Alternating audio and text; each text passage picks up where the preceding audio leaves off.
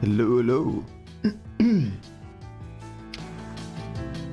Congratulations, B-Lug, on the first place, and the second place goes to Paka. Hello, hello, how are you doing? You're sad that you missed my stream yesterday, B-Lug? Aw. Well, there will be many more. I am planning on streaming a lot more. So, just trying to get in position. Just brushed my teeth. Yeah. Oh, wait a second. Also, need to turn something off.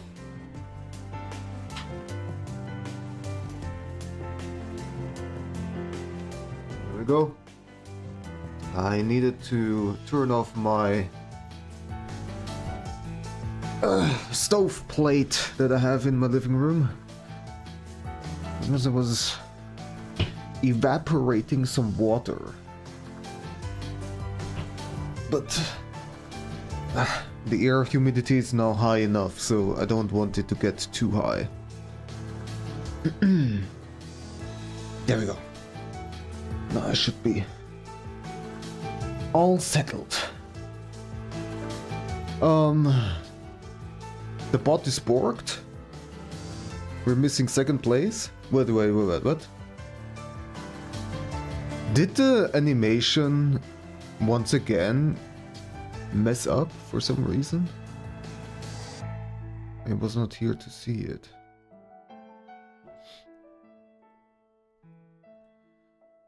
I can go to YouTube and see what happened. I have that ability.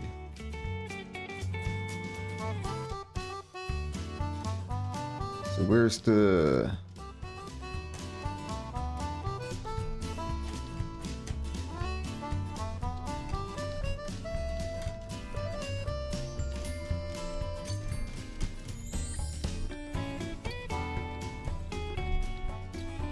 Right now just watching YouTube, my stream.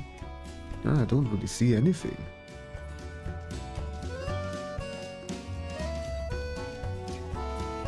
Ah, I see, it was like really early on.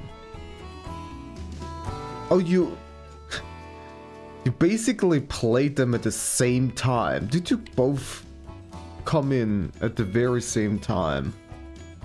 That's amazing. So it seemed like it played. I don't know if the sound worked or if something else was not working correctly. Please tell me if that was the case. I'm just eating dinner. Nice. I just recently ate my breakfast, quotation marks, because I was busy trying to fix some kind of bug. Because I was trying to set something up with the advanced scene switcher in OBS. I was trying to create a condition where it checks if a window is named Google Chrome, because I wanted to set something up if Google Chrome is active. And for some reason, I have no idea why, but after I set it up, the Advanced Scene Switcher plugin crashed my whole OBS every time when I tried to load it up. I was not able to get into Advanced Scene Switcher in order to load a backup. So I had to find something else out, and I was stumbling around blindly, trying to juggle around files, delete files, try to reinstall things and update things and whatnot, and nothing worked. And it took me like 1 to 2 hours, I have no idea. And then finally I found out that the way how OBS saves the settings of plugins is that there are actually no separate files for the settings of the plugins. At least it seems that way. But everything is in one singular file for every single scene that you have. So I went into my streaming scene and had to specifically search for the part in the JSON code where that specific setting for the Google Chrome title matching whatever was located, and I had to delete the text Google Chrome, and I also had to set it to false, and then it finally worked. But I'm not a programmer, so it took me freaking forever to figure that out. So yeah. And while I'm hyper fixated on fixing bugs, I ignore everything else. That's how my brain works. I cannot rest until it's finally fixed. And so I didn't eat until afternoon. But anyways, so enough whining around. How about we play some games?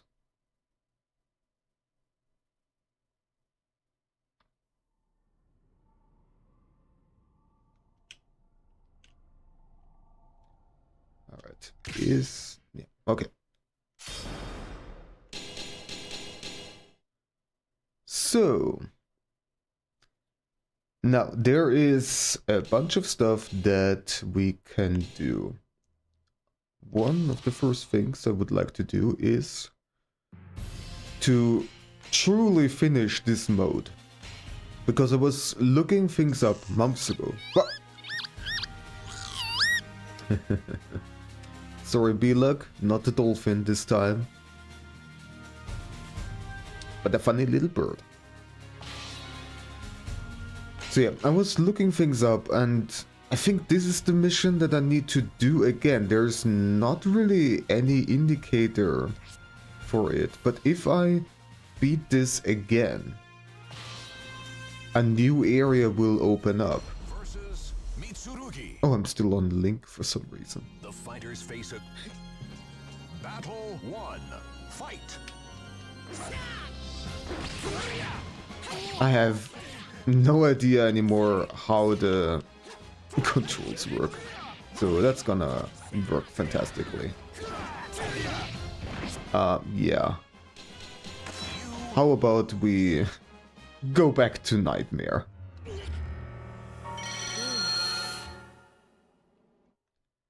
So,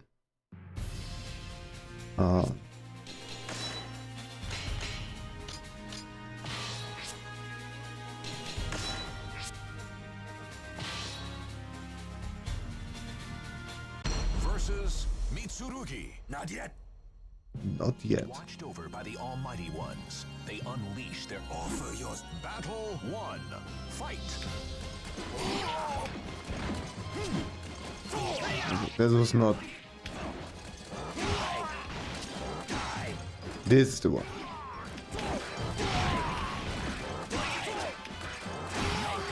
There we go. I remember. I remember my special technique. Battle 2. Fight.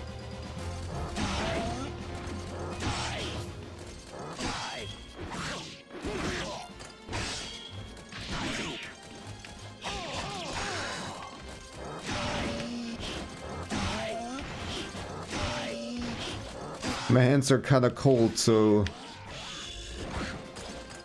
my fingers are moving a bit slowly.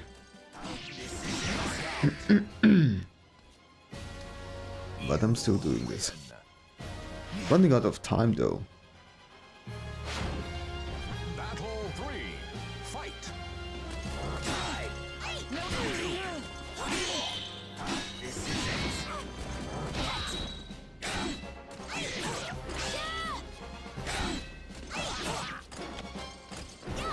Okay, this is not gonna work out. Oh well. How? Not yet.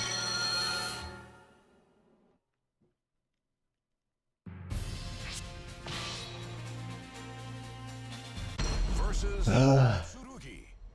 Not yet. So battle 1. Fight. Hiya!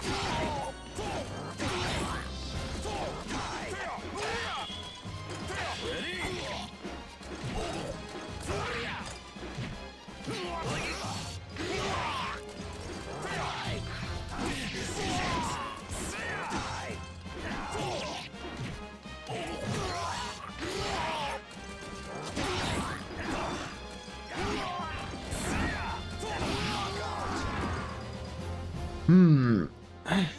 It's a bit too close for comfort.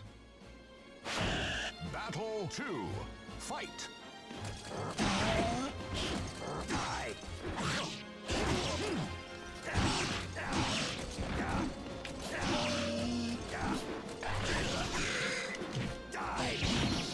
Stab.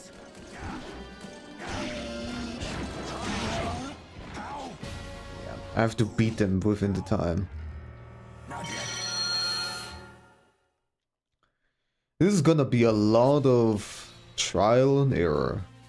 Well, not trial and error, just bashing my head against the wall, trying to get through these challenges.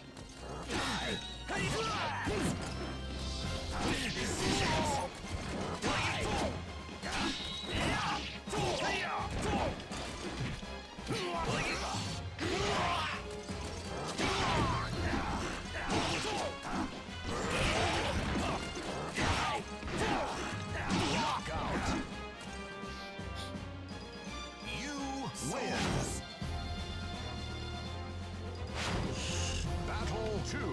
Fight.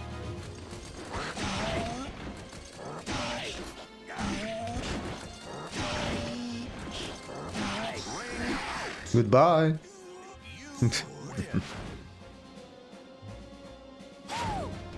Battle 3. Fight.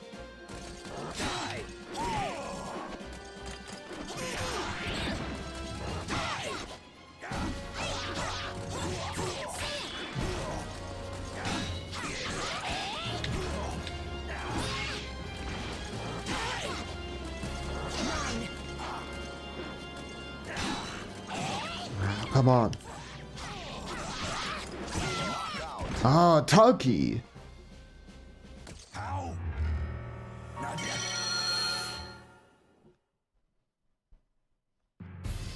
My hands are so cold. Versus Mitsurugi. Got you. Got you. Fate Battle 1. Fight.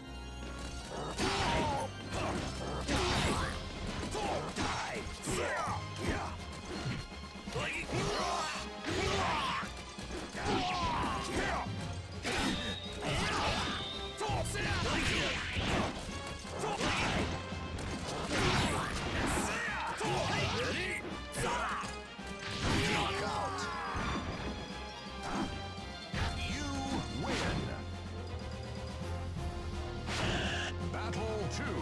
Fight.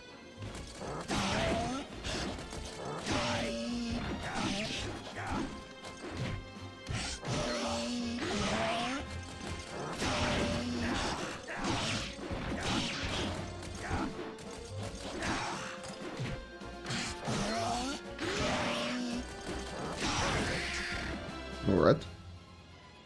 But I'm running out of time. Mysteria with the 3rd place. Nice. Hello, hello. How you doing?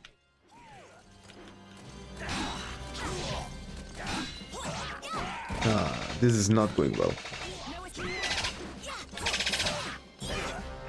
Alright. Next bird. You doing well? I'm glad to hear that.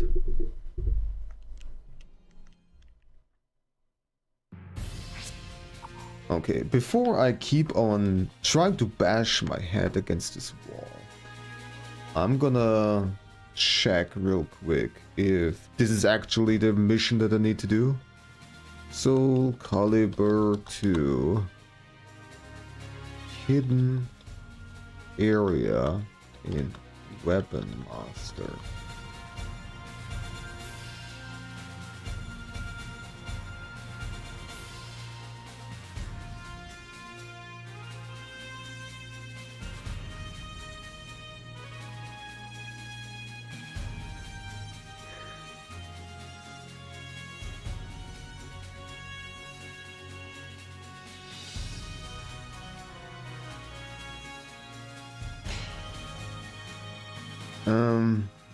Okay, so the stage subchapter 2, subchapter 4, stage 2.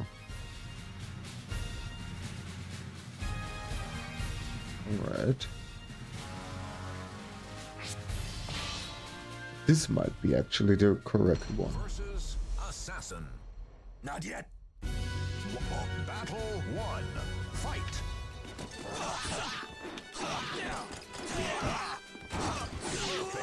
Wow. Okay. How? Not yet.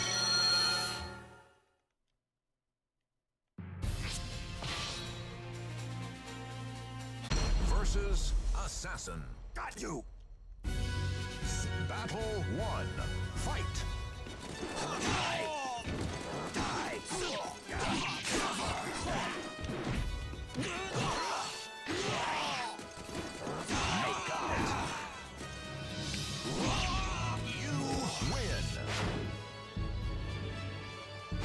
Final battle.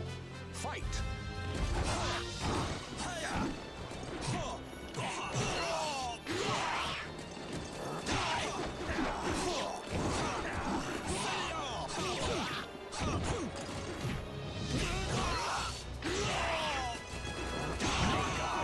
Okay.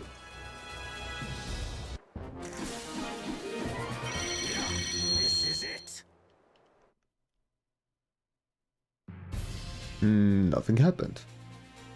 Cool. Do I need to do this mission? I don't think so. Let's just try it. Versus Yoshimitsu. Got you. That you. Battle 1. Fight. You.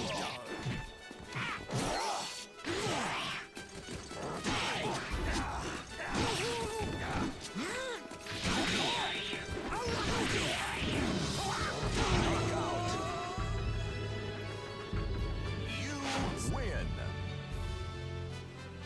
Don't waste. Final battle. Fight.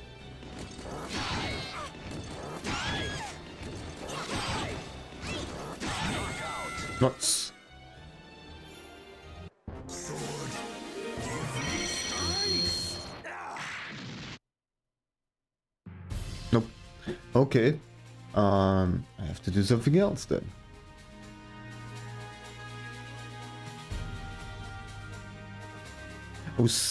Oh, I think subchapter is something different. Oh yeah, okay. Subchapter. Oh wait, I can read on the bottom which chapters it is. This one, subchapter, stage 2.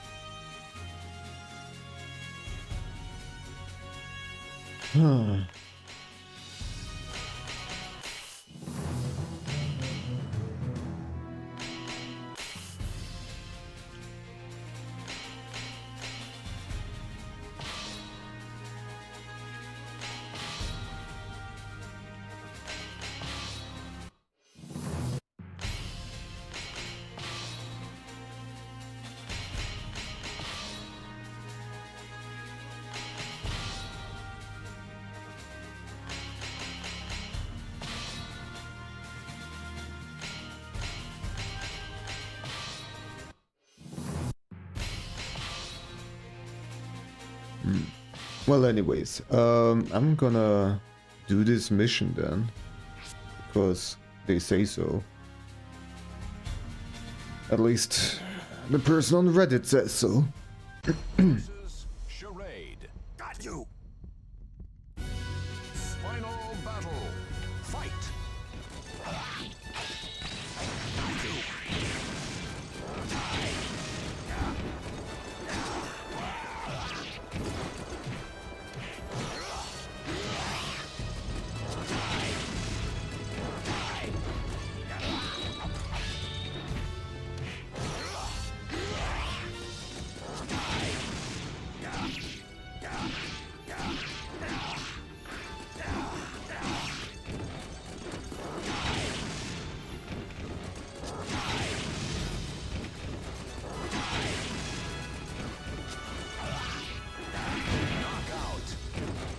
There we go.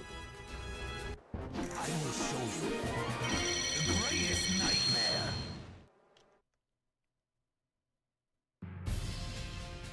Nothing happened.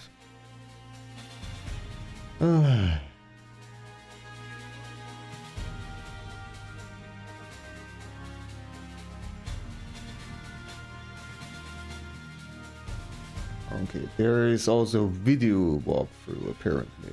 Let's watch this.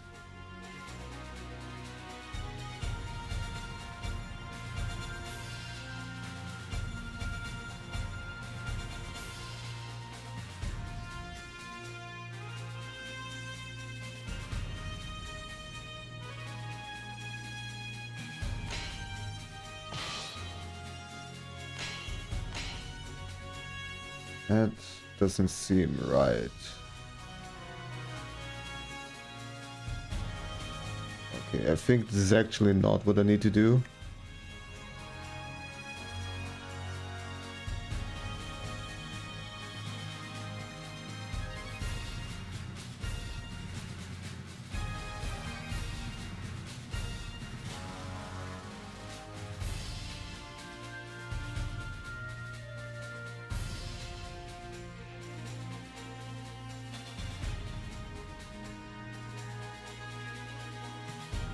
Let's rephrase the question. How to get all choke weapons? Because I know that the last areas have the last shops for the choke weapons.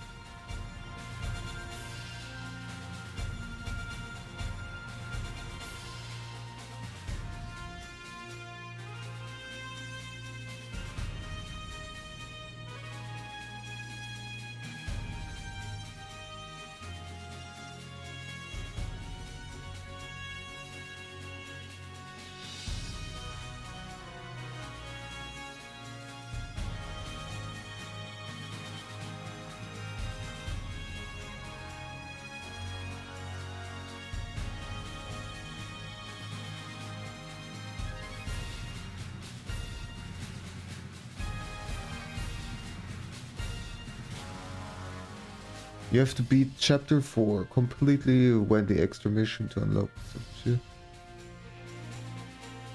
Even the extra missions to unlock sub-chapter 2. So I was in the correct area.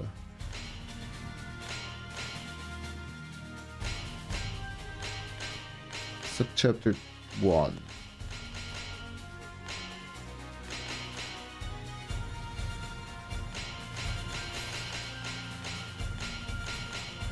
Do I not have a sub-chapter anywhere around here? Yeah, I have sub-chapter 1. 4, 3, an extra chapter, but not 2, so yeah. I think I need to do this here. Let me try this in this difficulty at first. Tingle. Hello there. I was talking about a certain JSON file. It's easy to clean the plugin info from it and leave sources bare naked. So I was actually fiddling around with that particular JSON file, which is just named after the scene that I have.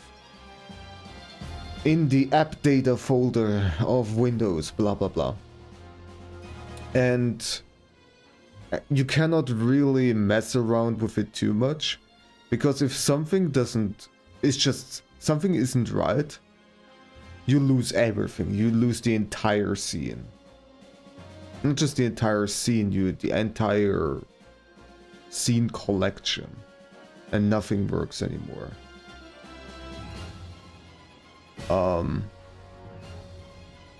I was only able to get it to work again by only editing specific lines. So the problem was that I activated something which caused some kind of error, probably because Windows is weird. And I was not able to deactivate it just by going into the normal plugin anymore, because the plugin caused OBS to crash whenever I tried to open it up. So I had to go into the files. And there I had to specifically set a logic from true to false and delete a little bit of text. What I tried earlier was delete the entire block of the plugin that I was using for the, like, the entire conditional block that I had, which caused it to not work at all anymore. So it is very particular about what you're able to do in the JSON file and what you aren't, and I have no idea why and how and whatnot. I'm just glad that it worked out in the end, and I have all of my settings still preserved, because my god, do I not want to start from scratch again. Alright.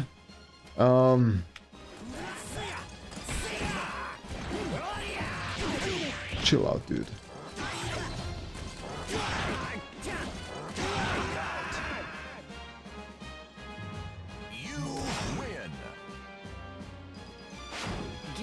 But how are you doing, Vincenti? Hope you're doing well.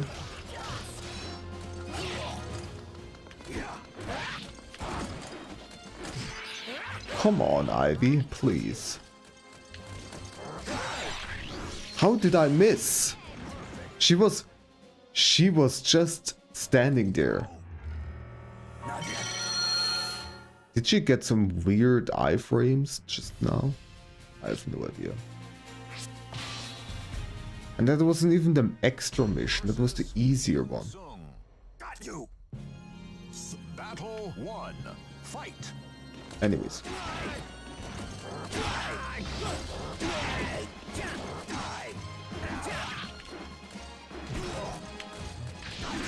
How dare you sidestep my attacks? That is illegal. You win. Battle 2. Fight.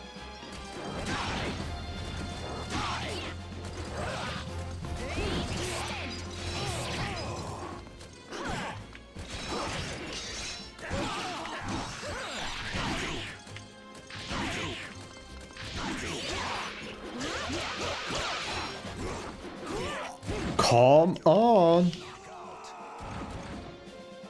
Wow.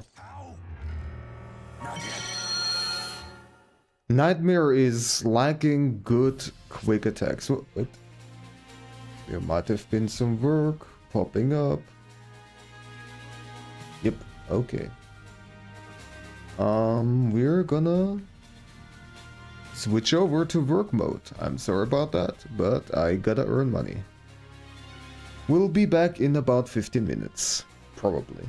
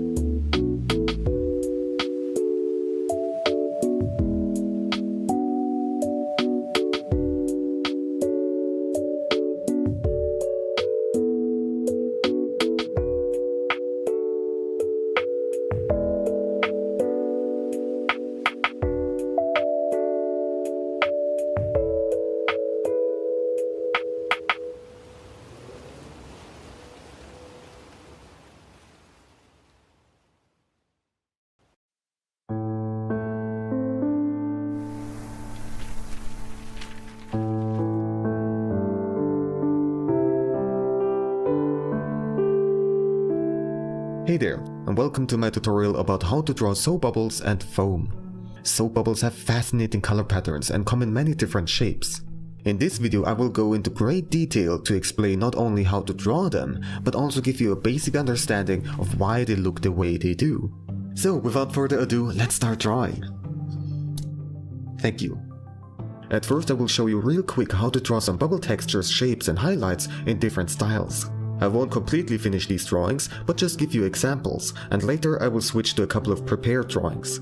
This way I can show you more different versions at a much better quality. Alright, so in order to draw a bubble and nicely show all of the vibrant colors, choose a dark background. The same would also go for taking photos of them. Of course you can also draw them on a bright background, but then the bubble would be much fainter. My color palette has very bright and strongly saturated rainbow colors. Of course, which colors you use is completely up to you. Of course, we're starting with the outlining. And I'm giving the outlining a bit of line weight to emphasize where the light is coming from. So here, on these sides here, the lines are a bit thicker. It doesn't have to be a perfect circle, like here by using a ruler, but also can have some kind of wobbly shape. Then I very lightly sketch in some shapes. They can be symmetrical or not. It is completely up to you. Their shapes can be more angular or rounder, and I'm leaving one side open because I'm going to draw a color gradient into the shape that follows the same curvature. And so at the end I'm planning on letting this color gradient fade out. So I just simply pick out the first color and fill in the side where we start at, and make sure that it is filled in real nicely, so we have this kind of solid color. And then switch directions and just draw everything in this kind of zigzag motion, this real quick one, and fill everything out, and make sure that this line here is going to disappear. So I apply enough color so we don't see it anymore. And then we pick the next color, and we can go either direction, it doesn't matter. And then draw it right on top of the previous color. Not next to it, but right on top of it, because we want to have no gaps and a nice gradient between the colors. Also go ahead and rotate the canvas. It makes it much easier for you if you just use your natural movement of the wrist. And then, at the end, you just simply do this kind of hatching motion to establish a better gradient towards the previous color. There's also a nice texture. And then, you probably have guessed it already, you pick the next color and fill everything in. And you do that until you have filled out the whole shape.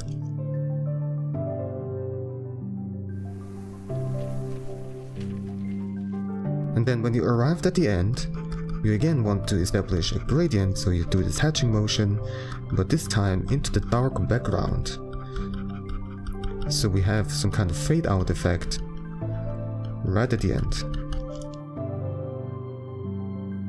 And that's basically it. You just combine a couple of hatching lines over each other. And there we go. In order to make some corrections, you can just simply use a blending tool. Or, if you're using traditional media, just use your finger for example, or some kind of tissue, and blend some of the colors together. You don't want to overdo it, because we still want to keep the texture. Well, if you want to keep it, that is.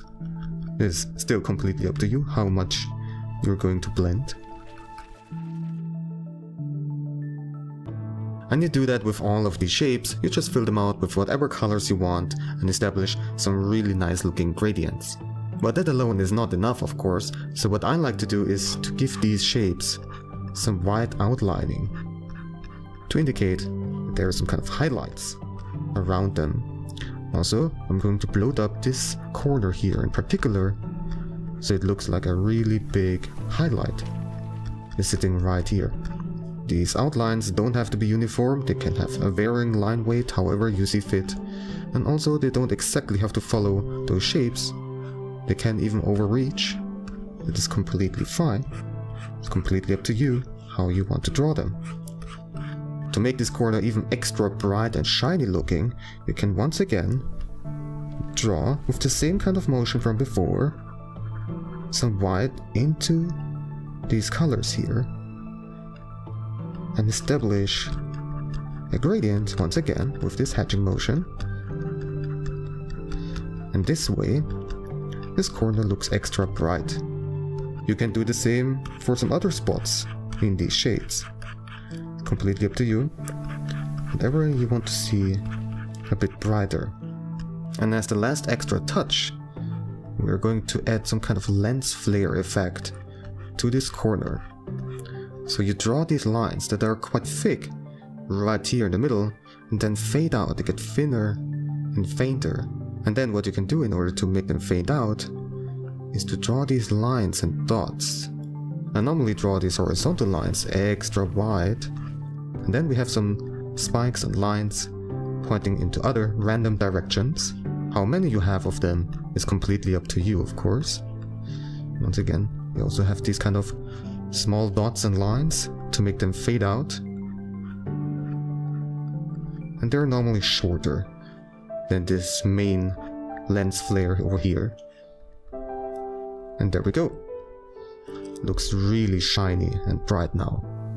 So you would do that for all of these shapes, fill them out with colors and add some highlights to these shapes, but your colors don't have to be limited to these shapes that you drew before, but you can just drop in some colors here and there however you see fit. Also establish some kind of gradients. It's totally fine. Let these lines follow whatever direction you want. You can also do that with white. Maybe make these kind of borders a bit brighter, or you just drop it right into the middle. It's completely up to you. The shape can also be however you want them to be, so you can have some really long lines, or you draw something more small and compact. And then when you have filled out everything with the colors and gradients that you want, you add in some extra sparkly highlights here and there, wherever you want them to be. And also they can have, once again, all sorts of different shapes. It's completely up to you. They can have, once again, more angular shapes, rounder shapes, they can be symmetrical, or just completely wild and chaotic. Once again, it's completely up to you. It can also be quite large, or you just add in a bunch of really tiny dots all over the place. Some of these highlights can also have some of these lens flare effects, maybe just horizontal, or they can have some additional sparks. It's completely up to you. I want to give you one more example. The previous one was with some kind of more pencil-like brush. Now this time we have a more solid and smudgy brush. Again, you can sketch out the shapes that you want to have. This time I'm not going to fill out everything with shapes because, you know, you get the idea. And then you choose your first color and paint right in. I do not care about making it look very clean. I just need to apply the color that I want to have. And in the later steps, we will make it more cleaner looking. It looks very sloppy now. So for the next step, I want to mix those colors together. We have some kind of smudge tool again. And I'm just doing this zigzag motion between these blocks of colors so they blend in together. I also do this here at this end to establish a fade out effect, or at least do the first step for it, because right now it looks very sloppy and very unclean, but that's okay because there's going to be another step. So next up we're still blending, but this time in a circular motion. And this way it gains this kind of paintery, cloudy texture that in my opinion looks quite nice. And we do this for the whole thing. And also go ahead and just pull some of the color into the other blocks of colors, like maybe here this yellow into the orange, or some of this magenta into this pink. It's completely up to you how you want to form it, but this way you give it more of a unique shape. It's not perfect, it's not uniform, but has a bit of more of a natural feel to it, if that makes sense.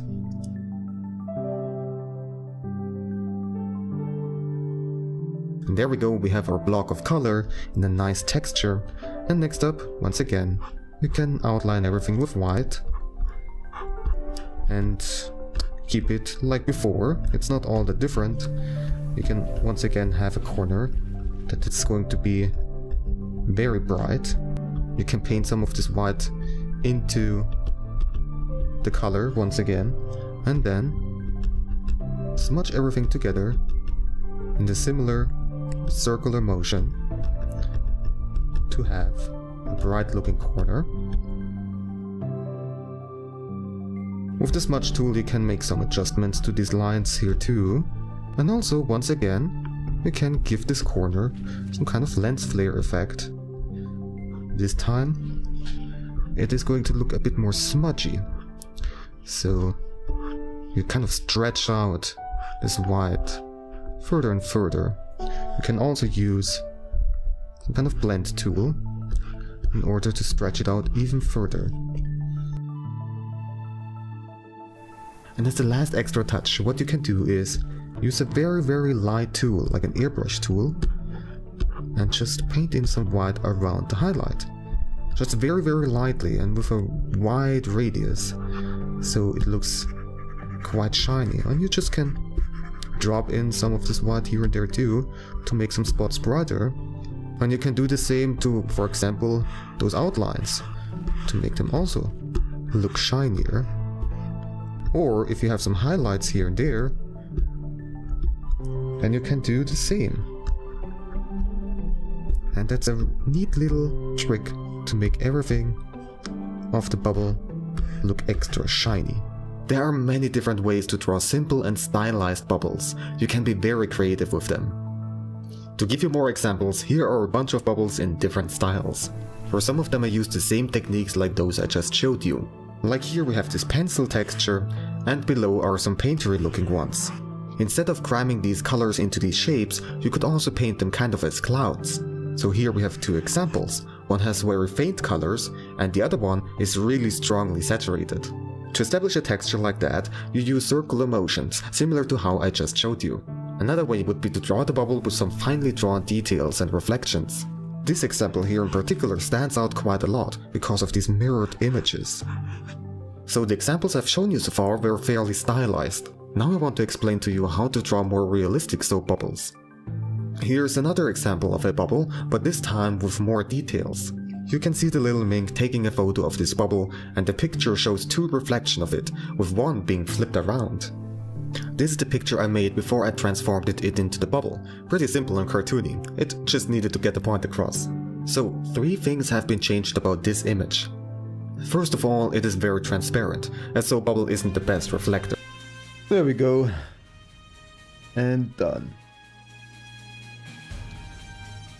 Sorry about that, I'm gonna go back in chat and see what you have been doing.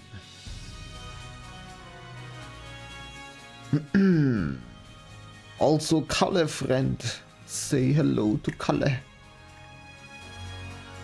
Give him all the pats. Okay, let's see. So, you guys had rather built from ground up on Linux. There's fun that too. You doing okay? Nice. Some minor stress due to random crashes of the computer, but got at another piece of my audio setup. Nice. You now have a microphone preamp that boosts and cleans audio. Ooh, nice. Which leads to your next question. What audio setup do I have? Currently, if you're asking about my microphone, I just have a USB microphone. So I don't have an amplifier or anything like that. At some point I would like to get an XLR microphone with an amp and everything. because it also makes more sense than buying the USB microphones, because all of those extra parts are built into the microphone directly. Whereas if you buy an amp and an XLR microphone, the amp already has all of those extra parts, and you only buy the microphone parts, if that makes any sense. But if you need to replace your microphone, you only need to replace microphone parts and not amplification parts and other cleanup things, because it's a separate device. This is what I learned. So that's what I want to do at some point. But yeah, my audio setup is hardware-wise very simple. It's just a simple microphone. Oh yeah, if you want to know why does the /ME not work here now?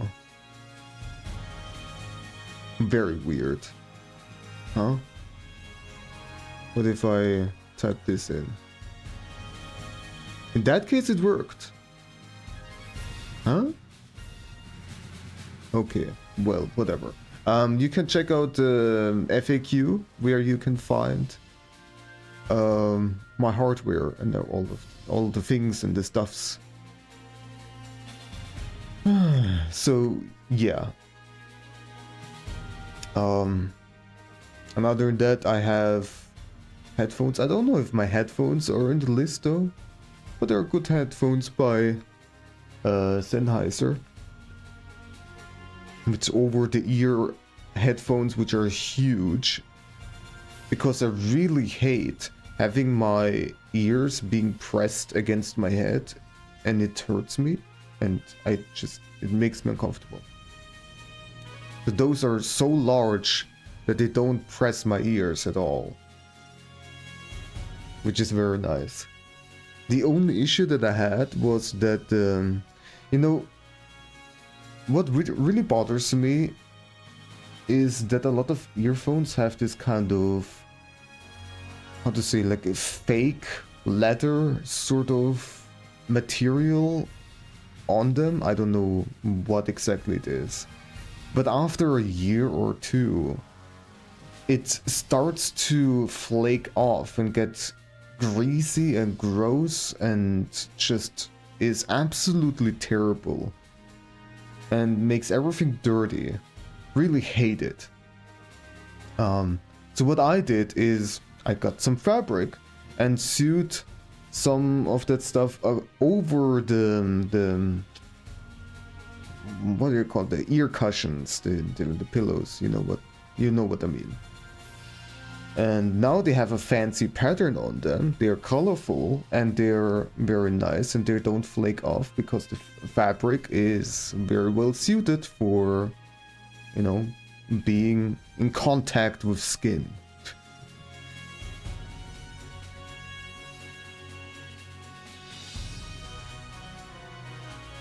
I don't know why the hell they use that material. Probably because they want people to replace those ear cushions on a regular basis so they can earn more money. I have no idea. This is my guess. But yeah. You're watching GDQ and heating the house. It's minus 35. Oh my god. I'm glad that it's that I don't live in such a cold environment. I really am. Heating is already expensive enough. And that I have no idea how much you have to spend for heating, but I do not envy you at all. Currently I'm heating my living room to only 14 degrees, so that's about the temperature I have in here. Outside it's minus degrees, but only a few minus degrees below freezing point.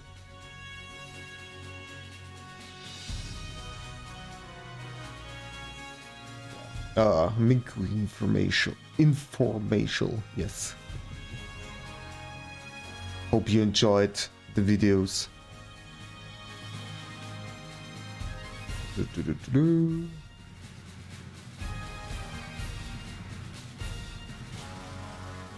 And taking a photo of the soap bubble reminds you of the Krabbies on the beach in Pokemon Mystery Dungeon, yes.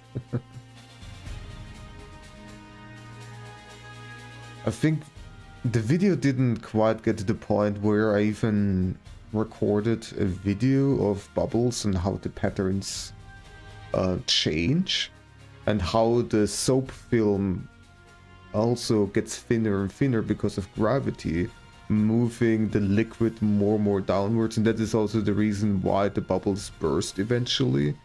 It's mostly because of gravity, and I filmed that, and I like that particular part in the video, but I think it's only later.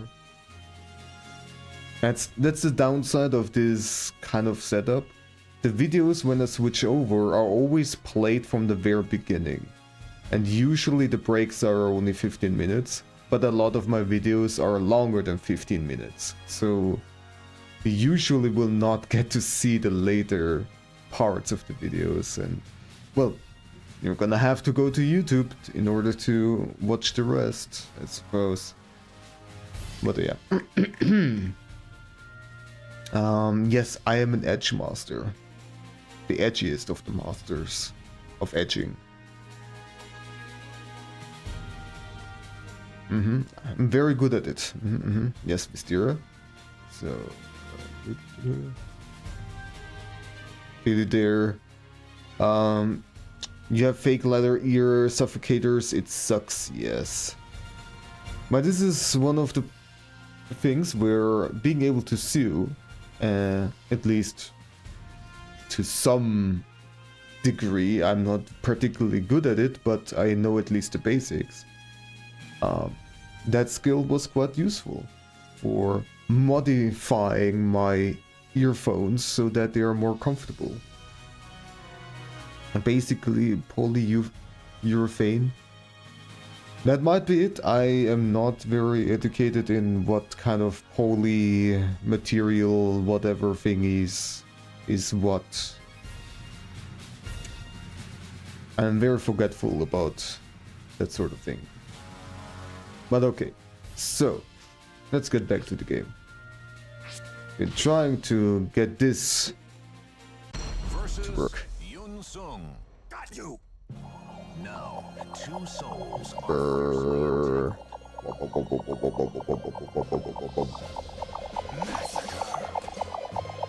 right. Battle 1. Fight.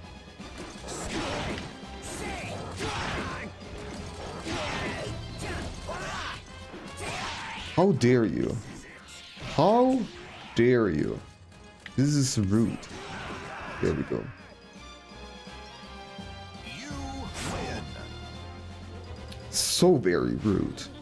Battle 2. Fight. This is what? What were you saying? Can you repeat this? Oh, no? Okay. You win. Fine. Battle 3. Fight.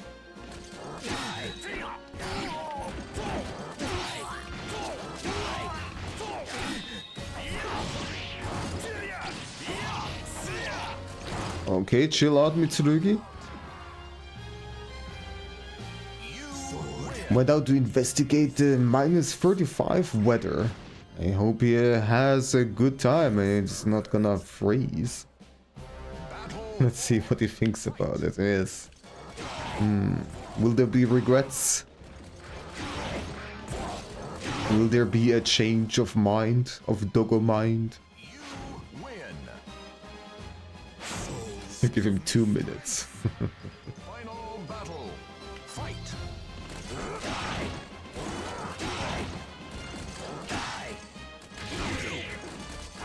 There can only be one Edge Master.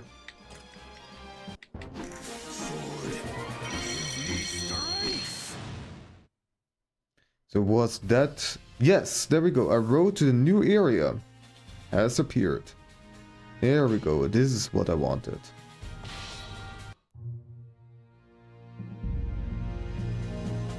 Eternal conflicts.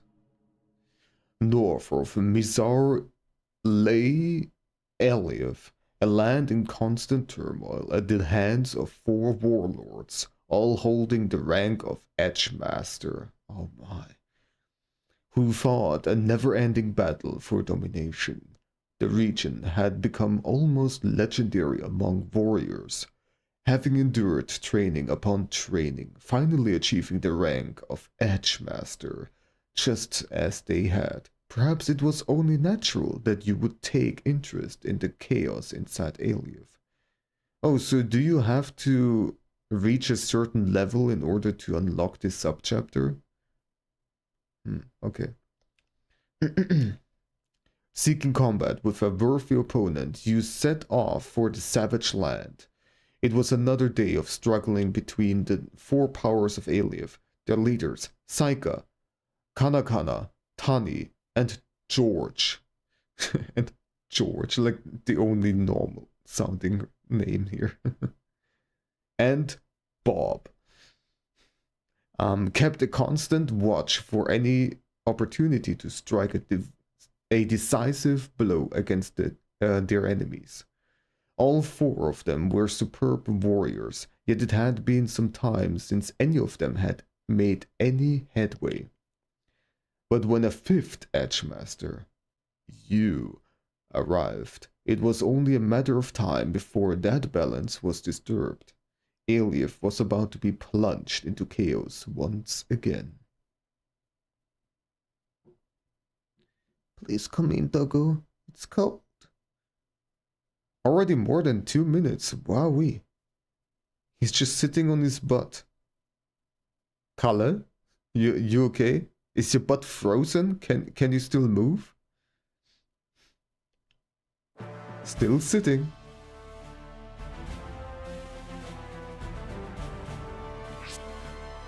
Kalle, you don't have to show off, you know? If it's cold, it's cold. Please. I understand that you too hold the rank of Edgemaster.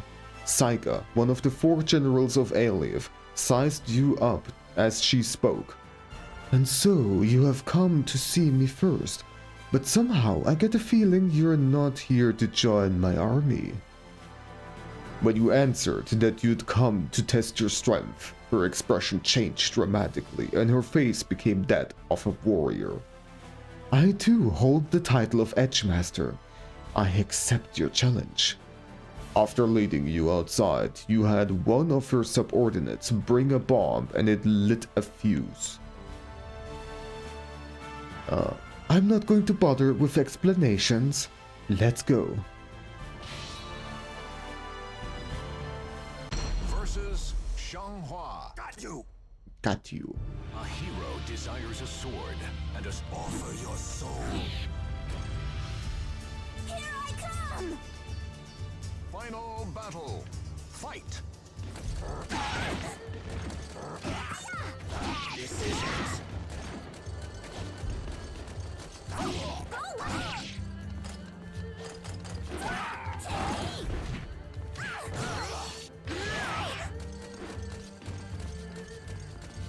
Go away, go away! Time's up. There we go. More souls. Just needed to make sure that she's holding the bomb at the end. Ancient Library. The Edgemaster George was said to possess great spiritual power. Having heard that she had recently been traveling alone, you raced ahead of her and proceeded to the old building that was her destination. Who is her now? Are we talking about George still? I'm confused. After lying in wait for a short while, the person you sought came into view. What do you want? It seemed she was already aware of your presence. Of course, from the very beginning. You had no plans to launch a sneak attack. You calmly stepped out in front of George. The two of you conversed for a while. Alright, well, George identifies as she, her. Alright, that's fine. She was in the middle of training for the purpose of increasing her spiritual power. It would appear you had interrupted her. I take no offense. Now, I presume you came here to fight me, did you not? You nodded. So you, too, are in the midst of training. She smiled bravely, but her smile quickly faded. Well then, let us begin at once. This is a place of spirits. You must keep a firm hold of your mind. Let me just quickly moisten my lips. Ba, ba, ba.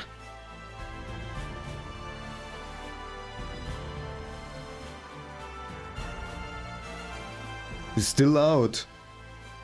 He's wearing a jacket. Color. My goodness. Versus Taki. Got you. Watched over by the sword. Final battle. Hello, George. What just happened here?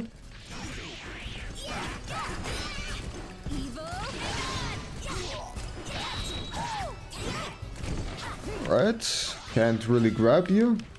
There we go, finally. Well, that did not go particularly well.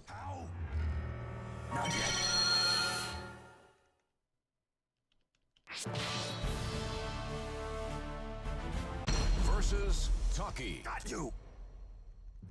Got you. Final battle. Fight.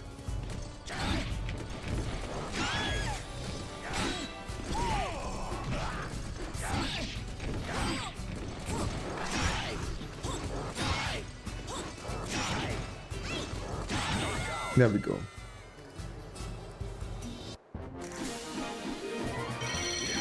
This is it. I'm Gold Edge Master. Whoa.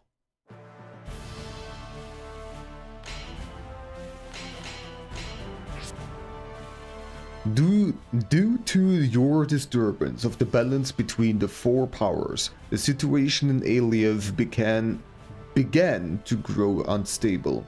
As you made your way toward the walled city that was your next destination, you could see army banners waving and other signs of preparation for the coming war.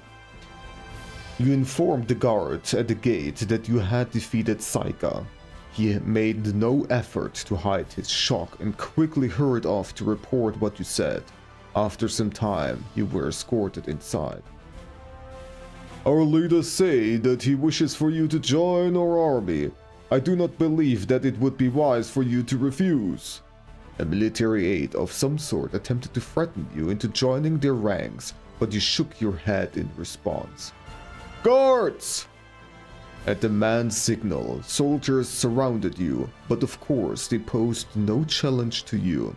You defeated them all in a blink of an eye, and cries of surprise arose from the soldiers. They stood cowering before your inhuman strength. At that moment, a rope came flying through the air from behind you. On the end of the rope was a metal ring, which caught your arm. The soldiers suddenly began to cheer. On the other end of the rope was another metal ring, attached to the arm of their boss, an Edge Master. You took him in. Wanted to be out longer, but you got upset about it. And understandably so. Call it, please. You might have a fluffy fur, but it only will keep you warm for so long. Voldo. Got you. A hero desires a sword, and a sword desires truth. Souls give me strength. Hanakana. Final battle. Fight. Oh, I'm attracted to him now.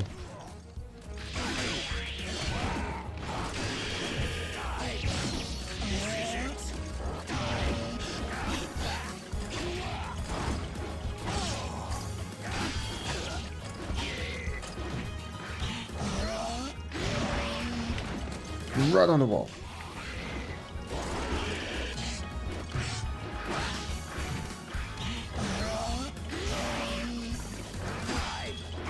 Come on, so close.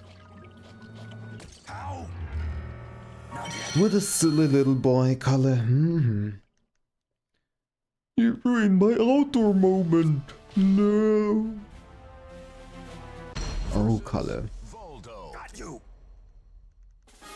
Final battle. Fight.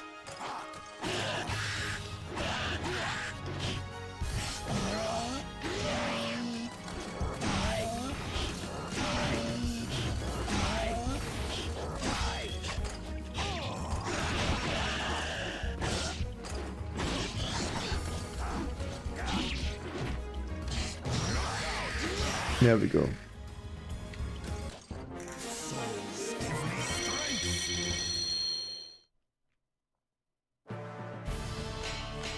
And now this one. I presume you're a mink.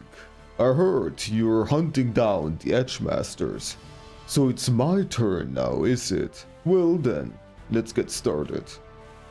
You had traveled to a temple halfway up the mountain and were greeted with open hostility by the soldiers there. It seemed that your name had become known throughout Aliev. The soldiers looked like they were ready to attack you at any moment.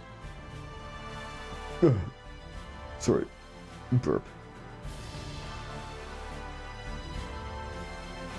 As you prepared for the possibility that you might have to fight them all, a woman appeared before you. Apparently, it was she who had just spoken to you a moment before.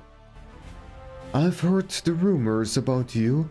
You seem to be quite powerful. I've been waiting for you to come. It seemed that she was looking forward to the opportunity to prove her strength by defeating you. The soldiers quickly prepared the ring for the battle.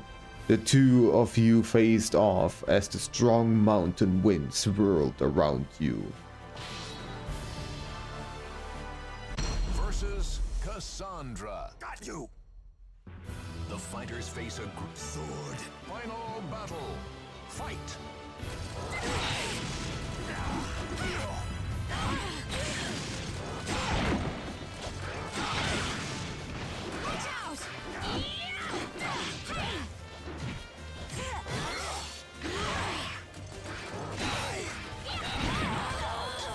There we go. Sword.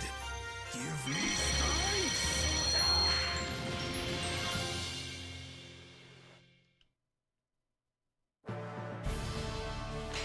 And now, we do the extra missions. Versus Shanghua. Got you. The final battle. Fight.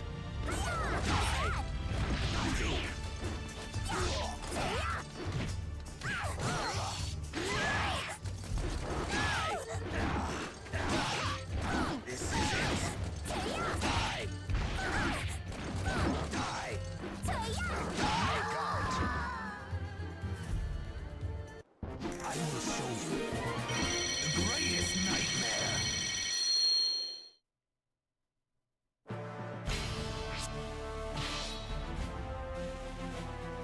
Versus Voldo. Got you. Final battle. Fight. Okay. Chill out.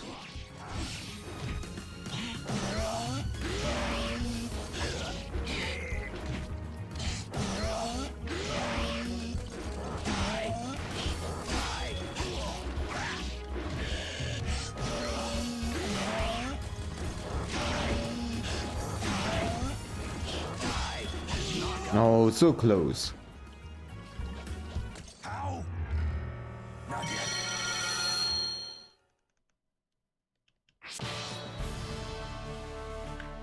Versus Voldo. Got you. Final battle. Fight. This is it.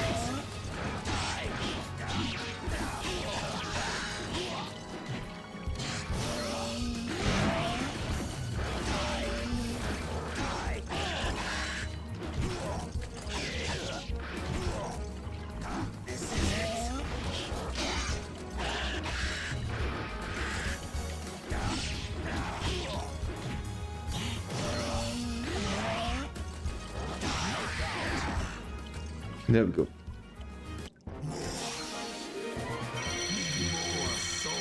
Platinum Edge Master.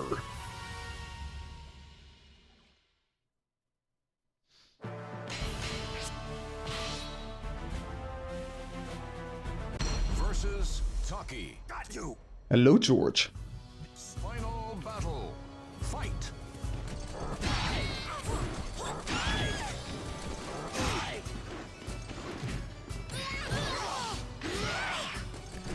No escape.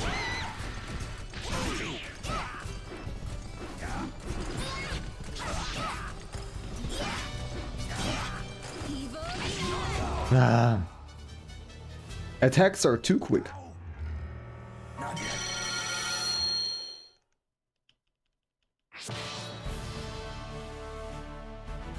Versus Taki. Got you.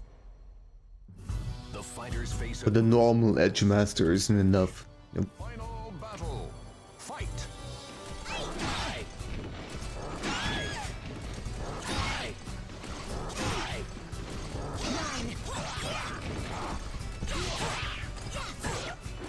Evil. My god. How? The most feared of Edge Masters. George!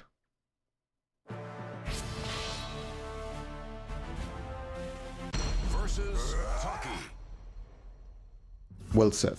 Final battle. Fight. No escape.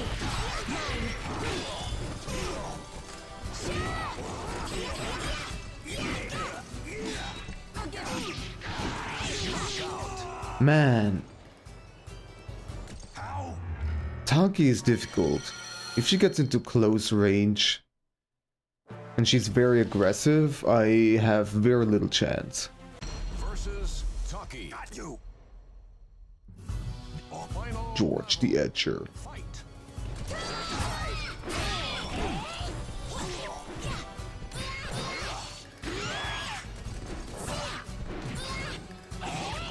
And you also keep on breaking out of the grabs. There we go, finally.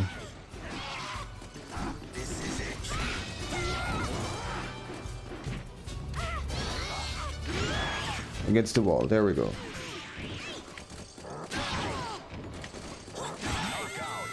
There we go, finally.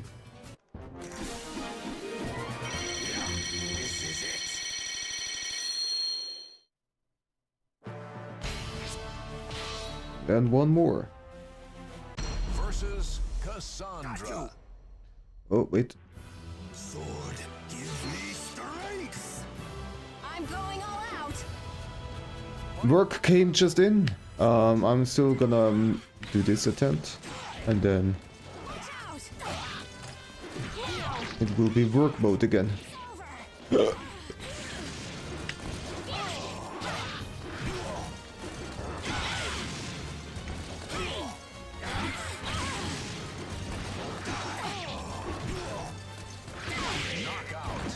Oh, okay. Yeah, we'll be back in about 15 minutes again. Sorry about that.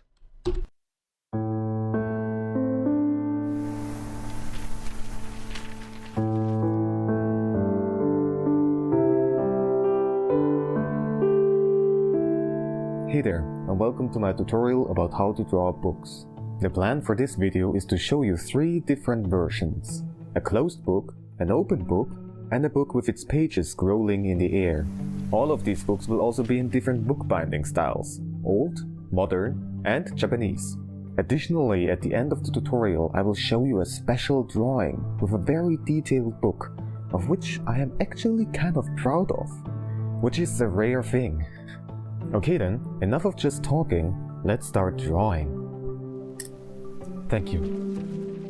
So I'm going to use tools and techniques in order to draw in perspective, like vanishing points, measurement points, and so on. It is not necessary, but I still want to show you a clean result. And I think that it's still good to know. If you want to learn more about how to draw in perspective, I actually made a whole series about it. So I'm going to choose this here as the starting point, and then measure 1, 2, 3, 4, 5, 6, 7, 8, and then over here 5 units. So this here will be the length, and here the width, and also 1.5 for the height. Quickly connect these with the measurement points, and then just simply draw the whole box shape, like so. So this is the basic shape of our closed book, and we're going to add more details.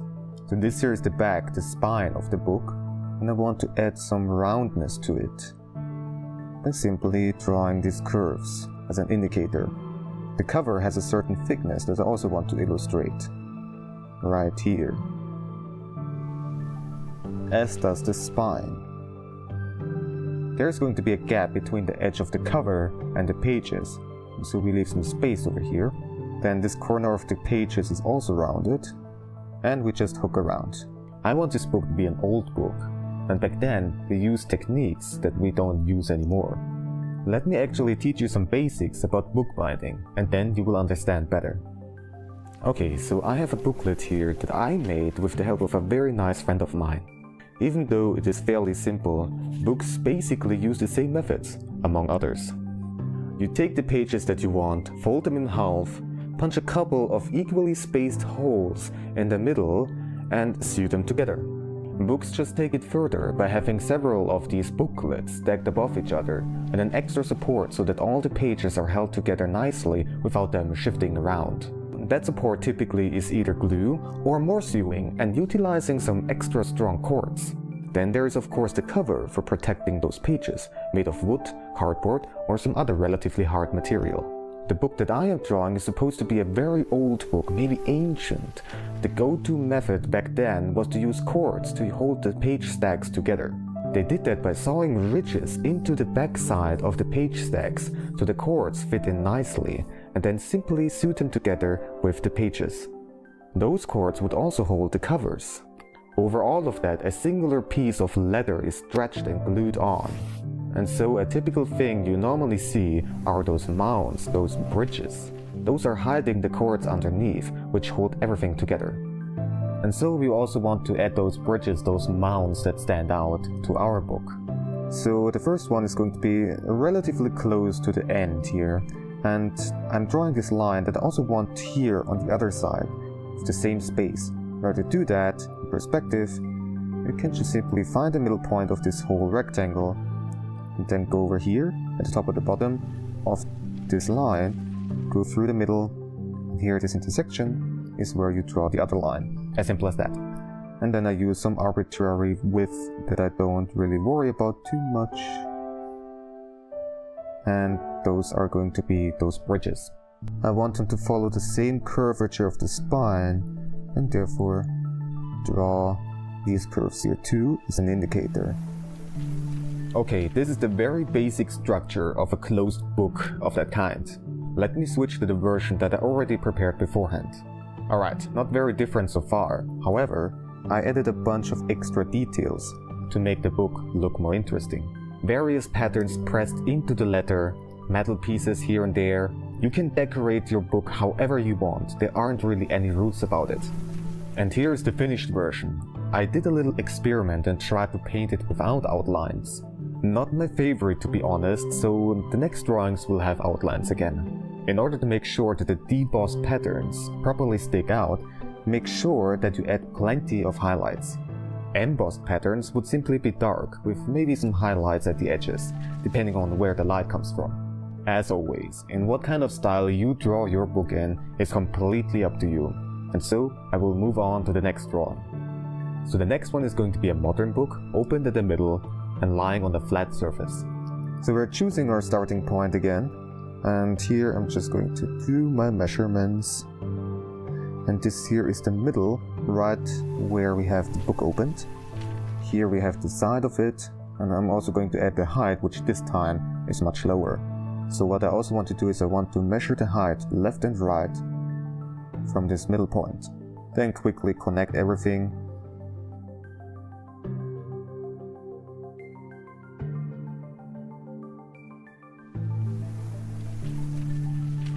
And so this is our basic shape, a bit more complex than the previous one, but still not that bad.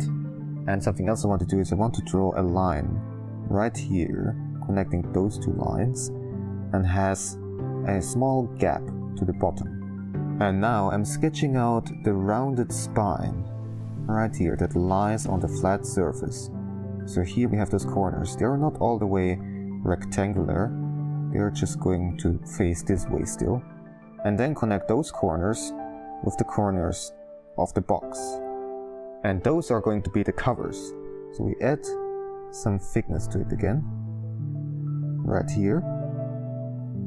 And the same for the spine too, of course.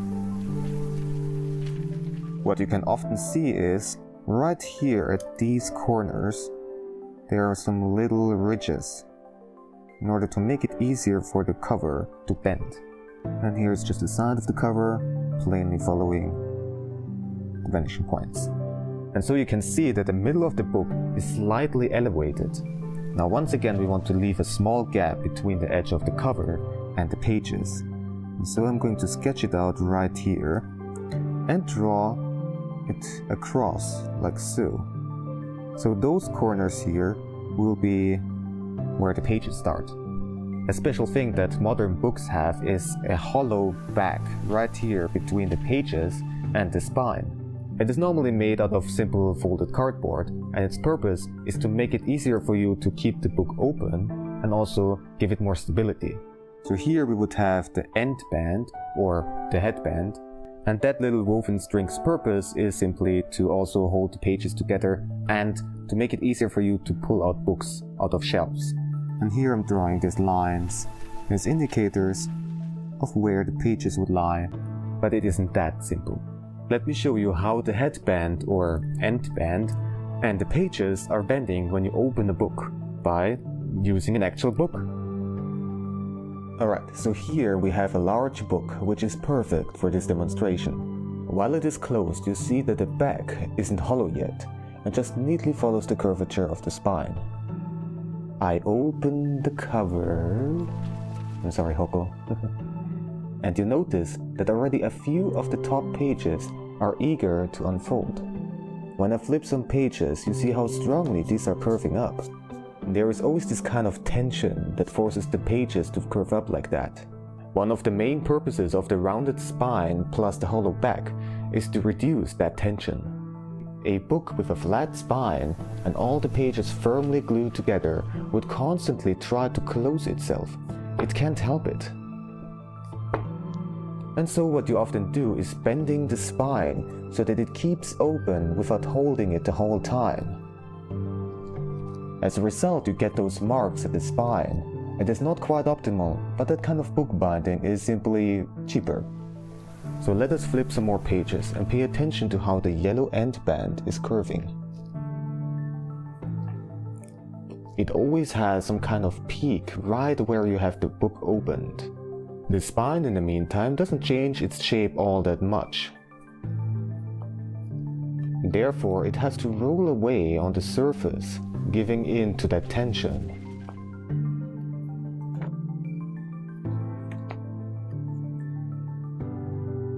And here we are at the middle. The end band forms some kind of hill shape, a flat bell curve.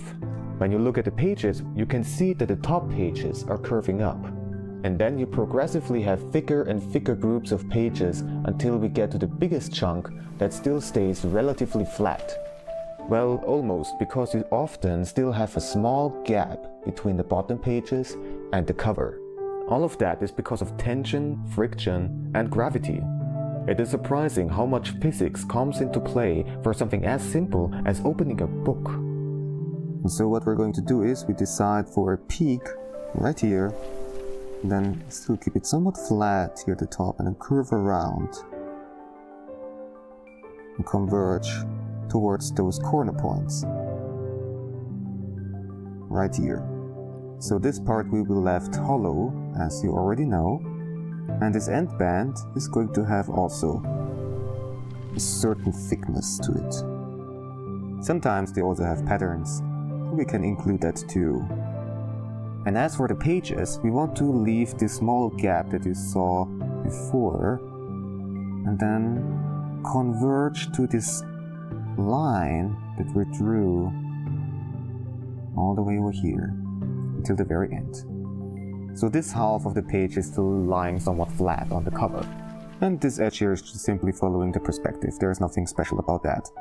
Now what you want to do is, here is the middle point, the peak, and we separate it into several stacks, several groups of pages. And so here we would have the biggest chunk. And we follow the same curvature from before in order to keep the thickness constant all the way until the very end. However, we are not drawing straight up, but those pages are going to be closer to the middle, because you see there is distance right here. So we take that into consideration and draw this line sloped. Then the next group, we leave out a small gap and then slowly converge to the bottom. Keep the thickness once again constant until the very end, and then give it a bit of slope here. Also, see that I left a gap here. This is also important because these pages travel a longer path right here because of this gap, which will be shown here. And another one. They're getting thinner and thinner while also curving more and more. Can be helpful to indicate the darker areas. Otherwise it will get a bit confusing with all these curves. And then maybe one last singular page that is curving all the way up like so. And here at the side, again, they will only follow the perspective. There's nothing special about it, so I'm going to do this very quickly. And you basically do the same thing on the other side and try to make the back follow the same curvature as the front part. I'm not going to finish this sketch because that would take way too long. Instead, I'm skipping right to the prepared sketch. Alright, here we are.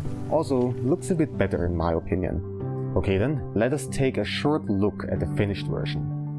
Not really much to say here, I keep the pages blank simply to save time. However, the special drawing that I have been talking about will have some filled out pages which I am very fond of. But before that, we still have to do the third drawing. So the last one is going to be a traditional Japanese book. They don't have hard covers, and they are just pages that are unfolded, stacked above each other, and stitched together at one side.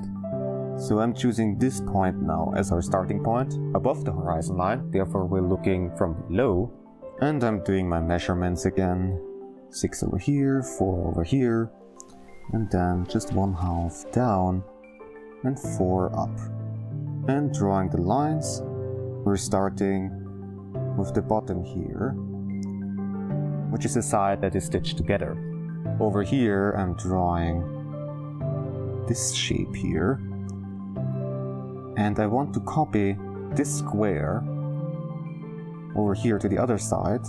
There are other ways to do this, but here I'm finding the middle point, and here through this intersection I want to draw this line, and this is how I copied over. I also explained it in my perspective videos. Then I want to draw this over here in order to have this kind of box shape. I admit it is getting a bit confusing now, but I will explain everything, and also, again, you don't have to do all of that. There are simpler ways. At first I want to focus on this side here, where we have the strings that hold the pages together. What I do is I'm going to extend this rectangle here a bit further in order to make it easier to measure everything. I am going to draw a line, again, relatively close to the edge right here. And I'm going to copy it the same way as I've already shown before. Like so. Okay, I have this now copied over here. Let me also draw this line here. And now I want to separate this rectangle here into 3 different parts. And you do that by drawing at first here this line from the middle, and then connect those corners with this line.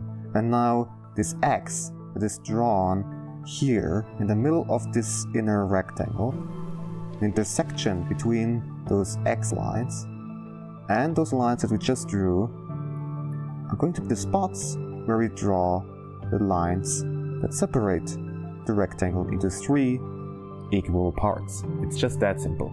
And so we can use that in order to draw. And I'm back.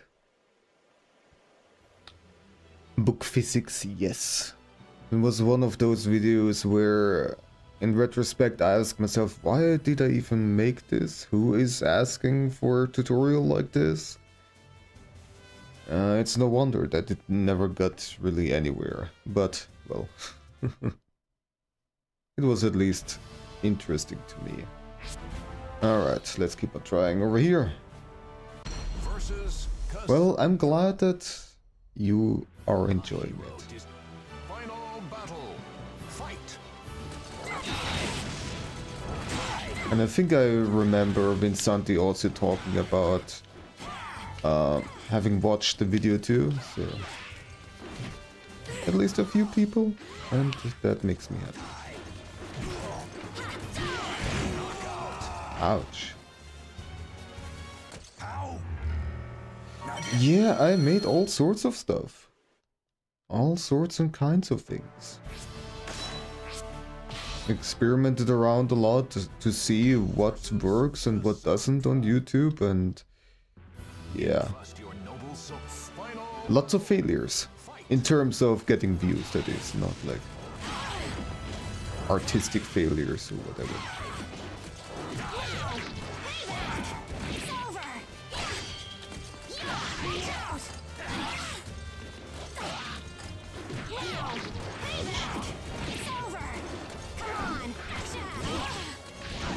I don't want it to be over. Ouch. I'm glad that you think so, Raisin. I'm really glad. Was very unsure if people are gonna like it or if they're gonna get bored, and I don't know. Final battle. Fight.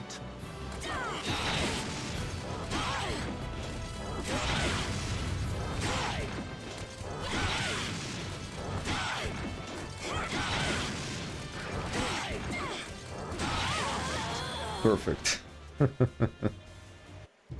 Nice.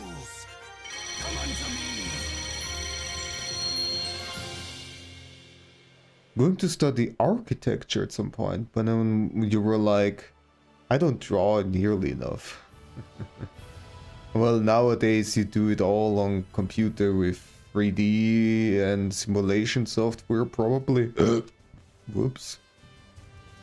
That was a surprise burp. No, nor do you take interest either in the long run, yeah. It's a lot, I'm pretty sure. Well, as a kid I also wanted to be an architect. That was one of the things that I wanted to be for a few years. And then, you know, I changed my mind. We have Lizard Man! The lizardest of the mans.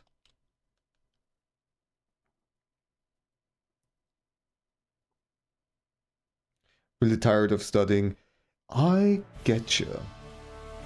After having studied for 5 years, trying to study physics, yeah, it is not something that I want to go back to.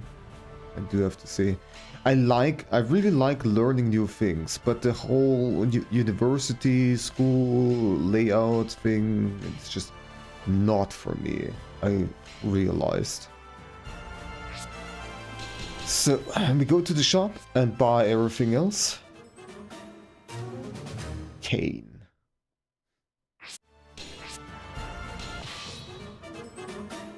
Weights, alright. These are all the joke weapons that we're getting. Child sword. Totally looks like a child sword. Made of metal. Keepsake. Alright. Tobacco pipes. Okay. Not bad. Tambourines. Oh. Perfect for Voldo. We're getting an achievement for every single one of those weapons. Rock! Rock on stick! Calligraphy brush, also very good. The bug catching net, perfect. And that's not it. I still have to get a little bit more money. What shall we do to earn money? Is there a good mission for that sort of purpose?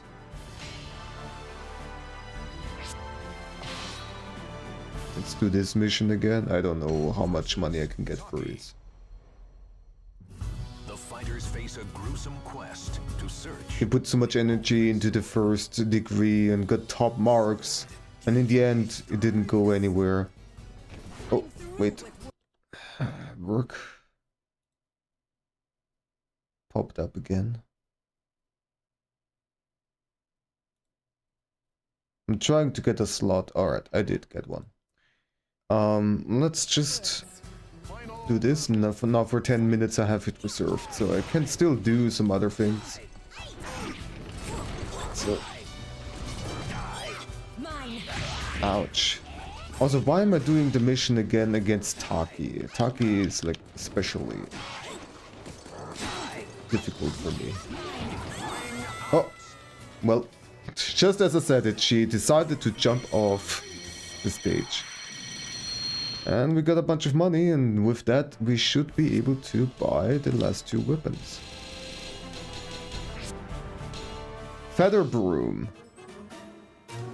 Nice. And the last one, a Shepherd's Crook. Very stylish. With crabs even. And everything is sold out now. We purchased all the things. Everything is complete now. Perfect. We got so many achievements just now. Wonderful.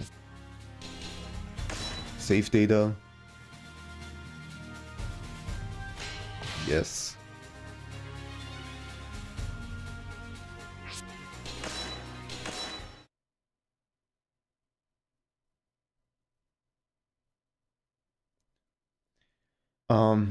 That could be the top. Okay. Whoever laughed there just now, that was interesting. That could be the top marks, everything, and all the prizes, everything, and in the end, I'm told I'm overqualified. Yeah.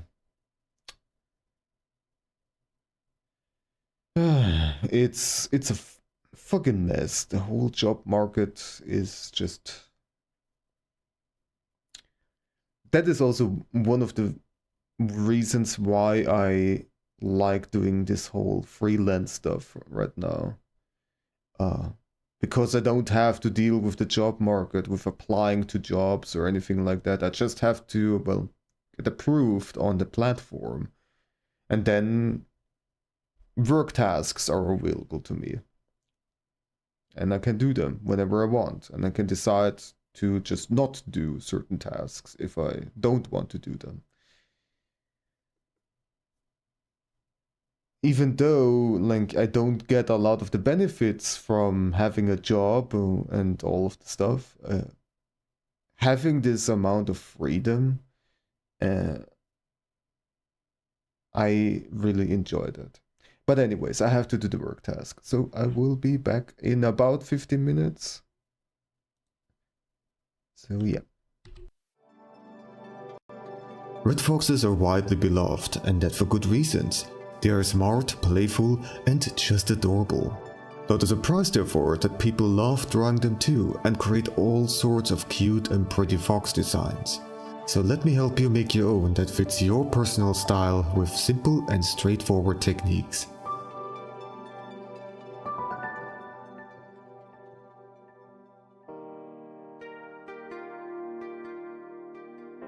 Hey there, and welcome to my beginner's drawing tutorial about red foxes. So the plan is to show and explain to you how to draw two simple designs created by me. But I will not just explain how to draw them, but also how I designed them and the reasons for my design choices, so that you can learn from it and make your own.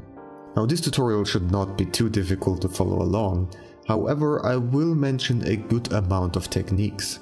Not all of them are going to be essential, and you don't have to memorize every single thing. However, I want you to at least have seen and heard of them in case you might want to learn more about them later. So keep that in mind if you might start to feel overwhelmed. There is no pressure. Alright, enough intro talk, let's get to it. Thank you. Okay then, let's draw this stubby cute little guy. Starting off with a very simple pose that doesn't require a whole lot of techniques. We'll get to the slightly more challenging parts later. So one common part to start with is the head. A plain old circle suffices as the base shape. It's not important that it's perfect, just make sure that you don't drift away too much. You can flip your canvas or look at it through a mirror to help yourself see if anything is wonky. Next we choose the direction where this little guy is looking. For that purpose we draw some center lines. We keep things simple though, so it's just going to look straight forward. The easiest angle. Now which part of the face you start with is pretty much up to you. I personally like to start with the nose. It is slightly below the intersection of the center lines, because if we take a close look at this fox design from other angles and poses, you see that the snout has this round bump shape. See how the snout starts from the horizontal center line, but then slightly curves down towards the tip? This shows why I placed the nose a bit lower. For this angle I don't need to draw any extra lines for the snout, so yay, less work. Next up let's draw the eyes. Just some round button eyes, couldn't be simpler than that. I placed them on the horizontal center line, however the spacing between them is up to you. Place them really far apart and it's gonna look hilariously derpy. Put them super close to each other and it's also gonna look quite silly, but in a way that makes the face look very small. However, I'm aiming more so for a cute and a derpy design, so I'm gonna place them in the middle of those two extremes. This design, as you can see, has no mouth. It's actually a detail that you can omit. Less things to draw, and it still looks very cute. I mean, it works for Hello Kitty after all. Next up, the ears. They are supposed to be in a neutral upwards position. There are many different ways for how you could draw them. Let's start with the outer side. Here we draw the angle slightly pointing outwards. The height of the ear is not super long, but also not super short. Make sure that the line is not straight, but slightly curved. Then we connect it with the inner ear corner. We also need to pay attention to the gap here, at the top of the head. The tip of the ear should have a little bit of roundness instead of being pointy. Also adding some ear fluff. For that we're drawing a line parallel to the inner side of the ear, leaving a small gap at the top. And then from the bottom we add two spikes. Leave a little gap here. The fluff is supposed to look soft, so don't make the tips look too sharp. You can do that by adding some curvature to the lines, instead of drawing them straight. In general, a good way to draw a softer looking fur. Alright, quickly drawing the second ear on the other side. Foxes can move the ears independently from each other, so I could draw this ear in a different angle, but for now let's keep things simple. Now on to adjusting the head shape by adding some big floofs on the side. The first one goes from the bottom of the head to the center. Add a little bit of extra length, however you could add a whole lot more. The second, smaller fur strand connects with the outer ear corner. I can also continue into the ear a little bit, that way the outer ear corner is pushed further to the back. That's one thing you should keep in mind. When fox ears are at the resting default position, they don't point straight forward, but slightly to the side. So by putting the inner ear corner in front of the head shape and the outer ear corner behind it, you can create that sense of angle very easily, at least for this pose. Of course, the other side needs some extra fluffiness too. Okay, the last thing for the face is to draw the fur pattern on it. In real life it starts from the nose, goes towards underneath the eyes, leaving a small gap, and then goes to the side of the face. How exactly you are shaping it is up to you though. I normally draw a simple line that curves upwards at first, and then one that curves down. In general, I want to avoid drawing perfectly straight lines. The curvature adds to the overall soft look of this little friend. And with that we have sketched out the complete head, already looking very cute. Now then, let's continue with the body. We need to have some rough idea of the size ratio between the head and the body. This fox design's body is roughly the same size as the head, so it looks a bit stubby and short, which is intentional to make it extra adorable looking. You can go for very different proportions though. The head could be even more than twice as large as the body to create a super exaggerated chibi look. Or you go for a more realistic size ratio. However, you can overdo it. A head that is significantly smaller just looks odd, and a microscopically tiny body is also just ridiculous. But between those extremes you got lots of freedom of choice. Okay, so there are two things that I commonly do to start sketching out the body and get an idea for how I should shape it. The first thing would be a line that follows the back. For that purpose we draw a short line starting from the back bottom of the head. There are many different ways for how to draw this simple line. It is supposed to give you a very quick idea for how the body would be arranged. You know, imagining everything just in your head and perfectly converting that image to shapes on the drawing surface is difficult. I am also far from perfect from it. Simple guidelines like these act as an assistance for your brain to fill in the rest. Like when I look at this line in relation to the head, I can already imagine how the rest of the body would be arranged, and if it doesn't fit, I'll redo it. It's okay to redraw it over and over again since it's so quick and effortless to do. So this pose is supposed to be a neutral standing pose, mostly facing frontwards. Therefore, the line stays very short. Alright, the second thing I like to do is to sketch in a curved triangular shape right where the chest is located. In this case, the height of this shape is slightly smaller than the height of the circle that we originally drew for the head. That's because the body itself is not all that big. This shape gives us a better idea of where the chest is pointing. Depending on how much curvature you give it, it can also convey the feeling of twisting the body, like for more dynamic poses. I'll talk more about that later though. And with that we can roughly sketch out the basic body shape, which in this case is just a short sausage. Now let's add some legs. The tip of this triangle is going between the front legs, and we're using the full width of the body. The length of these legs is about the same height as the body, so quite short, but they have some considerable thickness to them. The lines are not completely straight but slightly curved. We want to avoid perfectly straight lines as much as possible. Then we add a little bump on the feet to indicate some little toes. I'm not going to give the toes any more detail than that though. Again, this design is supposed to be minimalist and simple. Now one trait that really adds to the typical look of red foxes are the dark boots. Well, not all red fox subspecies have them, but a lot of them. By the way, did you know that there are 45 different red fox subspecies? It's a whole lot more than just the typical North American and European red foxes. So then, we could just draw a straight line for the boots and that's it, but like with everything else, we want to give it some curvature, some shape that's softer and more interesting. So what I usually do is pull that line upwards at the front of the leg. Not only does this look better in my opinion, but it's also a bit more accurate to their natural fur pattern. Of course, again, it's not that important that this design is realistic, it's just a little side note. Okay, let's give this chest some more shape. This triangle does not suffice. To make it fluffier looking, simply draw a big strand of fur. Just continue the line from the bottom, extend it to the side, and then create a big spike, returning back to the neck. I do this also for the other side, however the one that points to the rest of the body is shorter. Now for the back legs. Once again I draw a simple curve downwards. The bottom of the feet is slightly above the bottom of the front feet to add a little bit of perspective.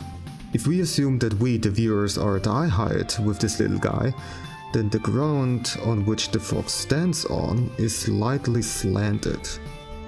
Just a little perspective knowledge as a side note. And the hind legs get some dark boots too, of course. I keep those a bit shorter though. Now for the tail, I recommend drawing it in a pose that is always visible and not completely hidden behind the body. It adds so much character to the drawing. So this tail design is super simple. Just draw a circle that overlaps with the butt, doesn't have to be perfect, and the size is about the same as the head circle that we drew at the beginning. To draw the tip, we add two curves, one that follows the same curvature as the circle, just more extended, and the second curve is an S-curve, so when the curves meet, they are going to form a sharper tip. It would also be possible to draw both curves the same way to create a softer, symmetric looking tail tip. This design choice, like all the others, is up to you. I'm just giving you some ideas. Lastly, we need to draw the fur pattern for the tip. For that purpose, I usually draw a quick guideline at first. Just one curve, and its curvature depends on whether the tip is pointing forwards or backwards in relation to us. So this tail would be pointing backwards in this pose. So the guideline curves towards the tip. Let me show you how it would look like the opposite way. This is not right. The tail seems to be pointing towards us now. But that doesn't make any sense. So keep that in mind, and you can add some three-dimensionality to your tail very easily. Now this could already be it, but we are going to add a zigzag line along this guideline. I usually start with a slightly curved V shape around the middle. The tip of the shape is pointing away from the tip of the tail. And then we draw some curves that connect the V shape with the edges of the tail. Those two lines have the same curvature. Therefore, one line is smoothly converging with the edge of the tail, while the other one creates this sharp corner. Let's flip the canvas once again to check for mistakes. Even after drawing those foxes so many times, I still make mistakes occasionally. But that's totally normal and okay. It can be easily fixed.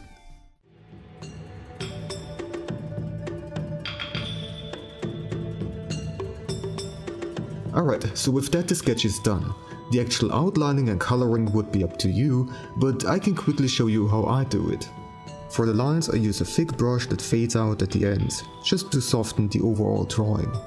The line color is a dark red instead of black, adds a bit of color and reduces the overall contrast a little bit to soften the drawing. I try to be somewhat consistent with the line thickness. Also, making the lines a bit thicker adds to the cutesy, cartoony look of this little fox.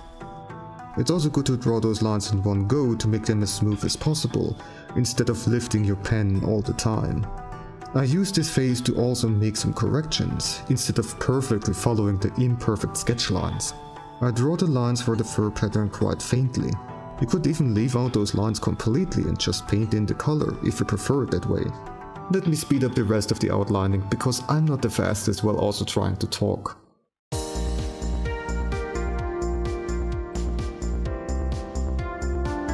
Now for the coloring. I personally like using softer, more pastel-like colors for those designs. Which ones you use is up to you though, of course. Starting off with orange. Yes, orange, despite them being called red foxes. That's because the word orange is actually relatively new. Only in the 16th century we started using it. Before that it was just red, together with other colors like darker magentas. I'm doing the coloring rather quickly, I don't have to be pixel perfect here. And that's also the nice thing about pastel colors on white. Missed spots are not that big of a deal. Then a pink color for the inner parts of the ears, making sure that the ear fluff stays white. I also leave a gap between the pink part and the ear outlining. I forgot that I like to thicken the outlining on the ear tips. And lastly, a darker color for the boots and the back of the ears, which we cannot see. Not too dark though, because I don't want too much contrast. The color should still be lighter than the lines. This here is not completely grey. It has a little bit of an orange, making it warmer and fit in better with the other colors. There we go, those colors make quite the difference. You can of course illustrate a red fox without colors and it's still recognizable as a fox, but having colors sure helps. I'm not adding any shading or highlighting to, again, keep it simple. But if you want to include it, then that's totally fine. The second fox design later will have some simple shading. Now let's recap. What parts are actually the most important to make it look like a red fox? Well, because they have such a distinct and well-known look, you really don't need much. Firstly, the fur pattern. You want to have white on the lower part of the face, the chest, belly, and perhaps the tip of the tail. How much the white area covers the face can vary, however I would say that it should not be higher than eye height. The dark boots are pretty iconic too, but you could leave them out if you want.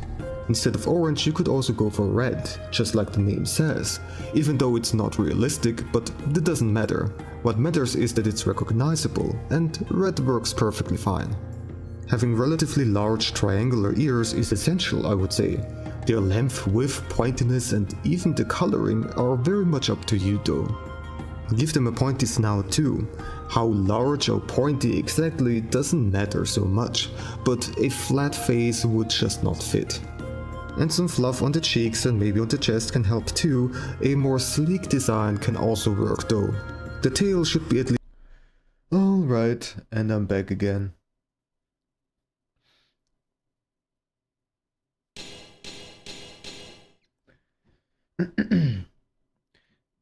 Also, I think because I am so long in that other scene, the chat seems to be resetting itself. So I need to figure out how to solve that. Oh well. Thank you, Bayluck. Glad to see you still here. Alright, so we have finished the Weapon Master mode completely. All of it is done. Now, we can take a look over here at the achievements. So we already have a bunch unlocked. You can see everything that is colored basically. And now let's see what else there is. Clear arcade mode with Taki. Alright, how about we do that? So there is also an achievement for getting a specific combo. Whoops.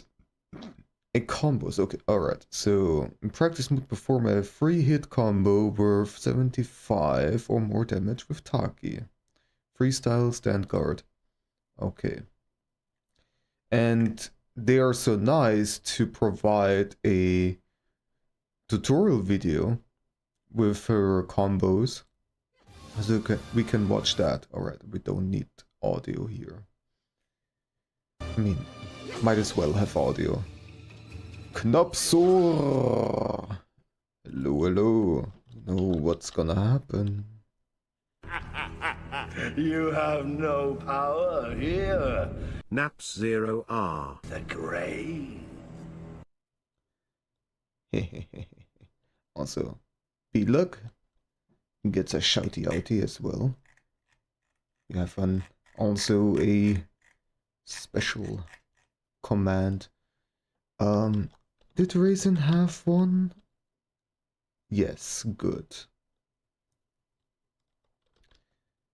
Give Raisin a follow too. She's sometimes doing some real life streaming, like going on walks with her doggo Kalle, for example. It's always a delight. Then also Vinsanti was here. There we go.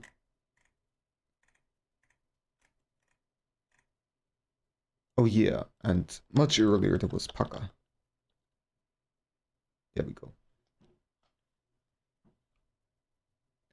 Yeah, Vinsanti was here earlier, but I'm sure he is sleeping now. It's pretty late for him. Alright.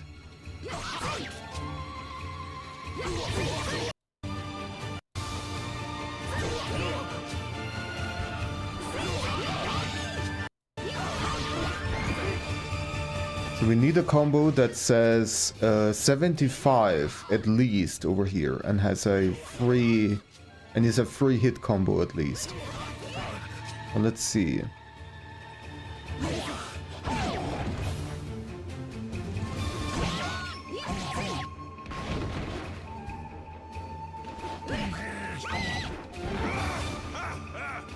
Also, I need to pause my game.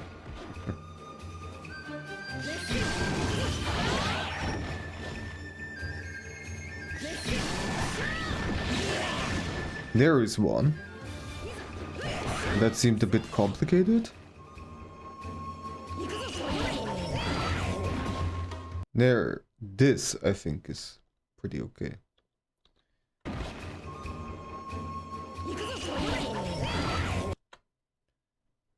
Please go away. So POBAK. So what is PO? I have looked up this here at some point, and we can see what PO means.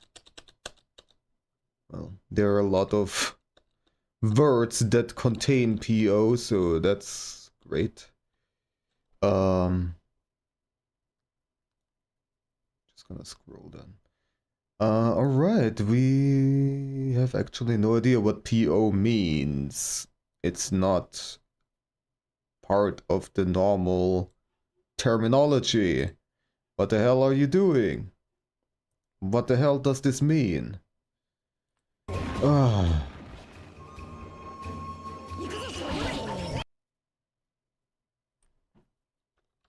Alright, then PO. And everything says PO.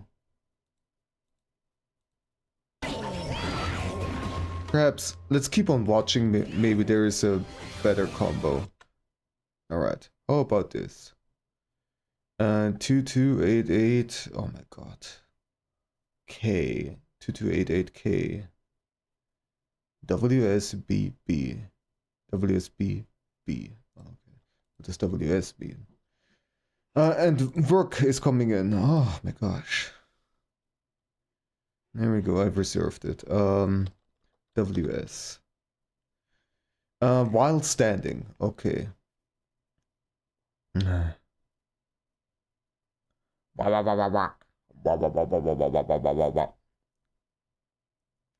Product owner, banana. I don't know what that means right now, but alright.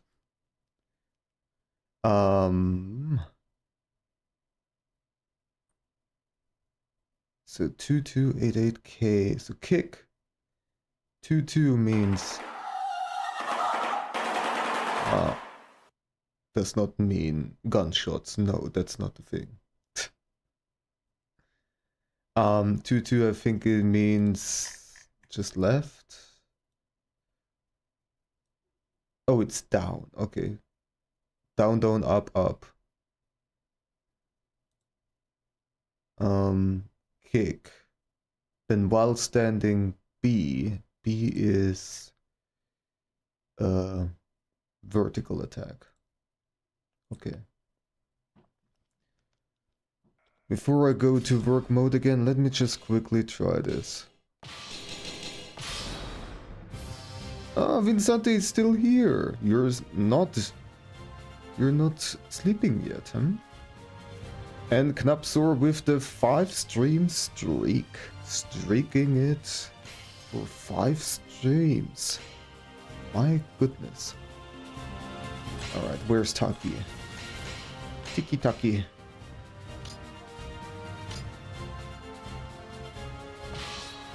Silence. Silence. Let's beat up this guy.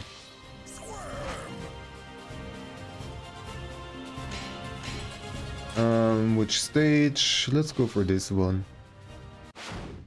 Versus Astaroth. Don't resist. Battle. Don't resist. Fight. Listen to her. Alright. And also there are certain settings. We need to set it to freestyle, stand guard, second attack.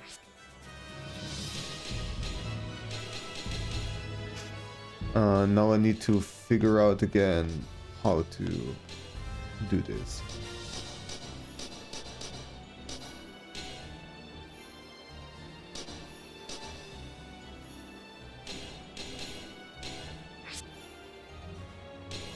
Stand, guard, second attack. Okay.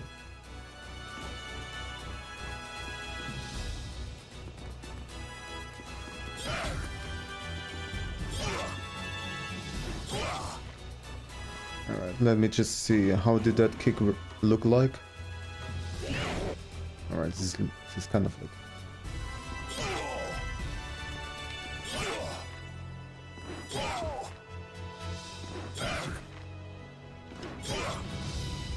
That's not quite right.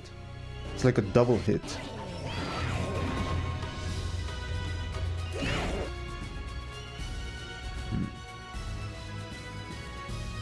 Fighting games.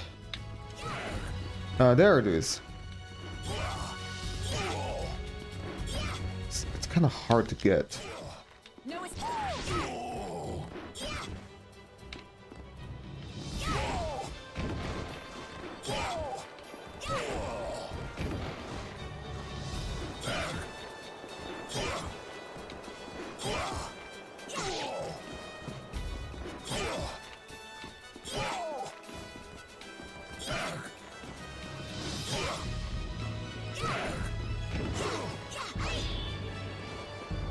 No escape.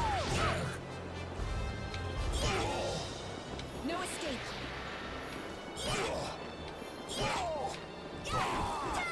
Ring out. Oops. Battle. Fight.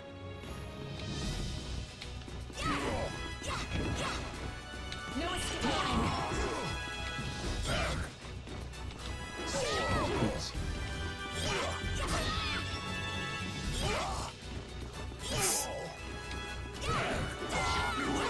Nah, the fucking ring out. I need a better stage.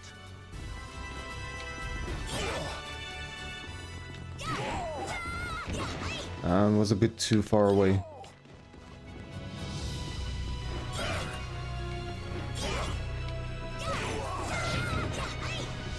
Almost. I think the wall was the issue here now. No escape.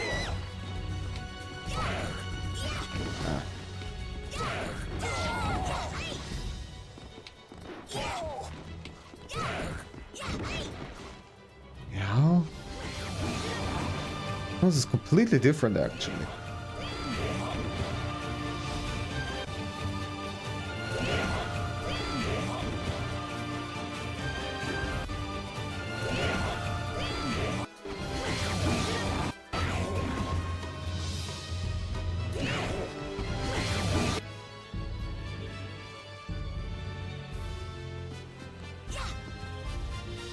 While standing B.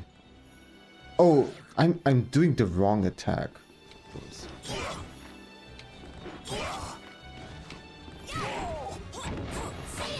That was almost it.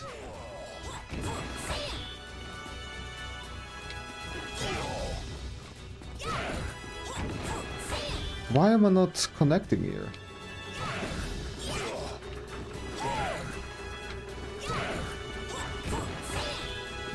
It's just... maybe I need more distance, actually.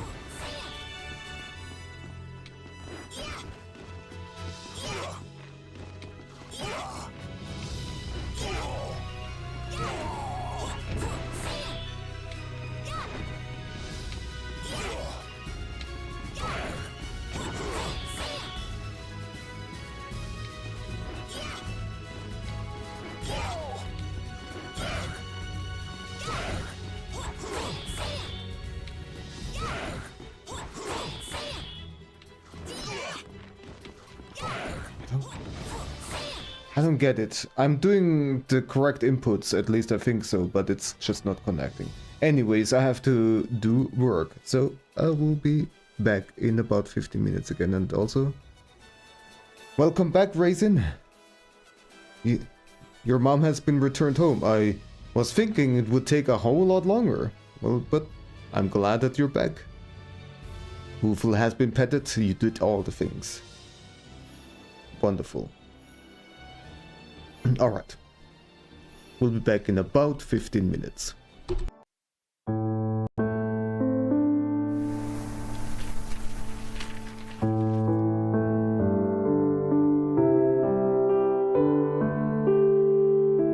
Hey there, and welcome to my tutorial about how to draw dolphins. To be exact, I'll focus on bottlenose dolphins. You know, like the TV star Flipper from the 60s. What you'll learn in this video is also applicable to other kinds of dolphins though. Okay then, let us start. At first we're starting with the body, and we draw this very long curve. And it goes around at the front, almost in a circular manner.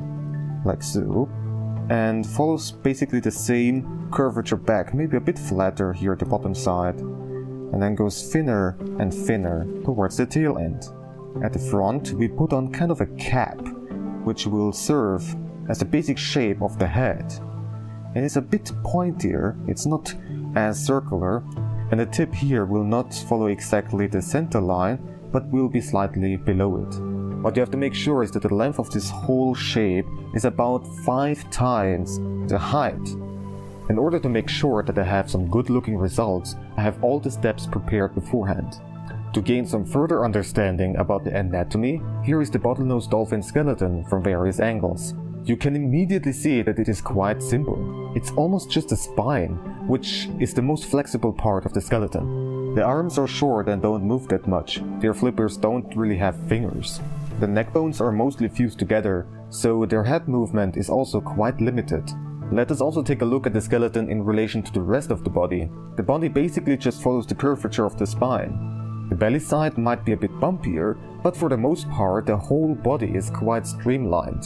Interesting is also the fact that they have this extra space at the forehead, almost as if it is swollen. That part is called the melon, and I will explain more about that later in this video. We can also take a short look at the muscles, although I would say that it is not that important.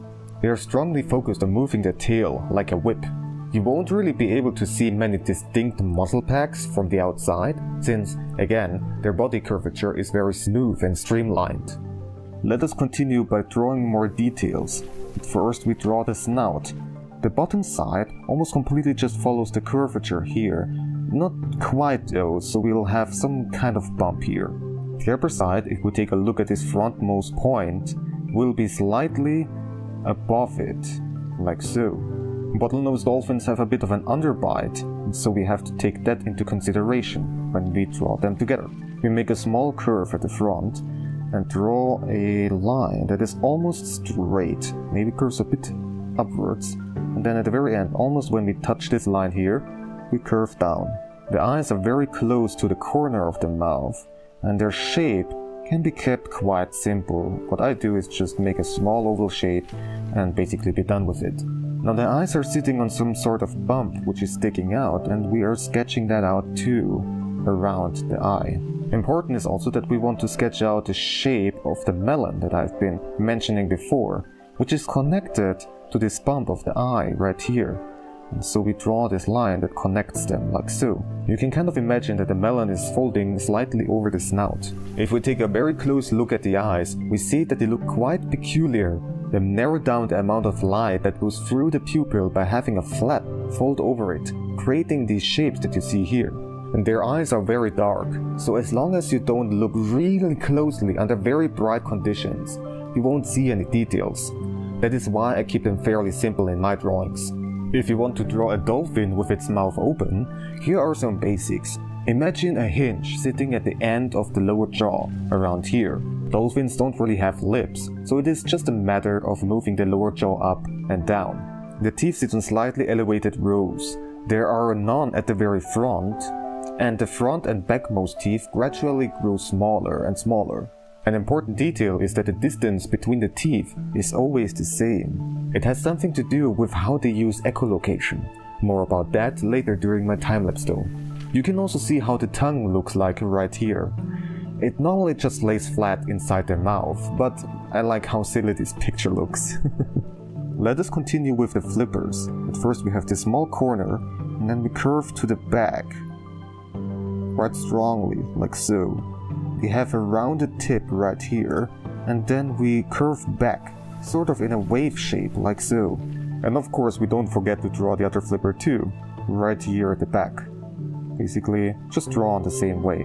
The dorsal fin at the back is at about right in the middle of the whole body, so right about here, let's see. And it's curved to the back quite strongly, like so. It also has a rounded tip, and then curves around like so. Now for the fluke, which, different from fish, is orientated horizontally, and I normally draw it by having this line here at the end of the fluke, which is almost horizontal, like so. We leave some small gaps here and connect it with the body, And in order to get the shape right, we have to continue this line here towards the middle into the fluke, while this line here will continue into the body, like so. Now we will add the corners, which are also rounded, and I give it a bit more curvature here. And then, of course, don't forget the median notch, right here. Again, here's the prepared version of my sketch, which looks much better. So those are the basics of how to sketch out a dolphin. It's relatively simple and doesn't take that long. What comes after that is mostly up to your style and the tools you're using. However, there are some things I can explain about shading and lighting effects underwater and above it. Here is the line art I did. I can't really explain much here since these steps depend on your style and tools. The colors are mostly just medium and light gray. I like to add a bit of blue or purplish color to it though. The border between the colors would look smudged if you want to go for some extra realism. When you do the shading, make sure you form the shape of the melon, the area around the eyes, and the round edges of the fins. You can also include some slight strokes here and there to have an indication of muscles. Here I added the soft light reflections. We have to distinguish between underwater and above the water, like in this case where the dolphin is jumping. The skin is obviously still very wet, which influences how the light is reflected. First of all, we want to have a very strong contrast between the darkest and the lightest areas. Also, do not shy away from adding some lighter spots in the darker areas as extra reflections. Now the highlights. You can see that they are quite irregular, which has to do with the fact that the film of water on the surface of their skin is not distributed perfectly even. We add some highlights to the eyes, and when adding some to the fins, don't put them at the very edge, but slightly inwards to make them look less flat. Also, again, go ahead and add some slight highlights to a few random areas. Then there is the scenario of a dolphin underwater. In this case, the lighting changes significantly. I've prepared a second drawing to illustrate it, and while the time-lapse of its making-of process runs, let me tell you some really interesting facts about dolphins. Afterwards, I'll explain more about the drawing. There are at least 36 species of dolphins. I found many different numbers, so I can only give you the minimum count. Most dolphins live in the seas and oceans all over the world. However, some of them also live in rivers and lakes. You probably know this already. Although they live in water, they are not fish, but mammals, and therefore breathe air and don't lay eggs. Different from fish, dolphins are warm-blooded and have fat, which is called blubber, to keep themselves warm. Dolphins use echolocation for navigation and locating prey and predators. It basically works like this. At first, they generate sounds from their nasal air sacs underneath their blowhole. We register them as clicks, which reach even into the ultrasonic spectrum. These vibrations are amplified in the organ they have in their forehead called melon. It concentrates the sound into beams that are sent out forward. The sound waves bounce off from objects in the water back to the dolphin. They have their receiver located in the lower jaw, and especially fascinating are their teeth. They are arranged so that the distance between them is always the same in order to match certain wavelengths and act as an antenna. Additionally, the rows are not symmetrical but shifted by half the distance. This way they register differences of the incoming sound waves depending on the direction where they come from. This information is processed in the brain and helps the dolphin to orientate themselves. When I learned that during my research, I was so fascinated by it. It is amazing what evolution came up with. Alright, so here's the finished version of a dolphin swimming underwater. For variety's sake, I drew it also from a different angle. This way we additionally can see the blowhole, which is located almost exactly above the eyes. It is fairly small and only opens when they are in and exhaling. Otherwise, they keep it shut with muscles around the blowhole, like in this case. The colors are always up to you, of course, but they would obviously depend on the water. We do not require that strong of a contrast, and the shading is quite smooth and even. The light will come from above when they are under the water and is softer. Most importantly, a light pattern from the water surface is projected onto the dolphin's skin. You can achieve this effect by drawing kind of a cell-based pattern with wobbly lines at many different sizes. Make them blurry and add some brighter spots at the intersections. Do not forget to follow the shape of the dolphin's body and let the pattern fade out at the sides. Now it is your turn to draw some dolphins. They are really fun and very quick to draw. Just try it and you might be surprised. If you want more tutorials about marine mammals, then I can tell you that there will be more in the future. About orcas and blue whales to be exact, and maybe some others too at some point. Who knows? I certainly would love to make more, that is for sure. So let me thank you a lot for watching. As always, if you have any questions or constructive feedback, then please leave a comment down below. And for more information and links, please check out the description of this video. There is quite a lot in there. Alright then, have fun drawing.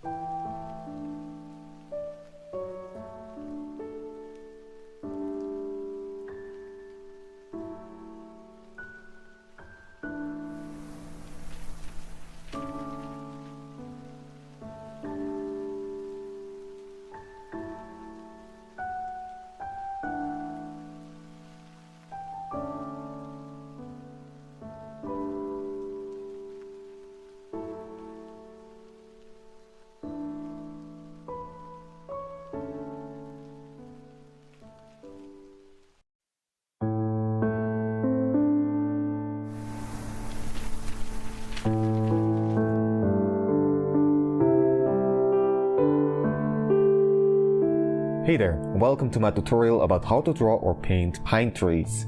I can tell you I had a lot of fun practicing these and hope you will too when you make your own artwork. In particular, I'm going to focus on Scots pine trees, or in Latin Pinus sylvestris. However, what you learn in this video can also be useful for other kinds of pine trees. You just have to make some slight adjustments. Alright, let's start with the sketch. The trunk is normally going straight up like so, and it's not too thick. And we just let it go narrower and narrower as we get to the top. Then you can decide to add here and there some extra branches, like the main branches you want to have in there. But for the most part, it is already done. You don't have to add more details than that. Here's the sketch that I prepared beforehand, and it's not very different from the previous one. Pine trees come in all sorts of shapes. Their height can be really enormous, with their foliage starting only at the very top. Their trunk can be also very warpy looking for different species. In general, you have a lot of freedom when painting them, and this is what makes it so enjoyable for me.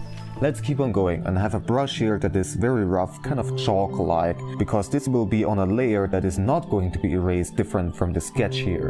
And so what I'm going to do here is I'm sketching out a bunch of leaf clusters, or well, needle clusters because they have needles. Now what are these clusters? Well, the leaves or the needles are normally not distributed evenly, but grouped together in these clusters carried by individual branches. In order to imitate kind of the shape in which they come, I am doing this like up and down zigzag movement. I apply only very light pressure because this is going to be just kind of a sketch. The sizes and the shapes vary a lot. In general, the shapes are more wide than tall, and you can have like small little clusters or quite large ones like over here at the bottom. And you kind of want to group together a bunch of these clusters to a big group of clusters. These groups are mostly carried by the main branches, those big ones. And you can drop them very randomly, like here and there. I can decide, okay, here is also going to be one. And here we already sketched out one. And you can just drop it in wherever you want. And this is so exciting and really cool. I like it a lot because you can shape it in so many different ways, kind of make it asymmetrical, make it more dense or more kind of scarce. It is completely up to you. Now you see that I'm using a very dark color. Well, let me talk about that a little bit. In general, I advise you when you paint trees that you start with either the darkest or the brightest one and work yourself towards the other direction. It also depends on the tools you're using. For example, with watercolors, colored pencils, pastel chalks, normally the darker color are more dominant and therefore you should start with the brighter ones. However, with oil paints, for example, you have the possibility of making the brighter color stick to the darker one. And of course, it is completely up to you when you use digital tools. I personally like to start with the darkest color because for me it is easier to get the shapes and the general brightness right that I want to achieve. However, if you want or have to start with the brightest color, you can still apply all the techniques that I show you. You just have to revert some orders, but it is not too complicated, so I know you can do it. And so let me actually switch over to the version that I have already prepared. And in general, this is how this tutorial will go. I have the steps already prepared beforehand, and I explain and demonstrate all the in-between stuff, all the techniques. And I'm back. More dollarinos in my bank. Alright. So, Raisin, you're still sharing one car because of the accident? Oh, I'm sorry to hear that. And welcome back, Mysteria.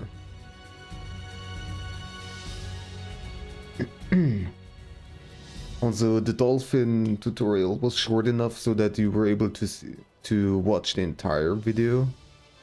Which is nice because when I still had my cats, I always added a cat outro to my videos.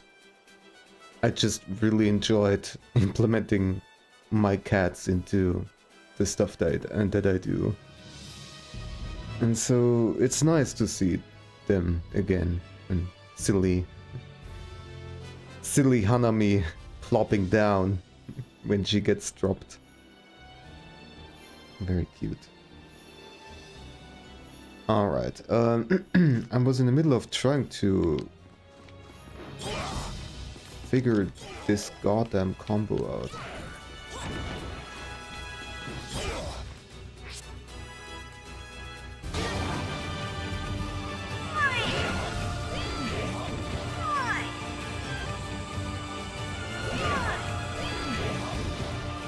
Why, indeed.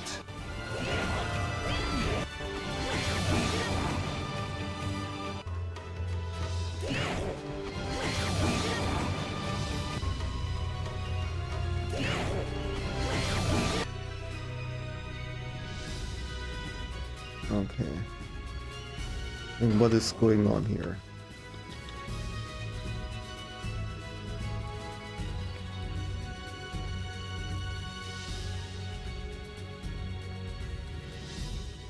Come on. Too many frames. There we go. Alright, so this is the distance.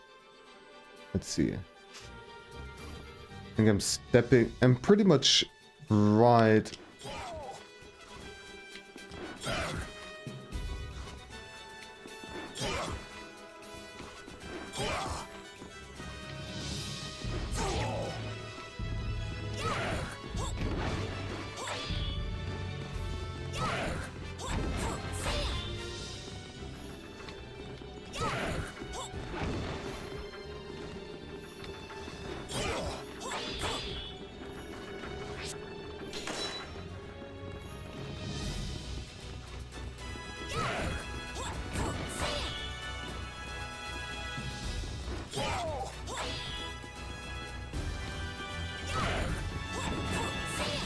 Why is the second attack just not connecting?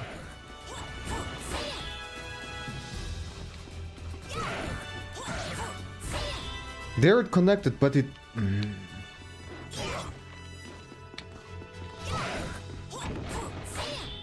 Okay, I need a different combo because this for some reason just doesn't work. You need to eat, have some good noms. Nomsor. And also you, Raisin. Nom Raisin. Nom all the raisins. Mid. Yeah, I'm doing too mid. That's my problem here. This is the combo I'm failing at. This is not enough damage.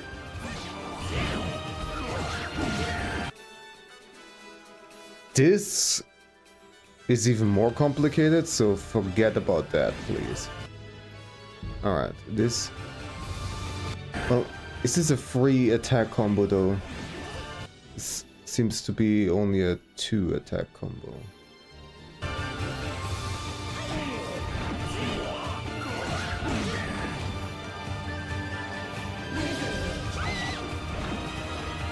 I'm also sorry about all the music is going on at the same time. I am too lazy to stop. FC. Okay, let's see. It again has this part here, while standing vertical attack, and just doesn't connect properly. So let's go back and see. There was another fancy combo.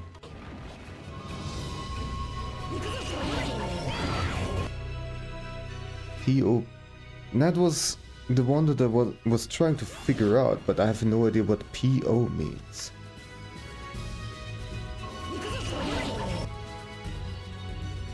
PO.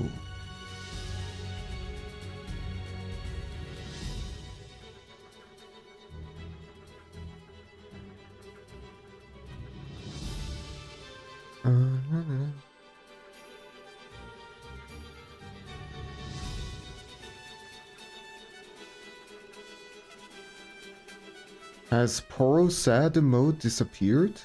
Oh, oh yeah, it's gone. I have a lot of other sad emotes, including my own, but it's gone apparently. I mean, it's from League of Legends, and so maybe some kind of fucking deal between them ran out. What did you post? What's on Twitter? Massive global emote purge. The oldest emote removed dates back to 2021. Pure speculation, but many of these look like third-party characters that maybe they had some sort of licensing deal, and so yeah, okay. I see a couple of those emotes. There is the pot from Elden Ring, the Porusad, some other League of Legends stuff. We have Guile from Street Fighter. We have Star Wars. Yeah, that is so obviously some kind of licensing thing that just happened and ran out. Well. Or sad, yeah, it is sad. Well, the deal was to promote that, like, they want to promote a certain game, and at some point they stop wanting to promote the game for themselves, and so the emotes are gone. Or League of Legends, yeah, exactly.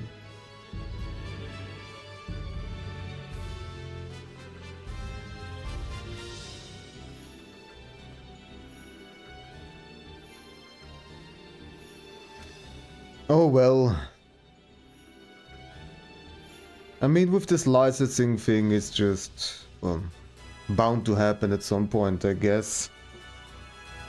It's not, at least not some kind of big drama story again, where some kind of person has done something horribly wrong, and so everything that was associated with that person or with that company or whatever was involved has been removed.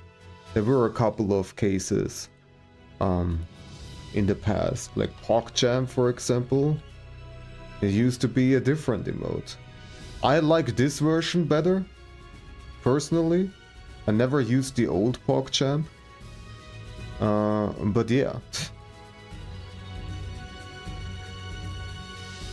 Anyways, let's not talk about drama stuff. That's boring. Who likes to talk about drama? Not this time, luckily enough, yeah. Okay, so POB. What the hell does PO mean? What the hell does PO mean? Alright. P.O.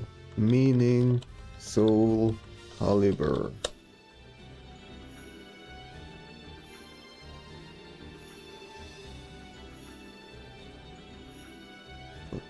Well, maybe the AI is correct here. Possession. Which is an iconic stance used primarily in Taki. Well, we are using Taki right now. Maybe that's the reason why it's not appearing here, because it's specific to Taki. Is there anything being said about Taki around here? Nope. Alright,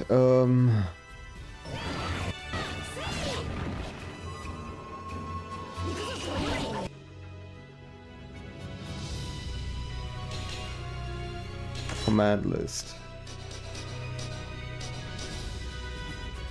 Signature.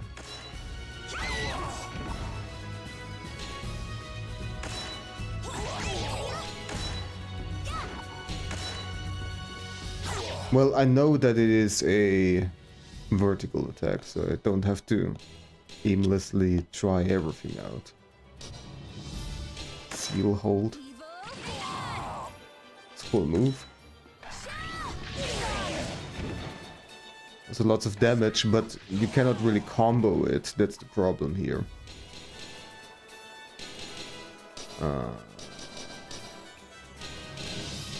During procession. No escape. Was that a move?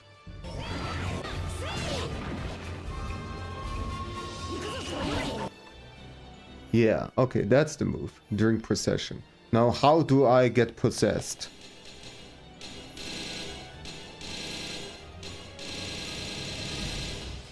Possession. Oh, okay. No escape. There we go. Now we figured it out. And then AK. Alright. No escape. No escape.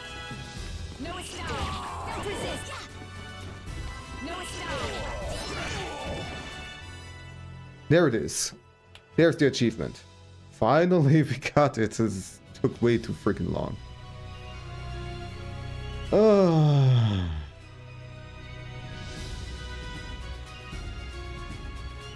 Dream. Alright. On the exit.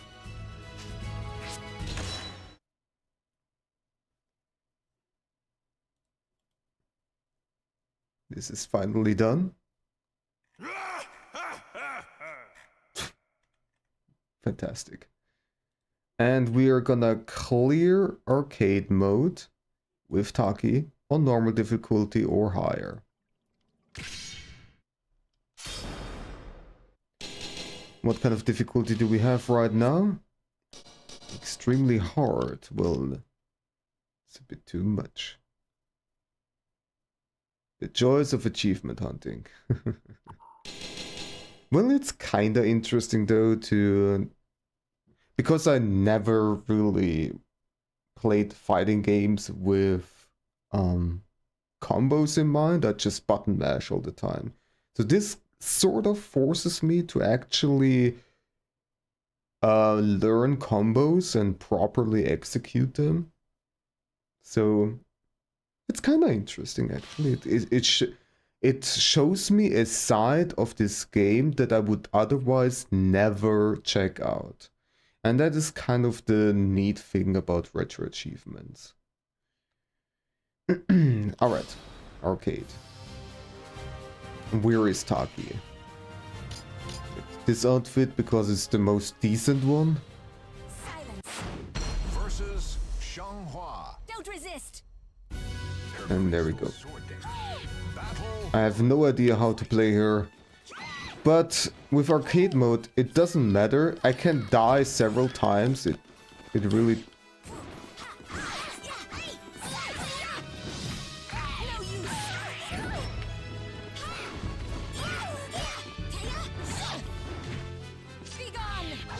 Stab!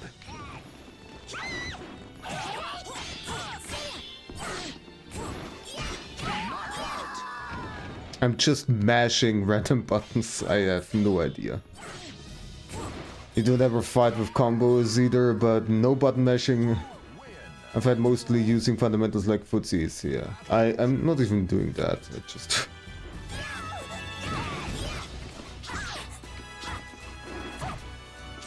I mean, I try to at least direct my attacks.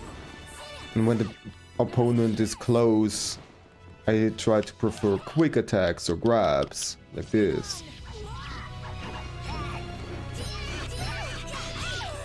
I'm not completely randomly pressing buttons, and I'm also blocking occasionally. Versus Nightmare. But yeah. Battle 1. Fight. Forgive me. Ah, the random... I pressed the completely wrong buttons there. Mine. Stay down. Get stomped on. Battle 2. Fight. No escape. That was interesting. Stay down. Oh yeah, I remember I used that attack a lot in the past.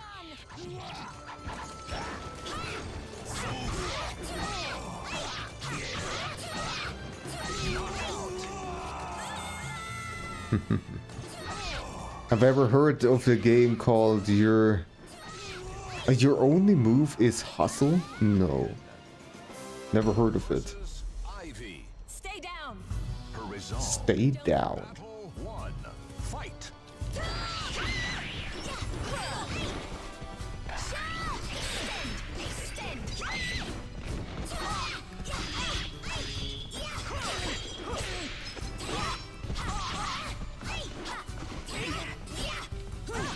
down.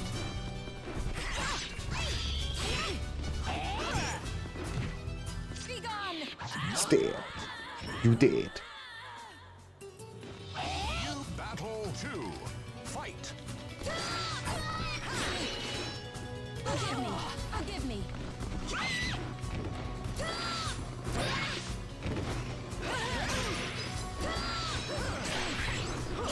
I have no idea how to properly use that jump, but it's so fun to use.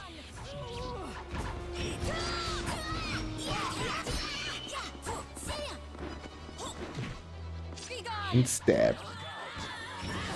Killed her at the same time, twice in a row. Nice. Versus Yoshimitsu. Well said. Battle 1. Fight. Almost not. Alright, I tried to block that. Did not quite work out. Yoshimitsu, please behave. Be gone. Stab.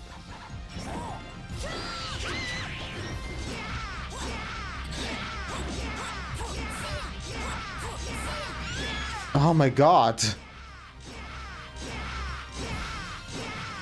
Okay. We were doing this apparently.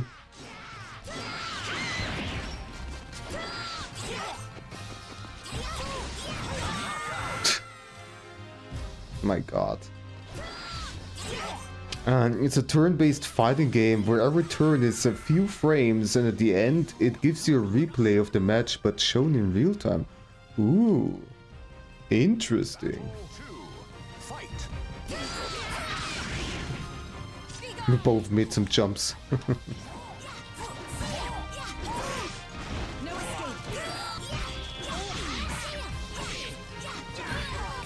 No escape.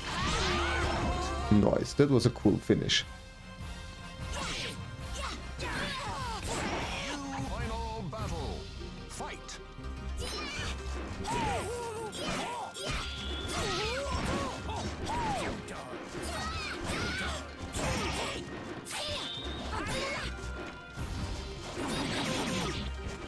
Chill out.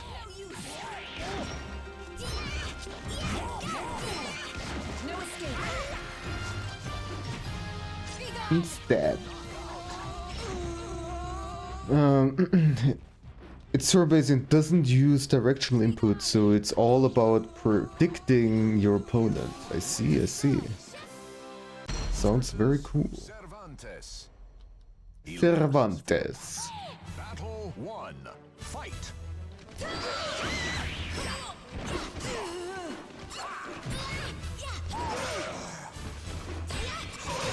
Not so fast. Be gone! Forgive me. Forgive me.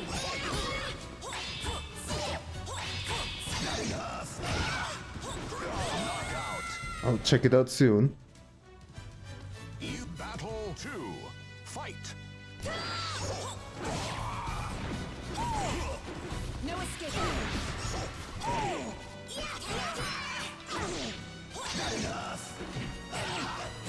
Ouch. Forgive me. Forgive. Stop struggling. Cannot stomp on him. Final battle. Fight. Never works.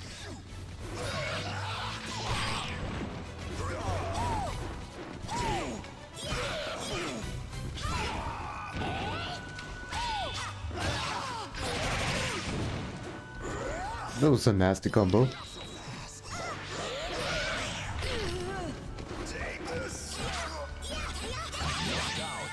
How did I miss a lot of those cakes just now? Well, we need to continue. Useless to resist. Link in Discord as well, alright.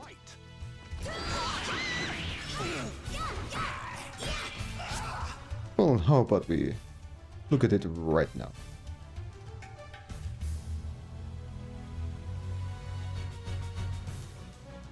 Okay, some stick figures. Or at least they look like stick figures.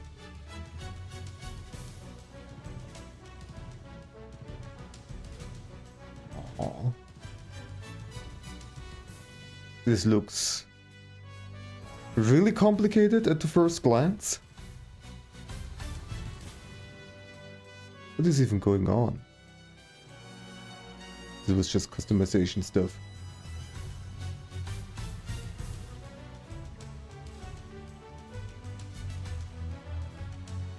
Let's watch the beginning again. Maybe there is a little bit more. Okay, let's take a look at here. You have your attacks, and grabs, and all that stuff.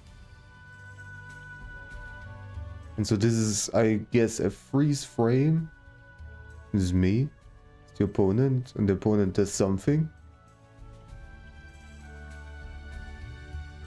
Looks confusing, I do have to say, but might be really cool if you figure it out.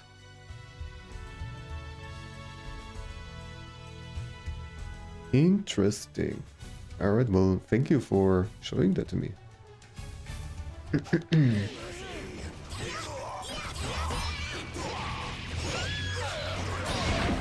Jeez.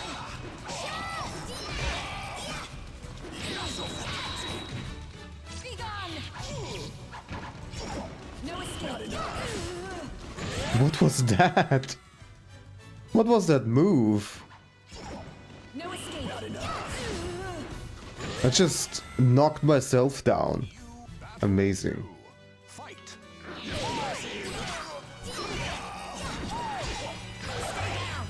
No escape. It's the wrong move.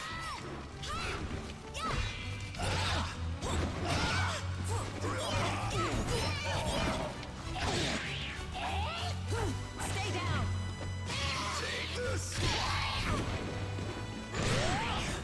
Oh, come on. Oh, so close. Get kicked. Thank you. Final battle. Fight. And that was terrible.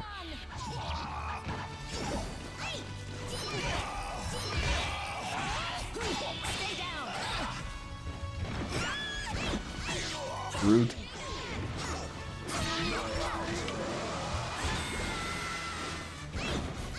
Alright, I think horizontal attacks work better for me. It's Battle 1. Fight.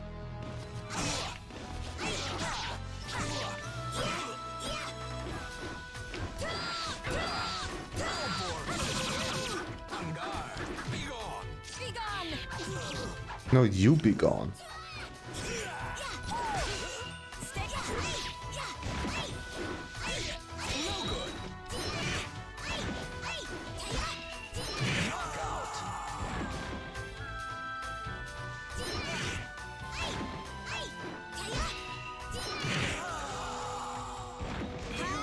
Looks confusing at first, but it's turn-based, so you have time to figure it out. Even combat, and you don't have to have the up diagonal, right punch, kick, full circle, throw things. Yeah, that's also nice. So once you get around all the information shown on screen at once, I think it's one of the most accessible fighting games. Yeah, I can imagine.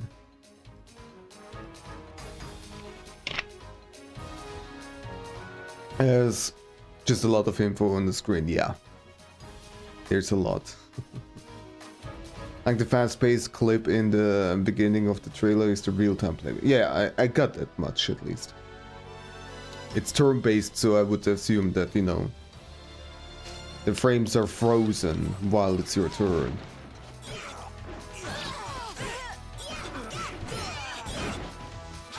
Forgive me.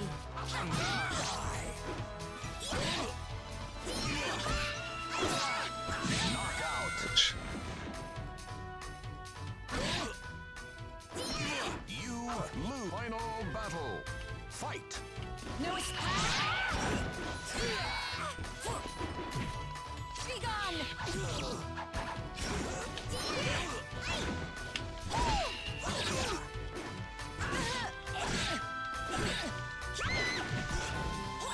No escape. Forgive me. Stop! There we go. Like the fast-paced clip on beginning. Oh, well, I already read that. Versus Good job, me. Tsurugi. Battle 1. Fight.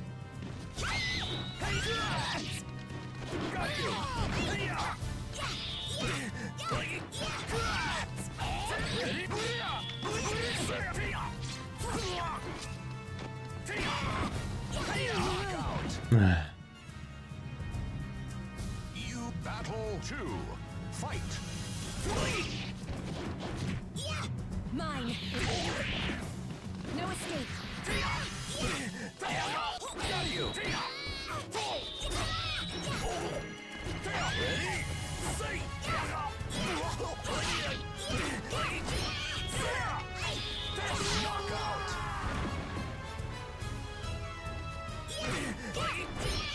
It's a simultaneous turn, so game freeze you pick what you wanna do, and your opponent picks what you wanna do. Yeah.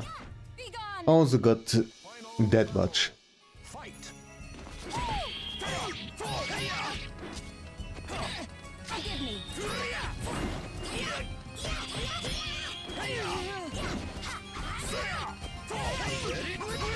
Sometimes I wonder how I'm missing things. Like I was slicing right through his face. Why is it not Battle 1. doing anything? Fight. Oh well.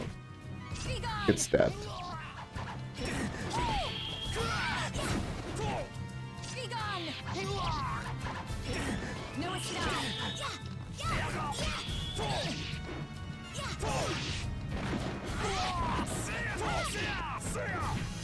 Be gone.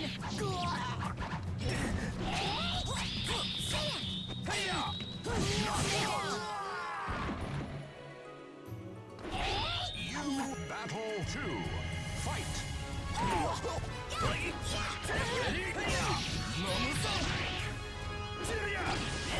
No escape.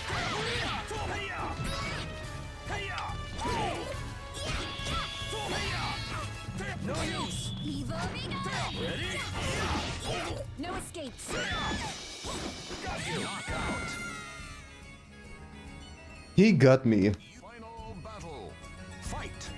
No escape. Stay down. No escape. No escape. Forgive me.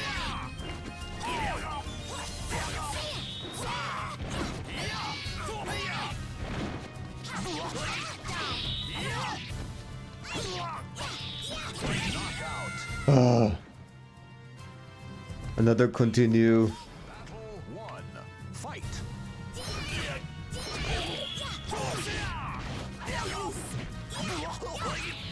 Whoa, holy. I'm doing some goofy noises. Forgive me. Sorry, that was just a calendar reminder.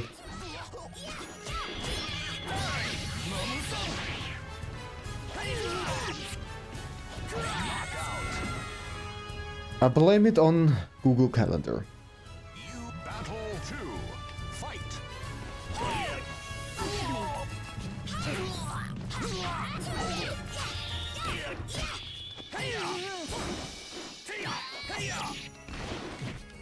Be gone.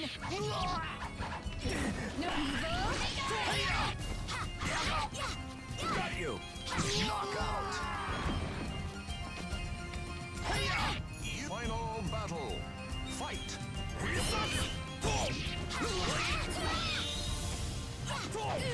Ready? Ah. Stay down. No escape. No escape.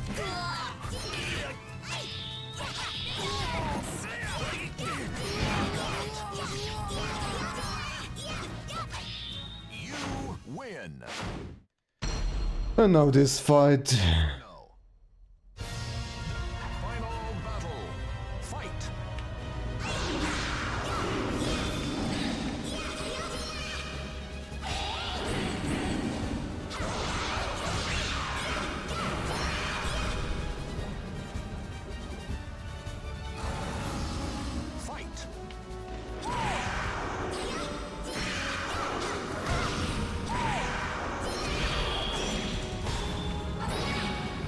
No escape.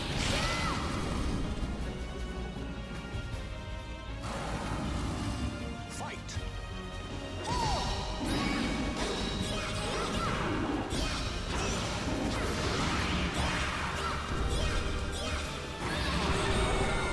What did the last one have to be Voldo?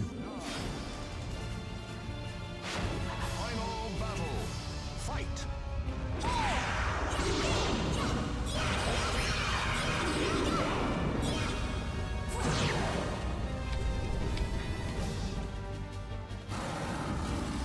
Fight.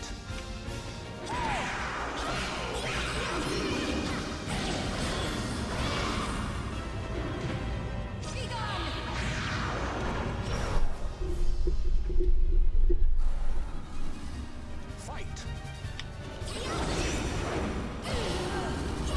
Fight.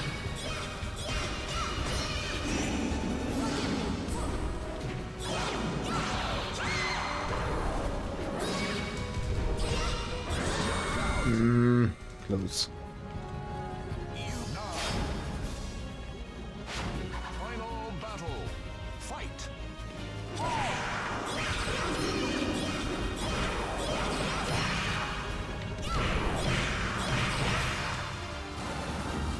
Fight.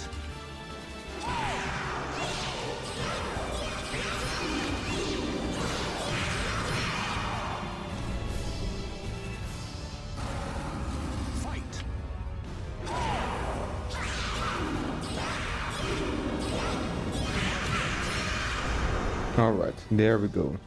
Was even a perfect. Demon captured. Demon captured.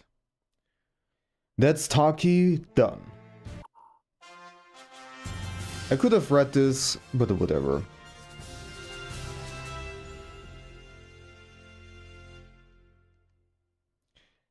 Whatever. Profile for Taki is available. Alright.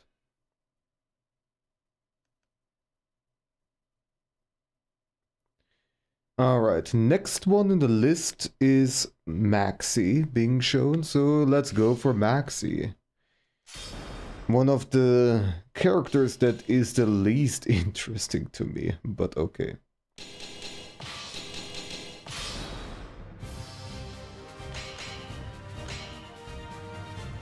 There. I am just so not a fan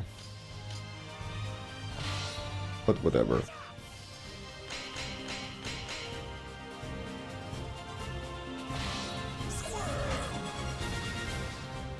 Alright, and this time we go for a stage where you cannot just easily fall off.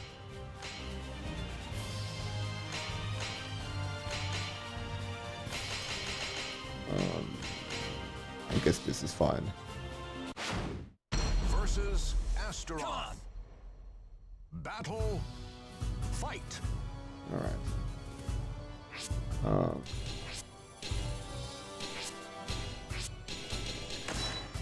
Go.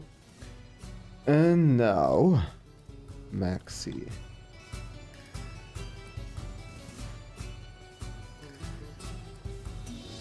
Air 4-hit combo this time, with 100 damage or more. Oh boy.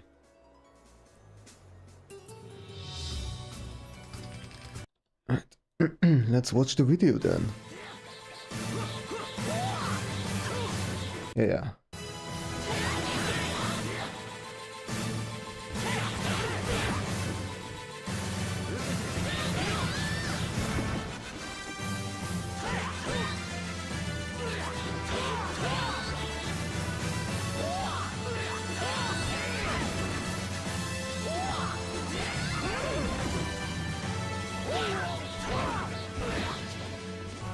Wait. Something popped up just now. I'm gonna do this real quick. I think this won't take that long. It's a qualification, it's not actually a work task.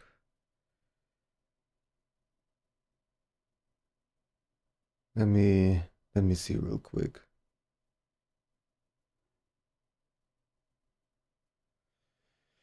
The platform also takes forever to load. Well, yeah. In the meantime, I'm gonna be BRB.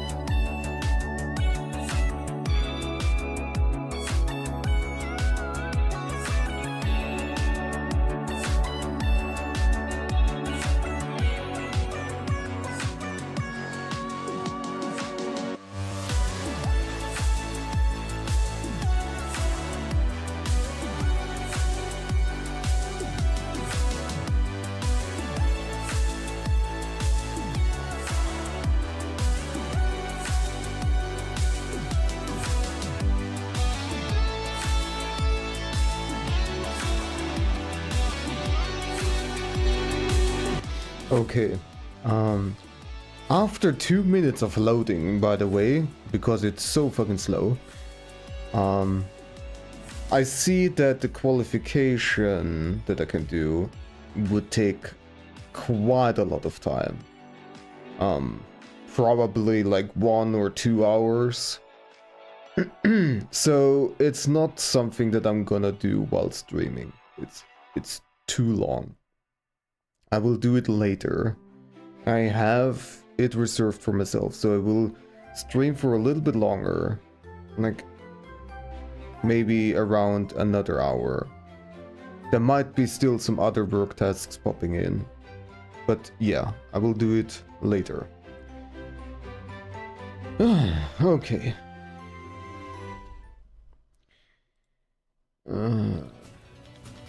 No, wait, we were watching the video.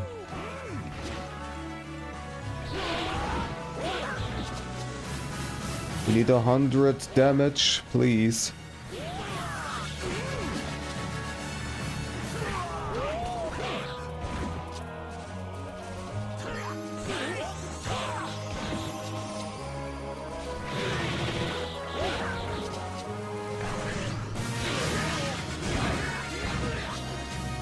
That was only a 2 attack combo, right?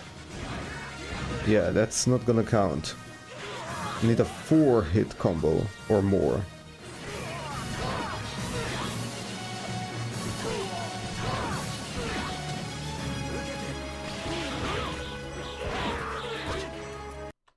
That was only a 3 hit combo, right? And 2. I just now counted in German. 1, 2. Well, there were 4 numbers popping up on total. Let's remember this one, perhaps.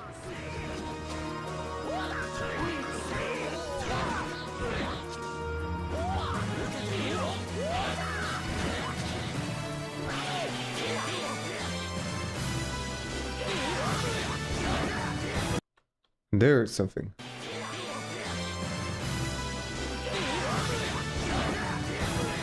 Wait. 1, 2, 3. Okay, this is not enough.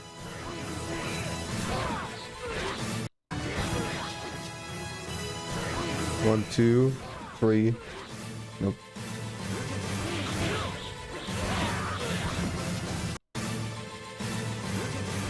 One, 2, 3, 4 numbers.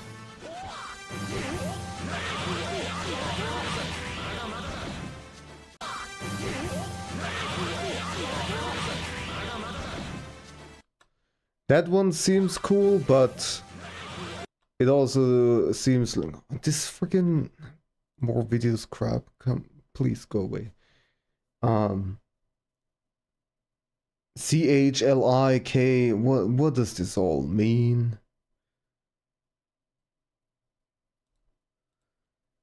Well, anyways, there earlier was a combo that seemed a bit simpler.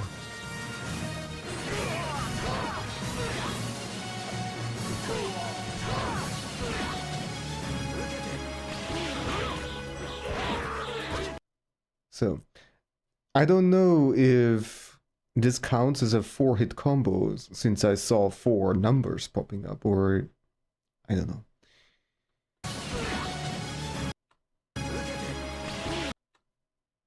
Four AB and then 3-3B. 4 means which direction again? 4. Okay, it's basically numpad format. Good.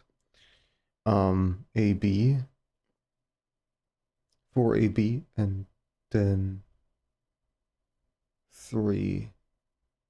Alright, let's see.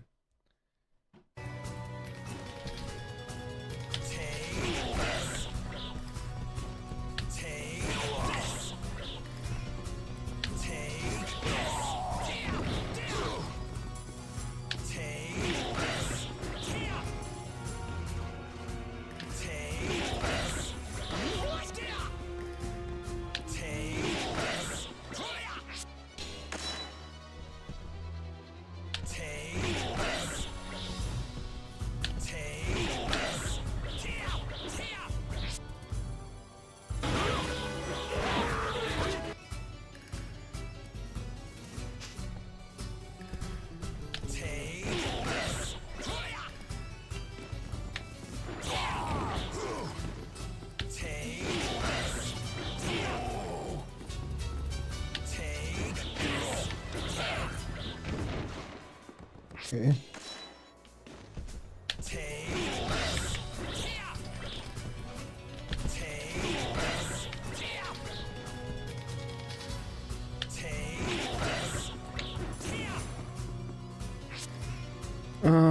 What distance do I need?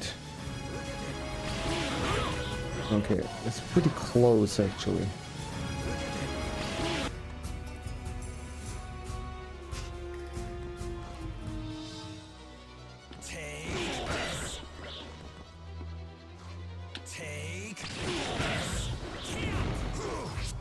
Because I need to hold it.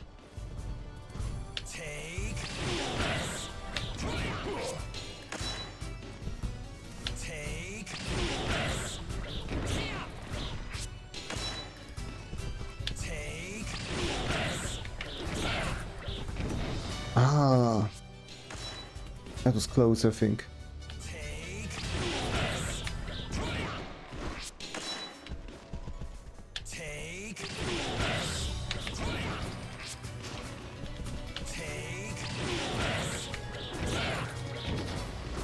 Come on, I just need a little bit more damage. Maybe.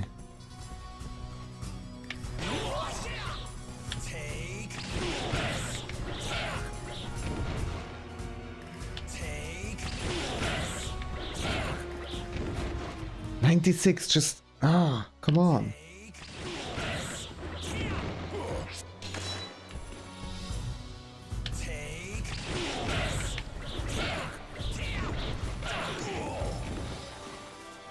Oh, that counted. Okay, well, fine. That's fine by me.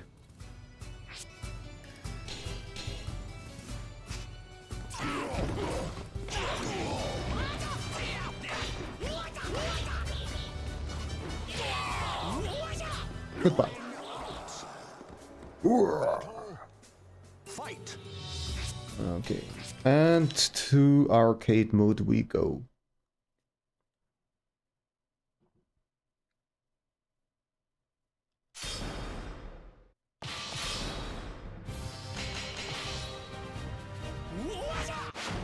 Versus Cassandra. On my way. Battle 1. Fight.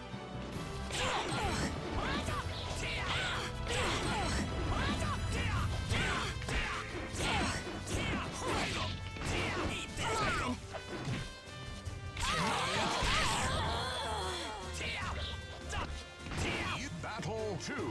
Fight. Take.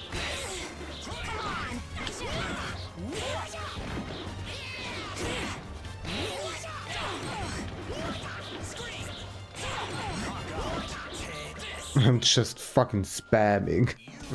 Win versus Yun Sung. Forget it. Battle 1. Fight. Take.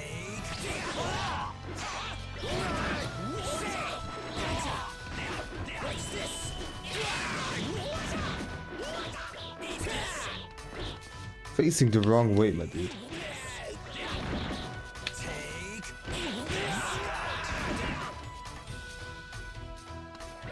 Battle 2. Fight.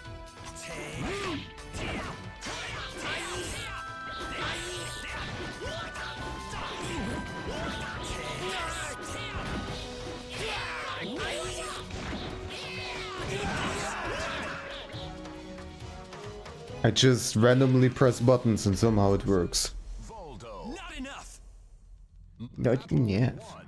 Fight.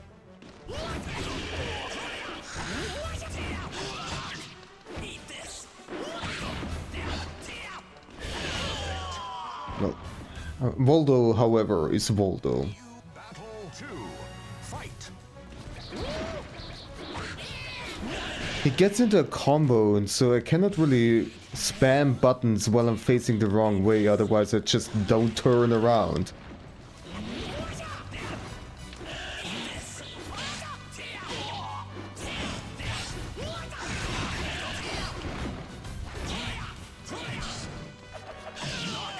I pressed the wrong button. Well, already continue time. 1. Fight.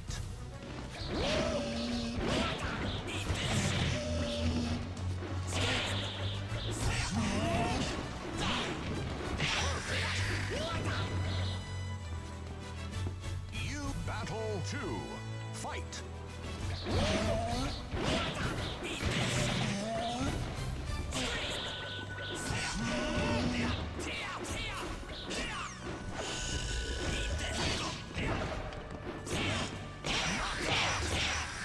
Slap, slap. You win versus Mitsurugi. Come on. Battle 1.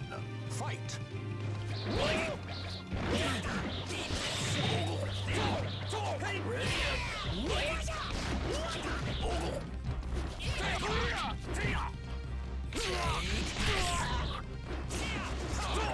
Knockout.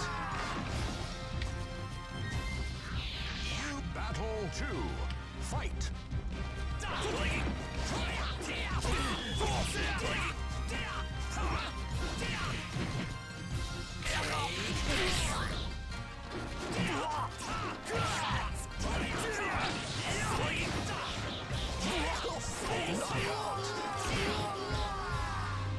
You win versus Cervantes. Your battle 1. Fight.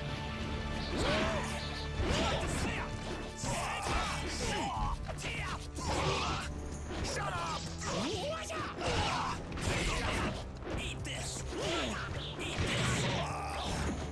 Take the...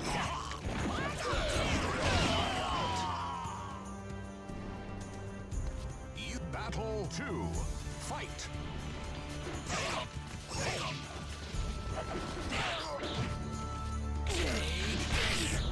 Take...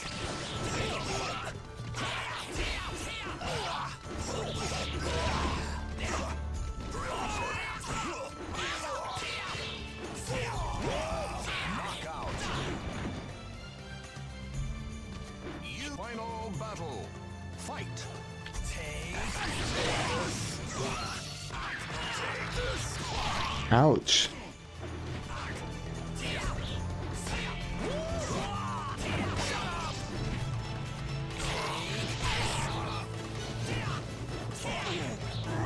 Good. Wait for me. Versus Raphael. Battle 1. Fight.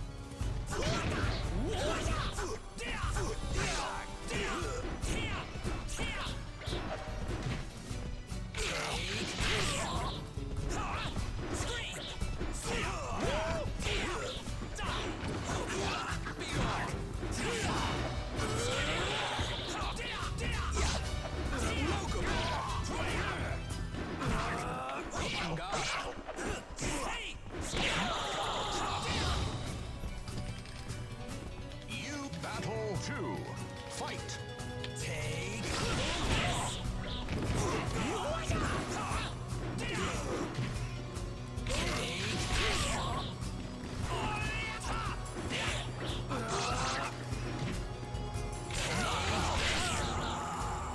All right. You win versus Astaroth. Battle 1. Fight.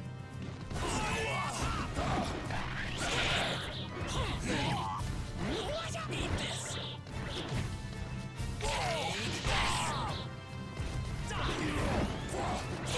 Ring up. Goodbye. You battle 2. Fight.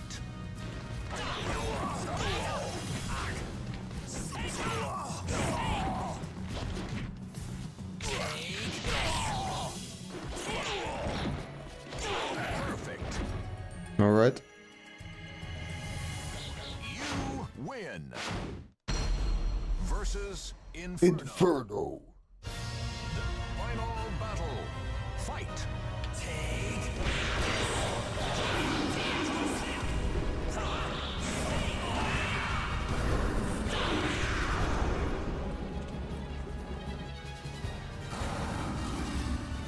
Fight.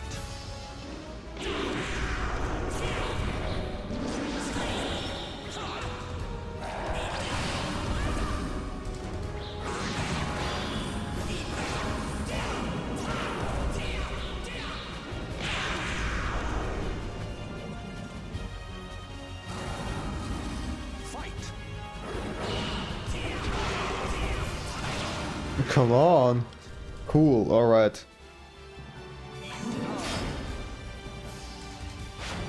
Final battle. Fight.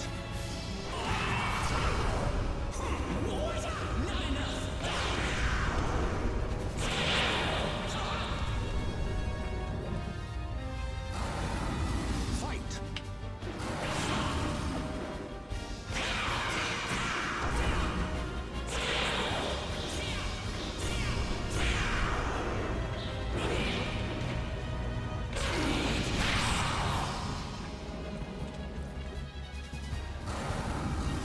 Fight.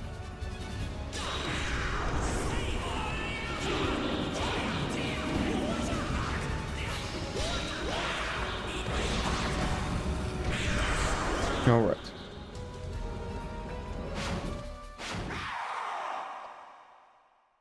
How could I have forgotten? Look at how sad he's looking at his weapon. Oh my. After sacrificing everything in the name of revenge, Maxi paid his respects to his slain comrades at last.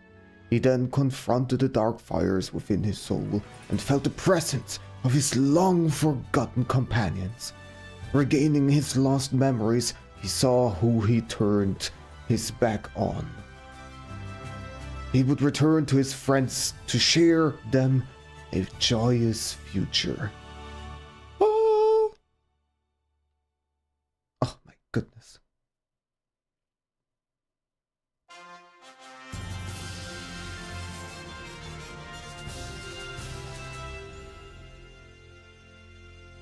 Alright, this is Maxi done.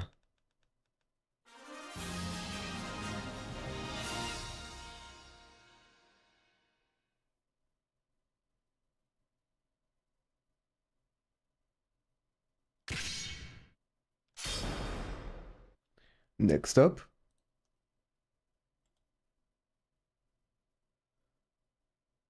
Who is next in the list? Voldo. Alright, let's go for Voldo.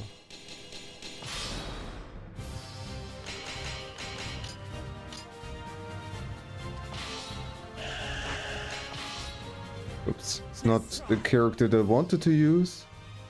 Let's go back. I don't know if they have different hitboxes, but I'll go for Astaroth anyways. And then, first of all, yeah. And then Versus Astaroth. Battle. Fight. Italian Spider-Man? Okay. Okay, so we 4-hit combo worth 100 or more damage.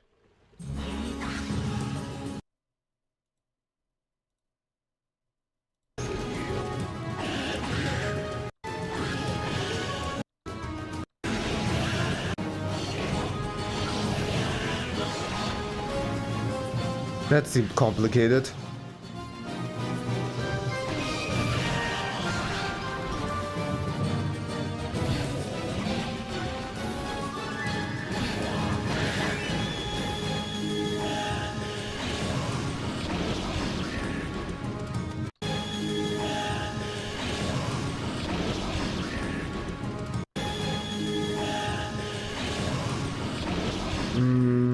Don't like that one either.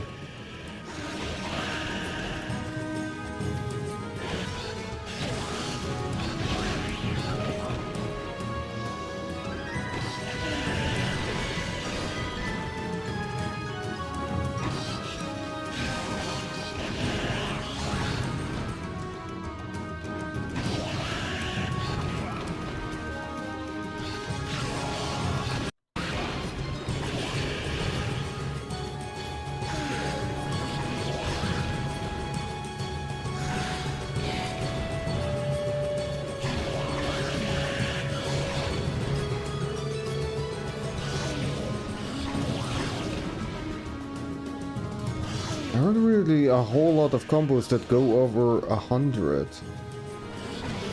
Like, look at freaking how complicated this is. This is a good combo, yeah. But the execution, my god. Oh, Voldo.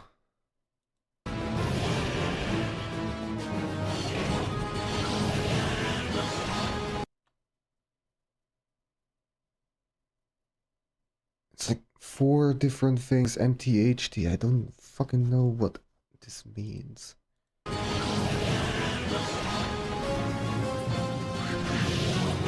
And some of this works only because of the walls.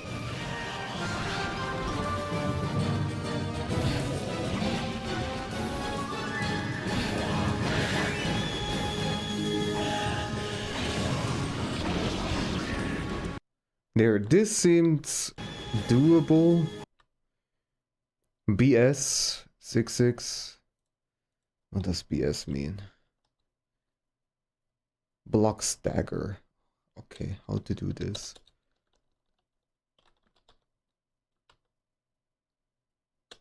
Well, you're not telling me.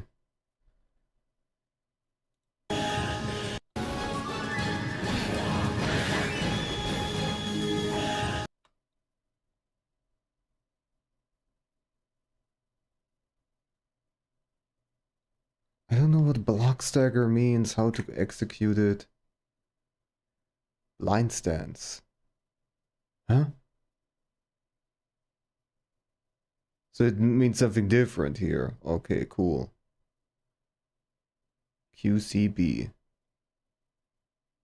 QCB. Now, what does QC mean? QC? Quarter circle back. Just... okay.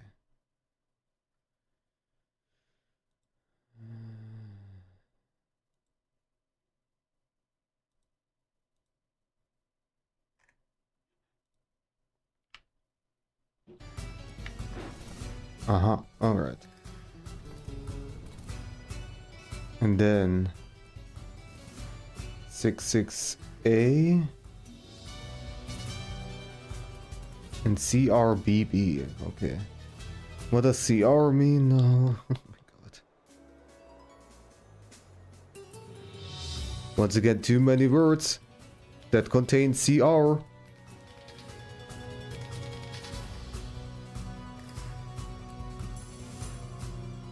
Crouch. Okay, I can figure it out myself. It means crouch, I'm pretty sure. Crouch BB. Oh.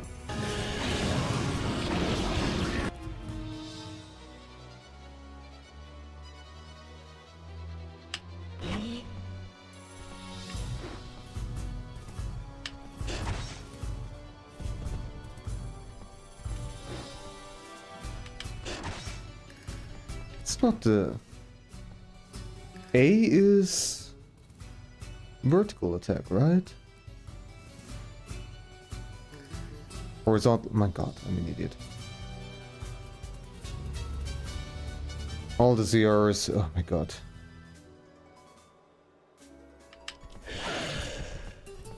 So that's this attack.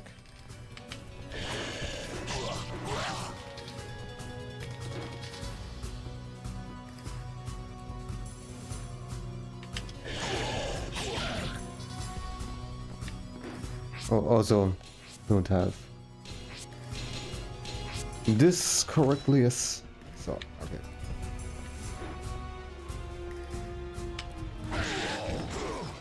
That's not it.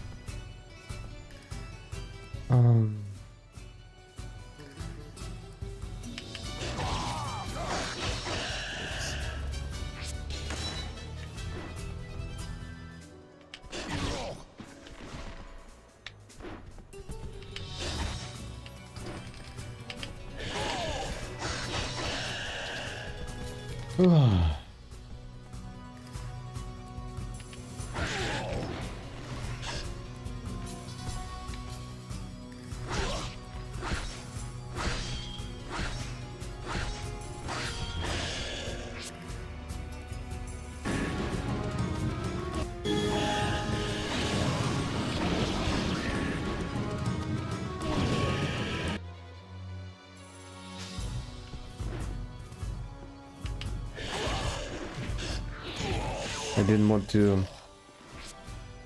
Does CR actually mean crouch? No, I don't know.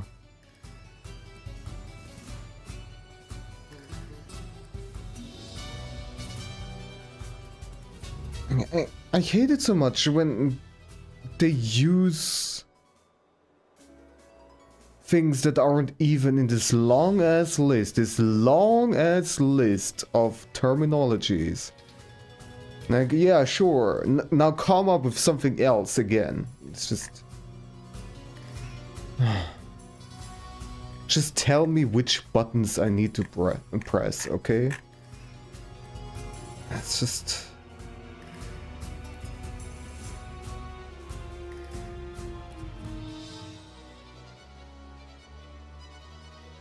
They...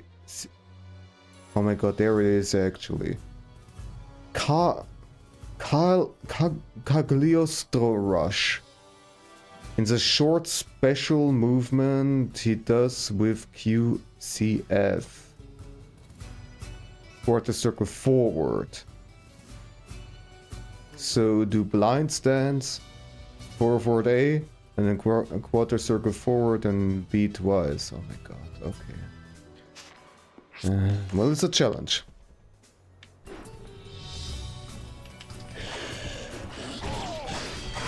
If I would have hit him, that would have been actually correct. I was too slow.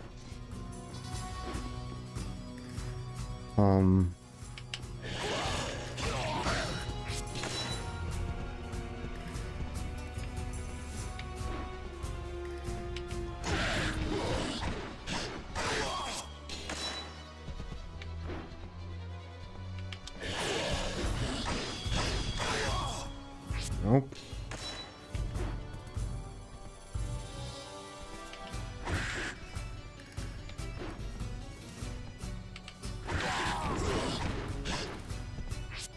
Doing something wrong here now.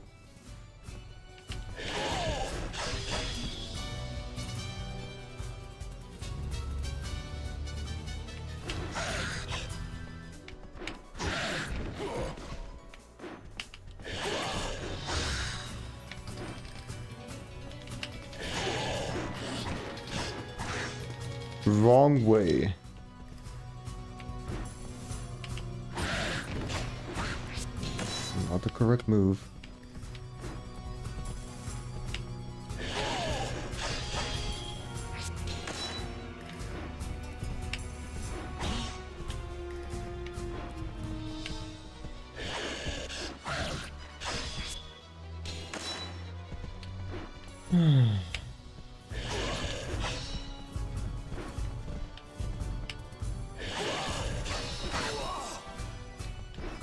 Why is he not going flying? And why you're facing the wrong way when you actually do the correct move?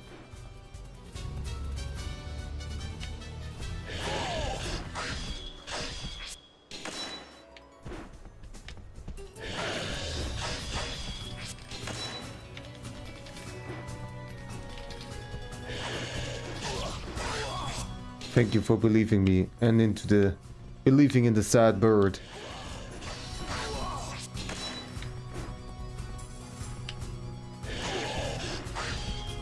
Why are you jumping?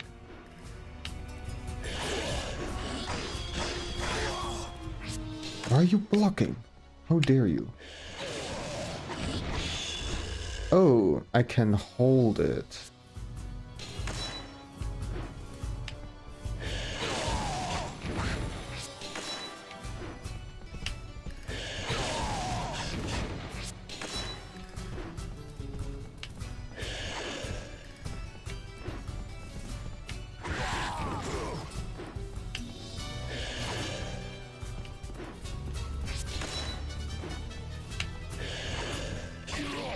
I need to step forward a little bit.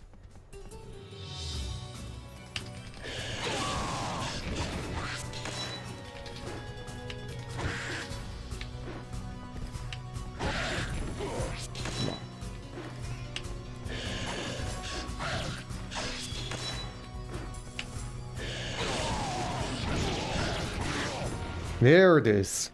Finally. Cool.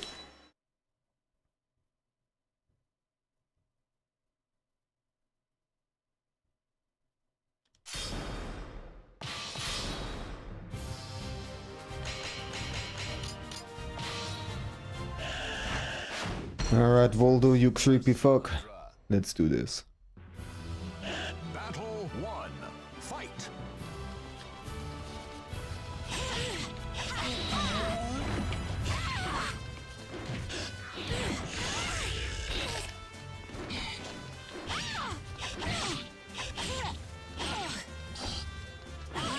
Knockout. Battle 2. Fight.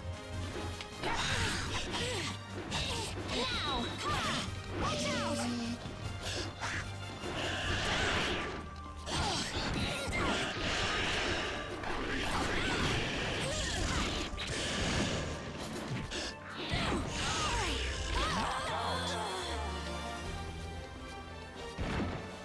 My god. Versus Kilik. He plunged. Battle 1. Fight.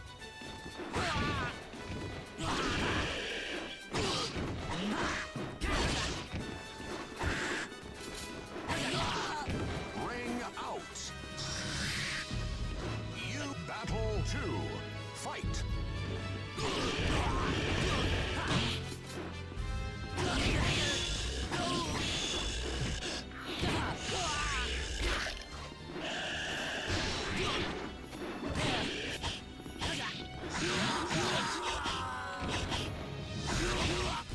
You win versus Astaroth. The warrior of I have some good dialogue options. battle 1. Fight.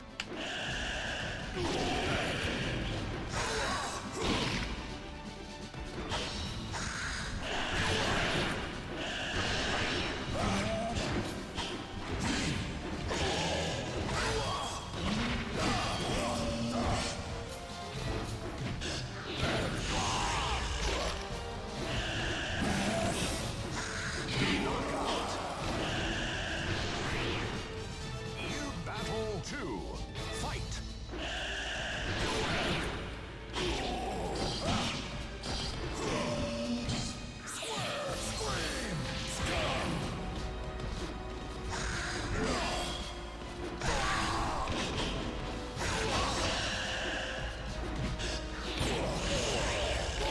Let's clean the floor with you.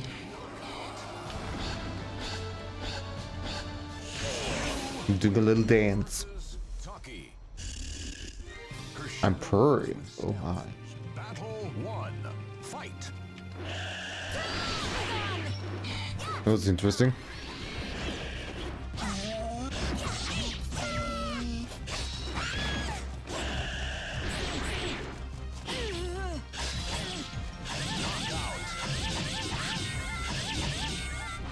You battle 2.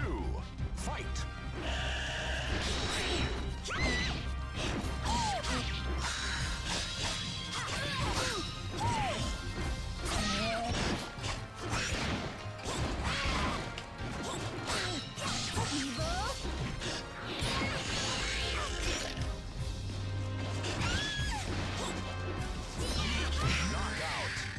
Oh jeez. You final battle. Fight.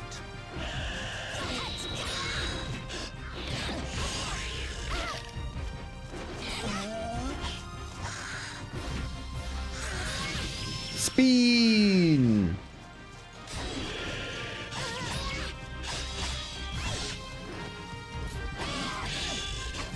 There we go. Word for me. Win versus Ivy. Resolve. Battle 1. Fight.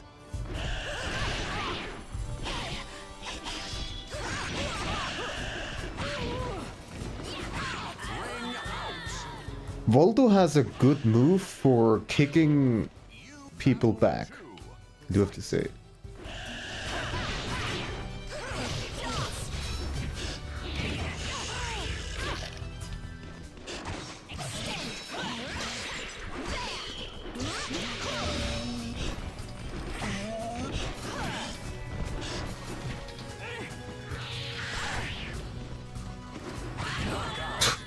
That was amazing. Just running.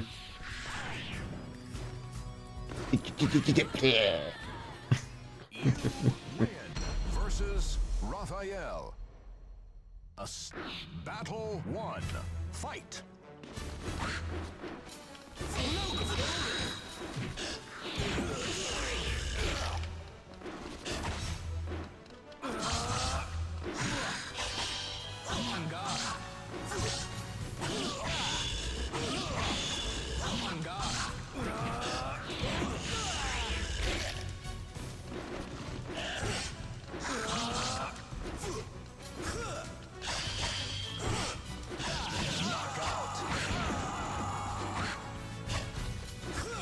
Battle 2.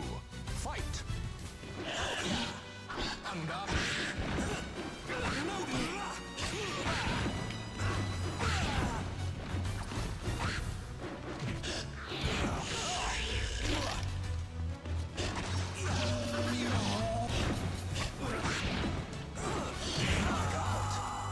All right. Win versus Yoshimitsu.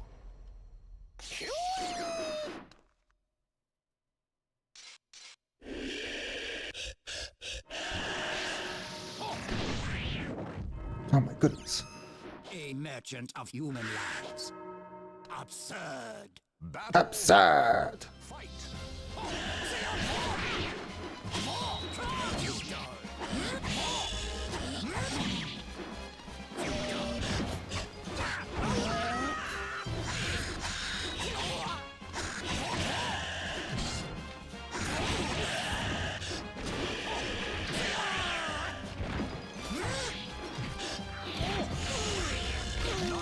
Close one. Battle 2. Fight.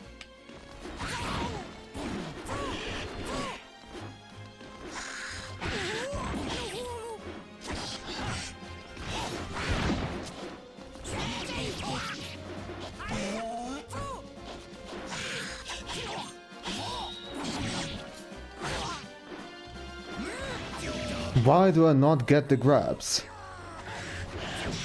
Ah, my god. You were not doing the correct move. Final battle. It's so confusing because I lose track of whether I'm facing forward or backwards. And depending on what way I move, which way I face, I do different moves.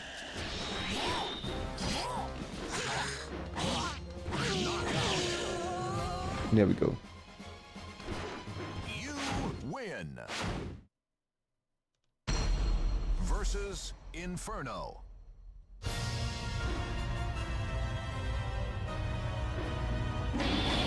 It's Yoshimitsu and he's funny. Fair. Fight. It's fair.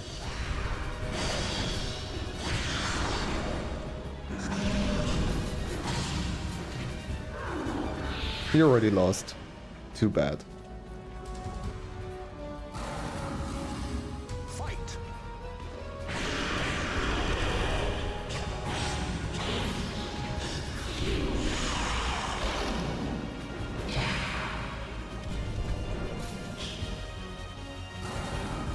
Fight.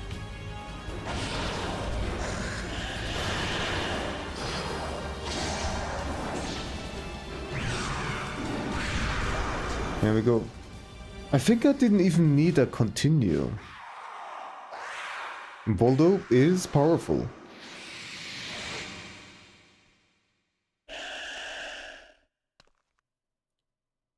Well said.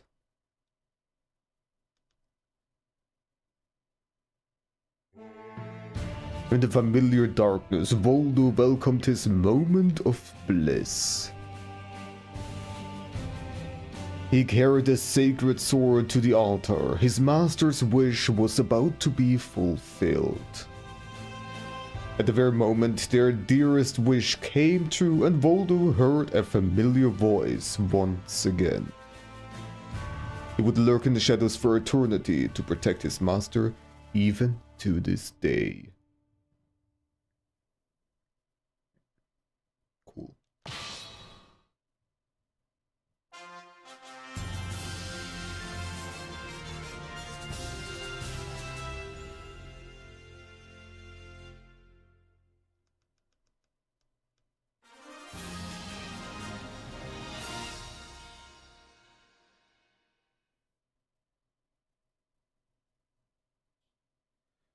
Alright, I will do one more character.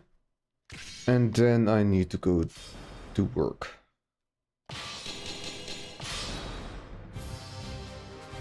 So, next up in the list. Not that I really need to follow any specific order, but whatever. Sophitia. A character that I'm more familiar with. How's this?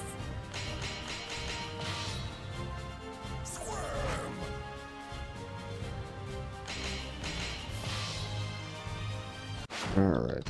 Versus Astaroth. Battle. Fight. Pause this. We need a free hit combo worth 100 or more. Alright.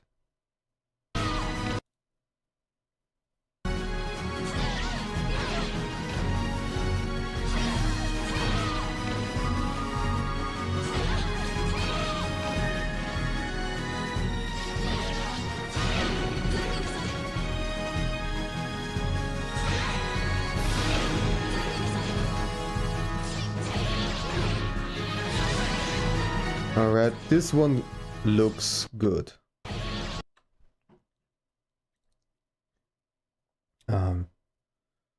Forward B4. What?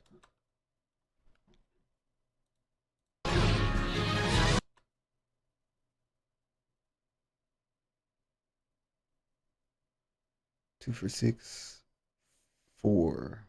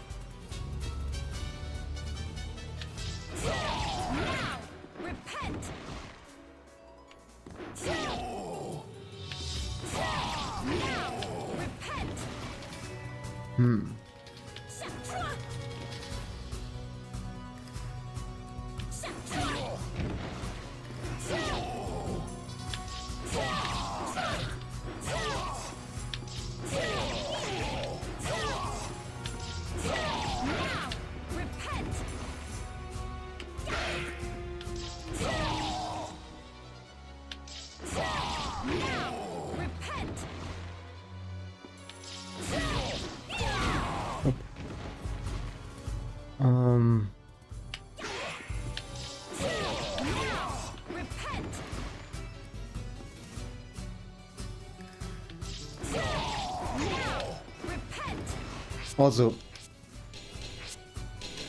don't forgetting.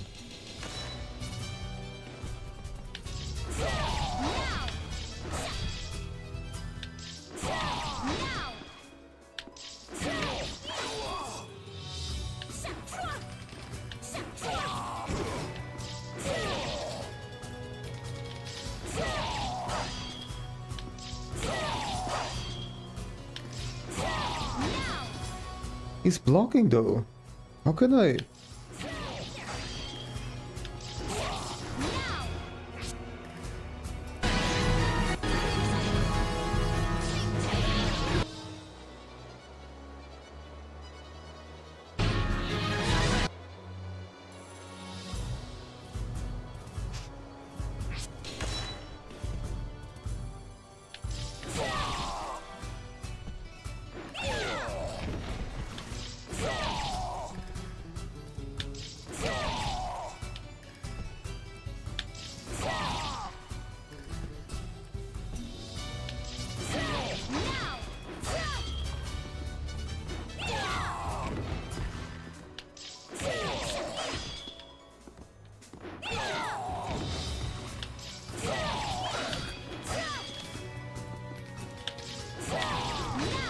He's blocking the stab.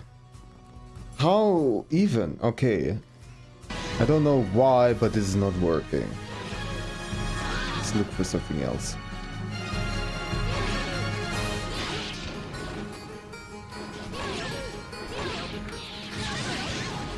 Okay, this... this looked pretty alright. Maybe.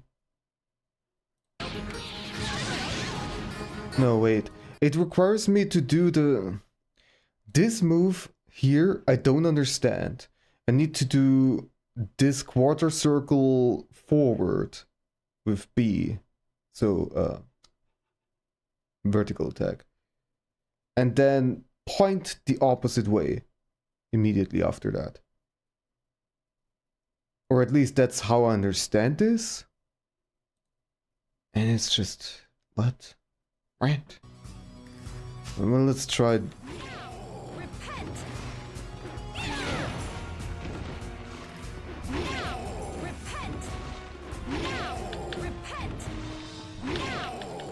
I'm doing exactly that. I'm pointing.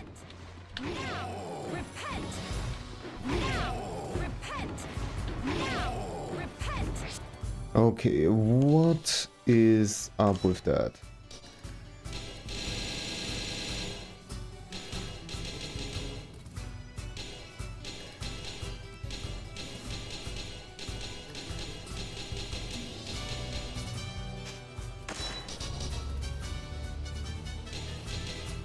Angel Strike.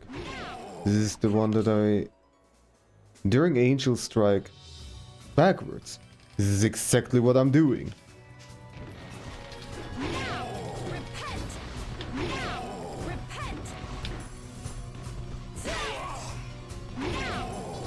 I am pressing left. There it is. Why am I getting it now?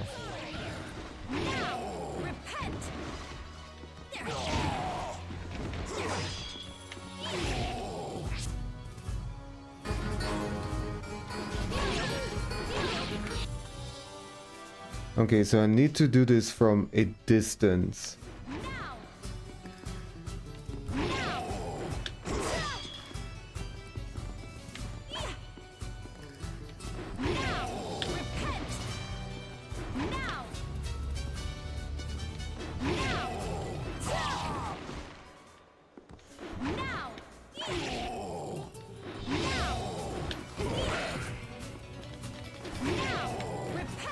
I can't.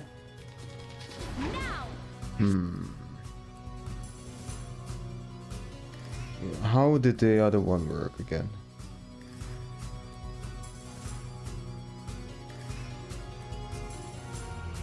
This one, yeah. Okay. Oh yeah, the problem was that I can't fucking.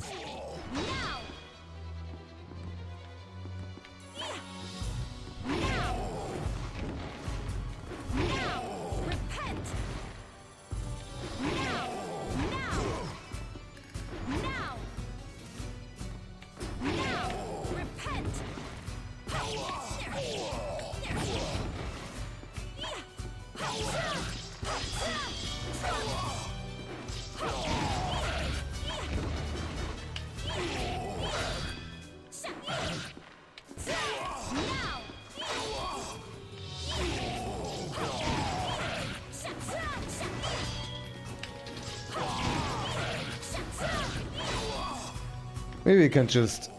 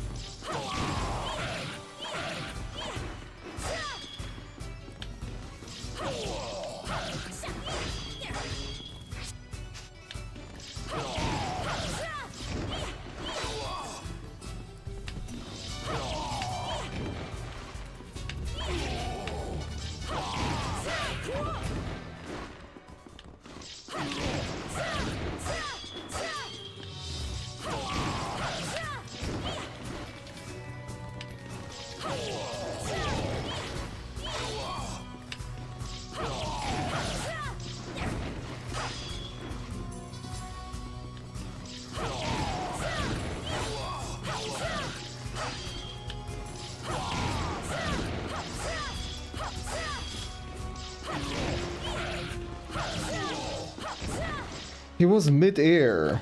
Why does it not count towards the combo?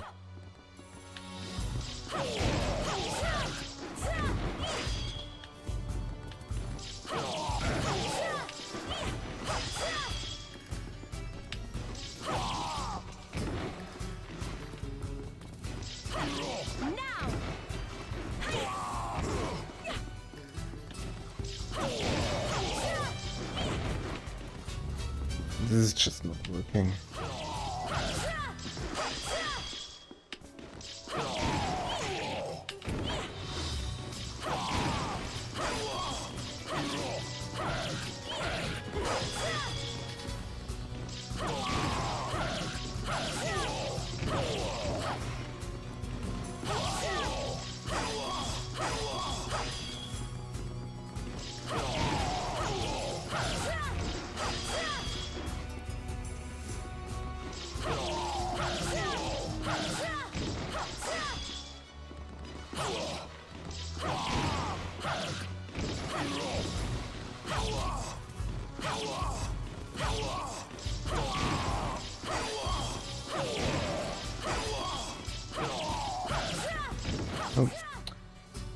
Okay, well, let's look for a different combo then.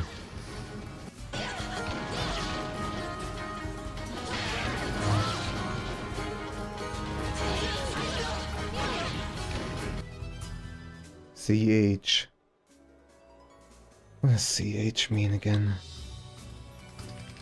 Requires a counter hit.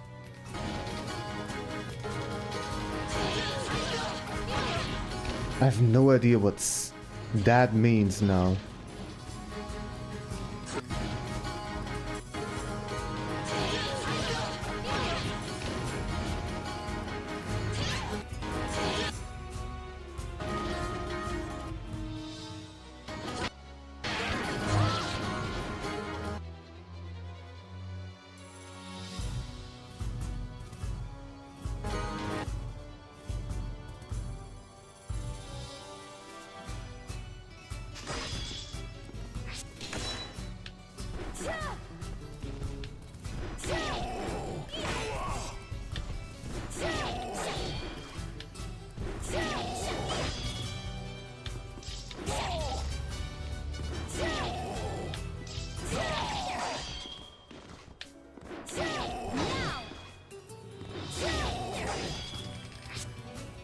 What?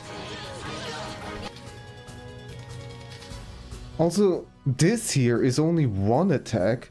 She does 2 attacks in a row. I don't understand this at all.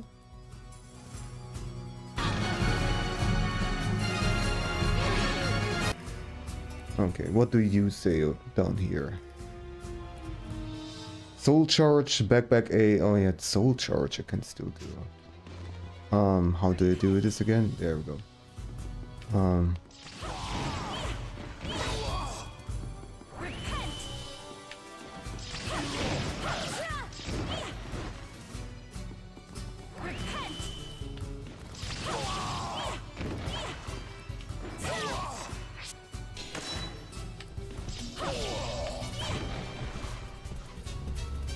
Go to the wall, please.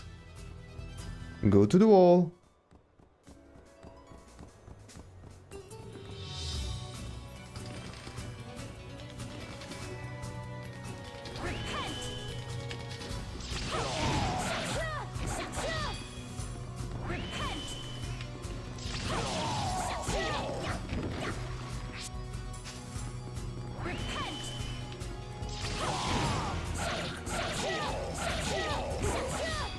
Why does it not count towards the combo? Oh, that was kind of close.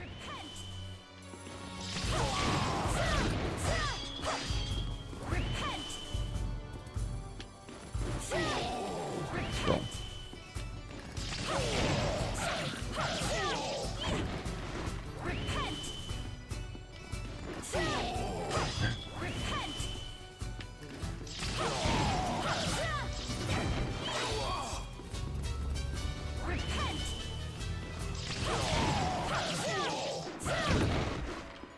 That should have counted. Come on.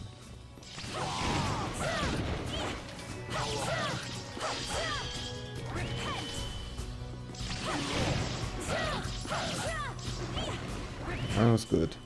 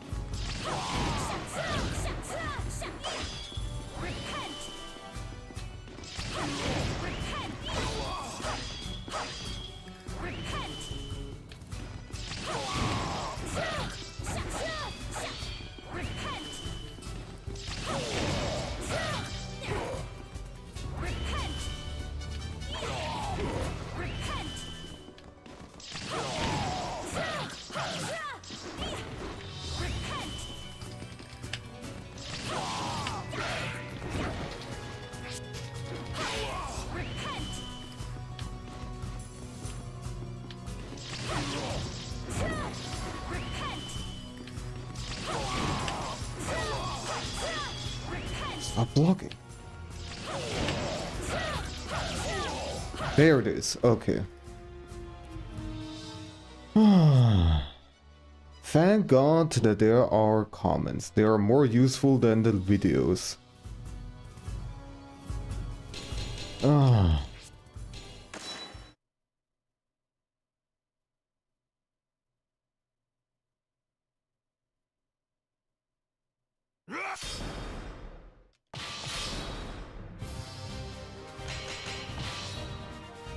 Gods, Versus Talim. repent! Battle 1. Fight.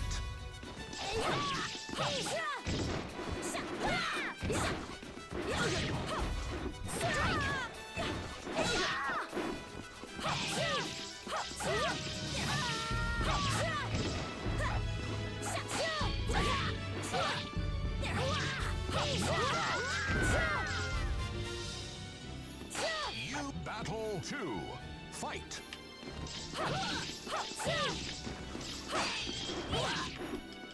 Give up! How's that?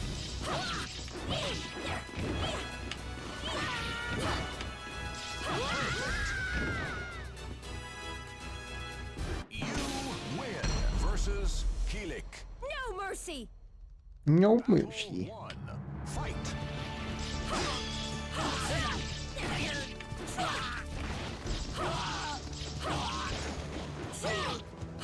Give up! How's that? Give up! Knockout. How's that? You battle 2. Fight.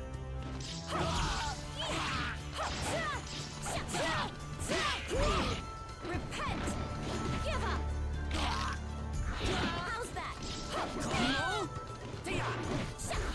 This is Tonk.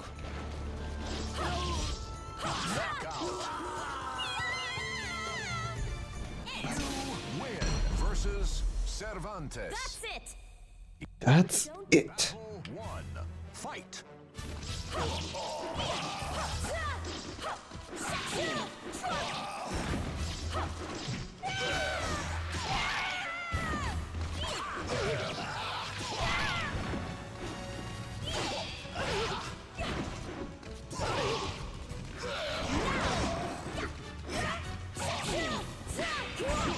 Repent!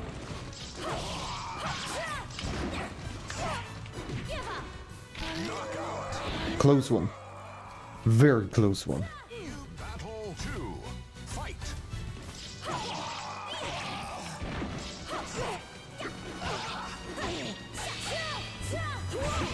Repent!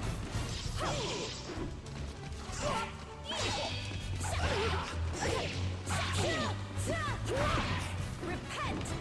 Sorry! Knockout. Sorry!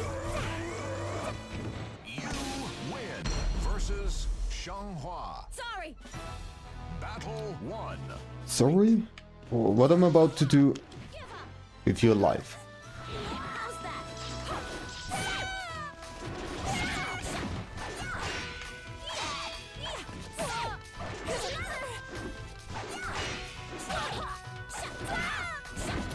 Changhua. How's that?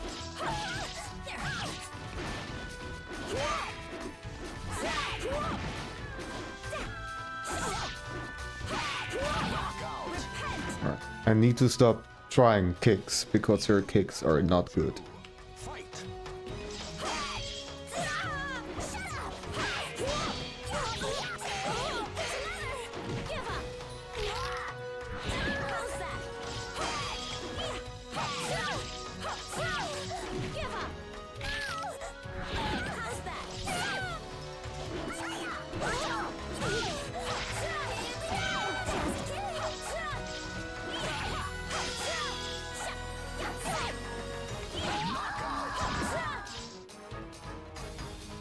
You win versus Ivy. No mercy! Battle 1. Fight.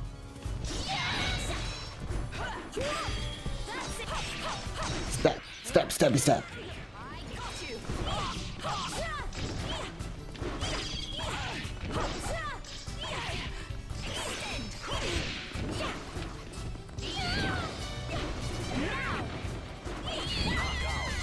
Okay. Battle 2. Fight. Now!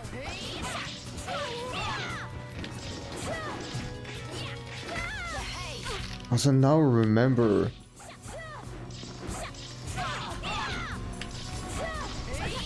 This is the combo that I did over and over again years ago when I first played this. Final battle. Fight.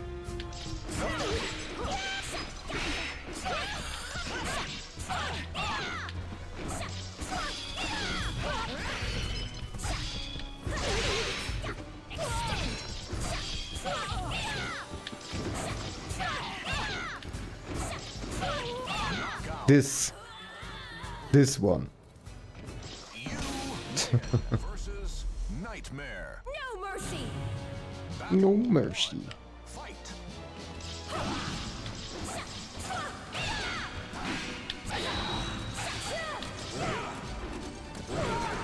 Give up! How's that?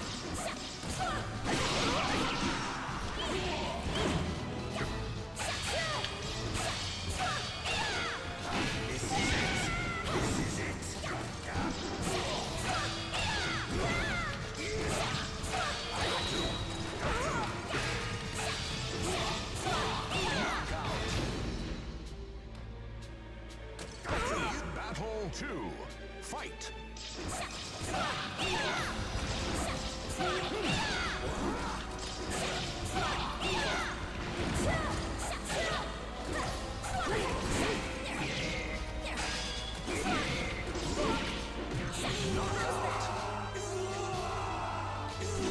Goodbye. Win versus Cassandra. Sis? What are you doing here? I realize that I have to deal with this. Sophitia. Battle 1. Fight.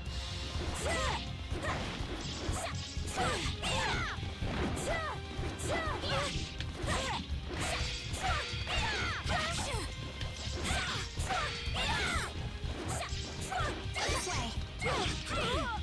Give up. How's that? The combo is ridiculous. Battle 2. Fight. Watch out! Watch out! Hey!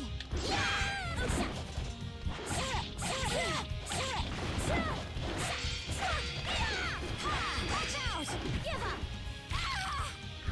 How's that? Watch out! This way! Shit. Knockout. Final battle. Fight.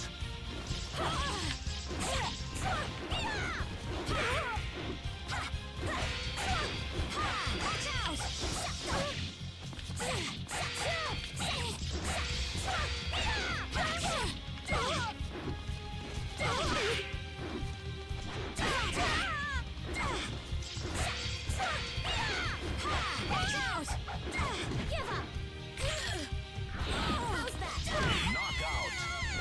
Well, I didn't quite make it without continues. That's okay.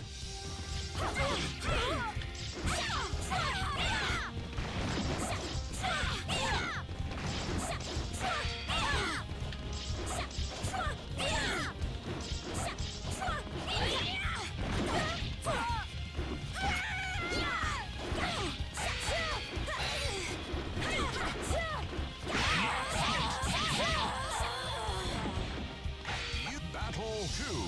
Fight.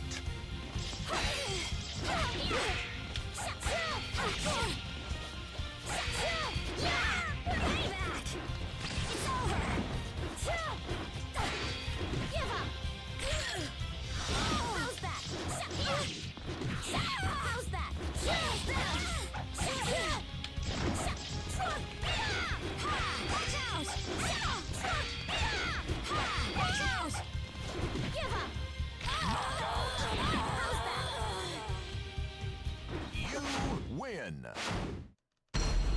Versus Inferno. Final battle. Fight. Fight.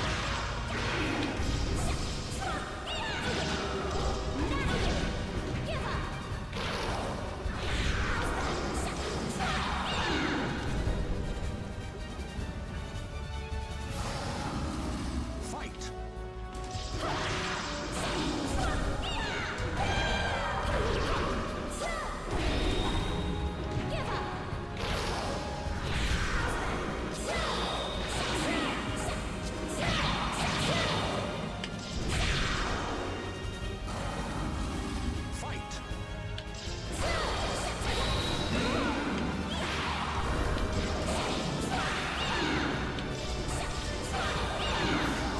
There we go. So Vita is also done. In the name of love.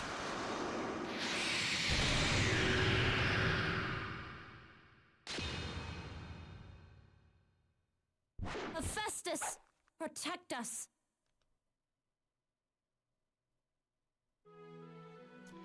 It was not a journey ordained by another, but rather a road she chose for herself. With the holy light guiding her blade, Sophia cut through the repugnant darkness. Having saved her children from the fate of the evil blade, Sophia's long journey came to an end. The light surrounding her revealed that her smiling face shone with maternal love. Oh my.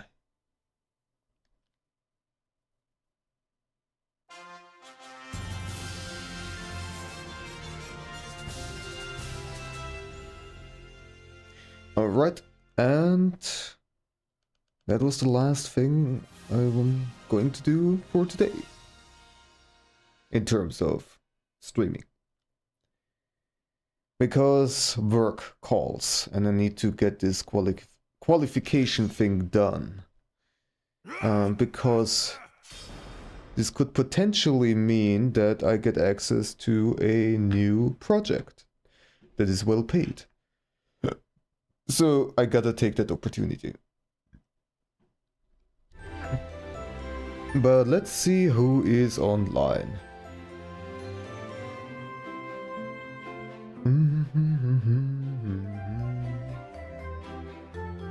Alright.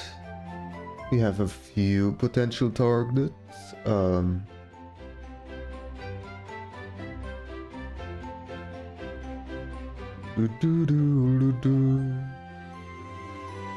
How about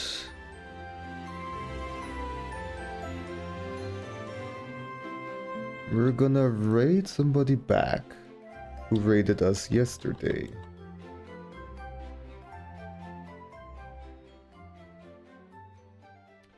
We're gonna raid any shark.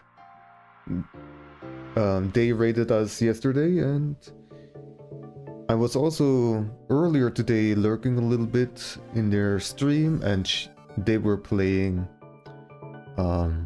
Cadence of Hyrule, a game that I really love. And currently they're playing Dragon Quest VII Reimagined. So that's gonna be interesting. And yeah, thank you so much for hanging out with me. When you arrive at the raid, you can feel free to spam some emotes. The more chaotic, the better. And yeah. I don't know if I will stream tomorrow, because this qualification that I will do right now might open up a new project that will be more long-term. And that means I won't have time for streaming. We'll see. But anyways, thank you for hanging out with me. It was very fun. And yeah, see you next time. Goodbye.